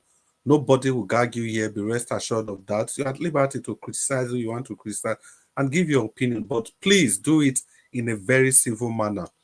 We've gradually come to the end of this broadcast, but the discussion is going to continue after this final submission because it's proper for we to give a shout out to everybody that has stayed with us till this time. We have St. Dam, St. Oga, what's the name again? Madam Rita. Madam Rita, it's good to see you on the comment section. Oriyomi Abdul, well done. A Black Panther, what did you do for comment section? Now, well done. My brother Abuazi, we don't feel thank you, Abuazi. I hope say you extend our greetings. Go give Madam Irene finest. Thank you so much for all you do, Abuazi. Chris Kane, thank you, all of you for being part of this show today. I can see Madam Peggy Modi. Una well done. Gladys, oh yeah, Abu, thank you so much. Uyi, Desmond, thank you. Who is there again? Abdul Malik. Abdul Malik, we missed you on the panel today, but it's good to know you are there. Who can I see there again? I bet any person I don't call your name. Maybe you know say not be I think you want to save Oga. He thinks that we are talking about 360 members presidential council. I don't know. I don't know where he got that one from. Make we save him. It must be a mistake because I've been following it. 12 is 12 from each zone. No, so he did the mathematics. No, I've been following his comment. I think it must be a typographical error, and he has been. No, he said 360 members. Will he have 360 members? That's what he's asking. Because he thinks we're talking about 12 from each zone. No, like I beg, Johnson Emmanuel, we see you. Oga, will they come? Maybe after a discussion, you go understand us properly. Adewale James Babaya Ali, Tony Africa, my man. We greet you. Beneath descendant. Yeah, Mama Hecho, I can see you there. And love God is my strength. Pius Monye, una good evening. Simon Unugboje, thank you for being part of this broadcast. And please, you can still use the $sign. It's not too late. Nigeria Watch needs some very hot coffee. Thank you so much. Use the $sign, please. We are begging. We have to beg you because it's not easy. We know things are tight, but you can do that. Put your mouth where your money is. Divine Cross, it's good to have you on the show. Michael Okata, thank you. Eva Zigbere, yeah, thank you. Love God is my strength again. Una do well. We greet all of you, and please use the the share and like buttons, please, because we need our voices to go far, and even your voice as well, as long as we are part of this broadcast. And let me use the opportunity to hail Mr. Ninja for giving us this opportunity to continue to talk even after a program is over. Mr. Ninja, thank you so much. It's the end of a new government in Edo State. A new one has just come to place, and they want to appreciate everything you did in the past 8 years. You provided a viable opposition against the last government that just left. In the next 7-8 hours, we have a new governor in place. Thank you, Mr. Ninja. Really appreciate you from the depth of our hearts. And of course, the last person that I always like to give credence to will be Mommy Diaspora, but not before. I say thank you, Black Panther. Thank you to Ninja. Thank you, Oga Jonathan, Wants Destiny, Mama H.O., who is there again, and all of you that have been with us today on the panel. We want to thank all of you. And Mommy Diaspora, I want to say we appreciate you from the depth of our heart. Thank you, Mommy, for all you do, for all the wonderful prayers, all the back-end support. We appreciate you. Thank you, Mommy, and we expect that you'll be with us again today. Well, we don't even need to say that because you're always there. Thank you so much for the sacrifices. May the good Lord continue to bless you, guide you, and protect you, and everyone that's dear to you. Ladies and gentlemen, officially we've come to the end of this broadcast, but the discussion will just continue. It is usually call, talk, and go home. Discussion will continue. Anytime we are tired, you indicate and you just leave. Good evening once again. And Madam Peggy Modi, I don't know how to appreciate you. You always stay with us to the end of the show. Thank you so much. So, Black Panther, you were saying something before I interjected, or was it too nice? Yes. I was trying to tell you that, look, if you see the arrangement we have in Nigeria, we have tribes. It's like the Indian region, where they have different tribes with multi-religion. They are serving different gods, but they are still living together as one in harmony. Now, the reason is this: every tribe, because we are trying to break this bond, this black, let me call it black diamond. I mean black thing, like black stone. That everybody will be looking up to some people that will represent 4 ethnic groups. We want to break it, and we want to break this thing again, where everybody be focusing on one person to give us, to be hoping that person, when he gives us money, will not start developing. We want to break those things. We want representative that we can choose from our tribe, that when he mess up, we'll call him back immediately. No hand will call him back, because we want ourselves as ethnic group not to be marginalized, not to be called one name like they call us. We want that, so that a Benin man, as Benin, we want one representative go and represent us. If he mess up, we vote her out. Very easy. We don't need any lacuna like those lawyers they talk. Come they join lacuna. We will make it very easy to bring them back, because not be money. And like one of our guys said, he said, let the constituency pay them, not the federal government now. Let the constituency pay them, because we have our resources that we harness. Let the constituency now pay them. Let the money go into the federal to strengthen the institution, to make us strong in our military, to make us strong in our technology, whatever I want to make all the institutions strong. Let the federal government focus on that. They have enough money, they have enough resources that is offshore, that is called their own. Yes, let them focus on that, on our institution. Then let the state, let them have great power, so that they'll be able to be paying their representative, so that anytime they can withdraw it, because it's their own. Represent us, so that we'll not be cheated in terms of other things that will make us one. And we'll all develop, compete among ourselves. We can call it anything, region or state. We compete among ourselves. You see how we'll be growing. The bond, the love will be there. If you don't want to stay in the north, you come to the south. You are free. If you want to stay in the south, you go to the north. You are free. No scare. Defense will be strong. Our border will tighten. That is what I am taking up, because if federal government start, promulgating power to himself, Ministry of Road, Ministry of this, it doesn't make sense to me, because that's where they siphon money. Let the state be strong. Let us pay our representative that goes to the federal. Let us have a parliamentary system that we call the African style of parliamentary system, where every tribe, if we have a parliamentary system where we have 500 people in the house, there's nothing bad in it. We can fund it, because the state, we fund it. It's not the federal government. Have that now. I don't know why you keep repeating that. Because what we have now, the federal government is funding the parliament, the constituency.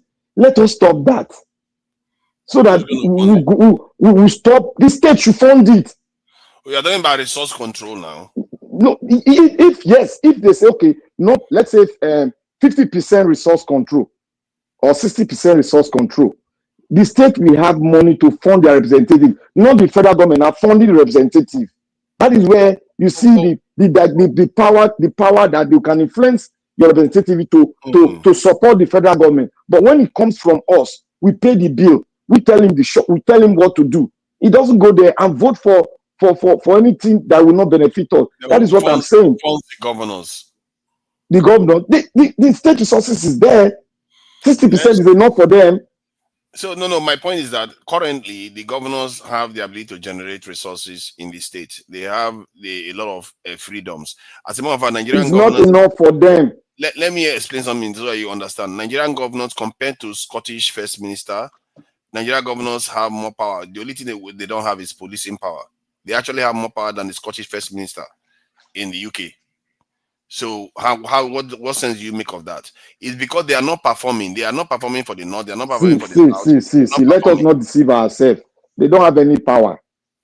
Let us not deceive ourselves. We put it on paper and say they have power. Somebody that cannot call himself, they go arrest and put inside toilet. When when they put the governor inside toilet. Which governor? You don't know. Chris. Which governor? Chris. Yeah, the one we are seeing now, the way we get threatening one Chris, man. The man ran out of wait now. Hear me. I didn't answer you, Black Panther. Chris, you know there when they put governor inside toilet. Which governor now? That short man, the doctor. Only a for Anambra State. And I know they laugh. You see him now. I mean, don't forget. Yes, so don't forget. Igige. Okay, they were chasing him. They throw inside toilet. You see the governor. They throw inside toilet. Because they will be scared of him now. No. You know why? You know why they do that thing? Now because he not get power of saying I get police. Nothing. They throw inside toilet. If you vast majority of governors, if you try them, you are gonna. Didn't you see what Erufai did with this in Buhari? You can challenge the president, and it's very hard for the president to do anything because they are immune. You can't touch them. As a matter of fact, Bello was taken to EFCC by the governor, wasn't he? And that's why they couldn't touch him. So these governors have a lot of power. You can't mess with them in Nigeria. But in the UK, a Scottish West Minister can be charged. You will go straight to court and you have to go and answer your wahala. So our governors have the power to do what they need to do. They are mini regions. Our state right now, they are behaving like mini regions. The only thing they don't have is police and total resource control. They are basically regions on their own. The states, like a confederate state. If you give them resource control and policing, it's a confederation of 36 states. That's what you have. All of them independent. See, Tunaja, me, I'm not trying to set up a law for full resource control. What I'm trying to do is like, if 60% is enough for any state to develop like Dubai, 60% is enough. Because you have the taxation regime will come in, not tax to kill, but tax to make sure that everybody has a sense of belonging. Don't you think that Lagos gets most of its resources? Lagos State is not taxing; it's taxing to buy. They are not taxing. They are But that's the taxing to point I'm buy. making. They control most of their resources. No, the reason why I'm saying that, you say 50%. I'm trying to, from what you are saying, it's giving me the idea that in my mind, I'm doing the calculation that there are some states out there that the resources that they have is mostly from their states. They are even getting maybe more than 50% of their expenditure is from their state, like Lagos now. I don't think federal government gives Lagos that much money. You see what I mean? And maybe the riverine areas is the area that will gain from what you are saying, because Do you know why I'm talking about this 6? Do you know why I'm talking about 60%? I want the federal government to fund the institution. The institution will be blind to any corruption. Money for the federal government to really fund the institution the way it should be funded, where they will have insurance policy, where they will have things, they will have company that deals with the institution, that supply them without nobody intervention. You know, before you get something like that in Nigeria, the way you are talking about, you have to blind everybody too. No. If look, Mr. Tunaja, you can get it. You can get it if you have the state coming to the federal to collect money. Then the federal will be bold enough to deal with anybody. I think if the federal wants to do the job, they would do the job. All these things we are talking about, we all know what needs to be done. The reason why this federal cannot do it is, one, when the federal is there, he's thinking about how I'm going to be elected tomorrow. See, Black Panther, see, on paper, the Nigerian system is even better than the American system on paper. We try to equalize everything. Let me explain. We try to equalize things. We have to cater to everybody to be represented more than America. Okay, what I'm saying now, am I copying anybody? I'm just bringing it out from what I drafted. That the state should fund their representative because they have enough money that will build the state and pay the bills of our representative.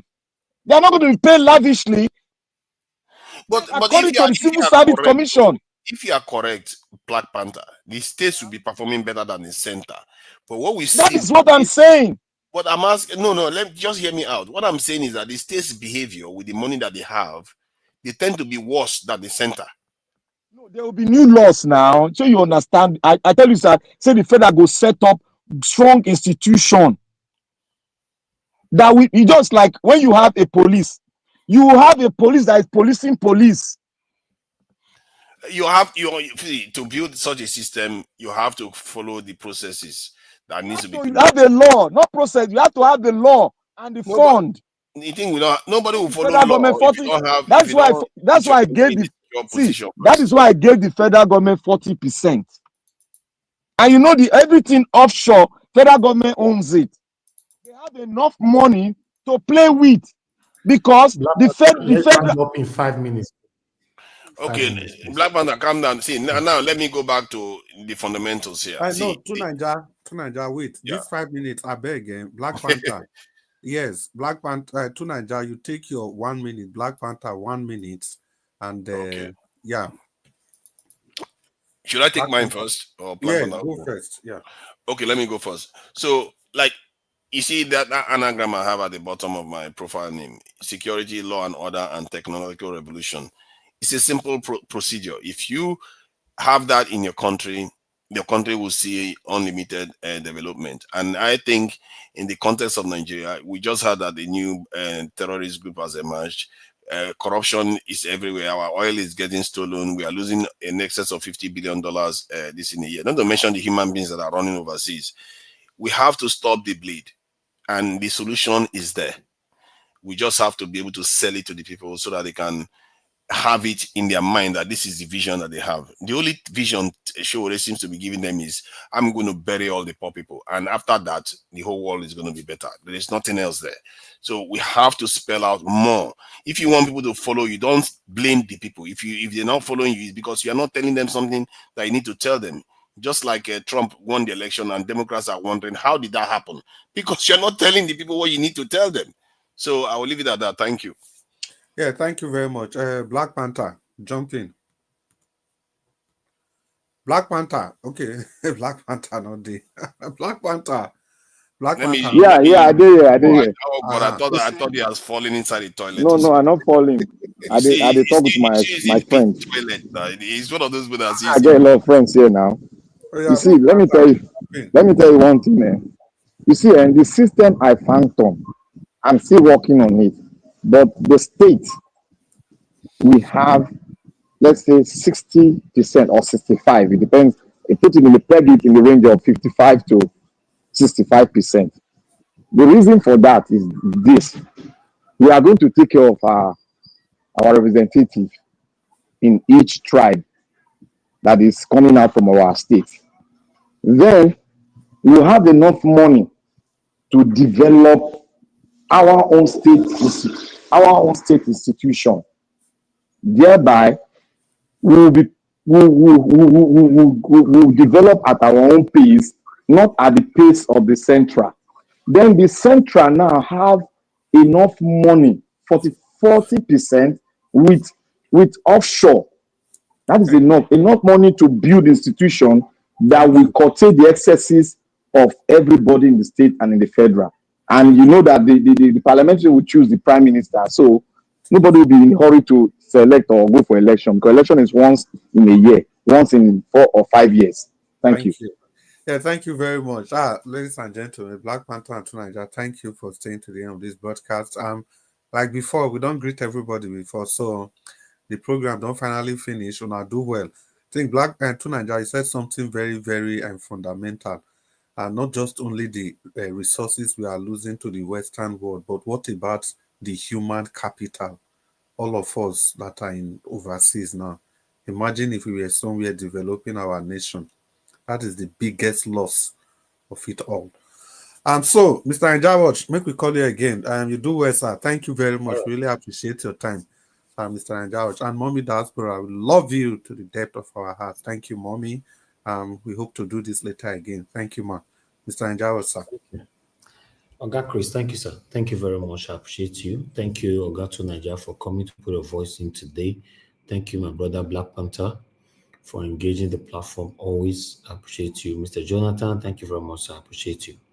Thank you for those of you that came that already left, Mr. Odowa, Mr. Destiny, and I guess many others I can't remember, but still, those of you that called into the show today, thank you very much. Love God is my strength. And Tony Africa actually called him. Mr. Alex was on the panel as well, and many others. Thank you. My people that supported the channel today, thank you, Didi Antonio, Sengel, Mede, Peggy Modi, Sendam, and Love God is my strength. I appreciate you all, my people.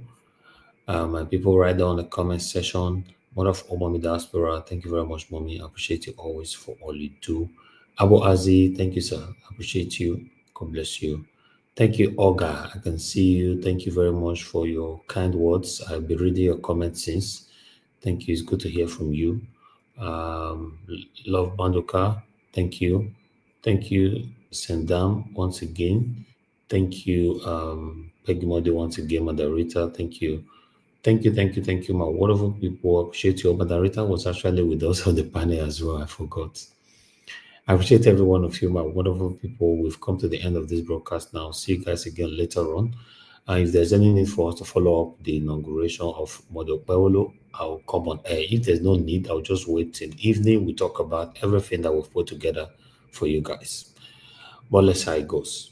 Thank you, my people. Make an help us press on the like before on a comment and help us to share. Take care and bye for now.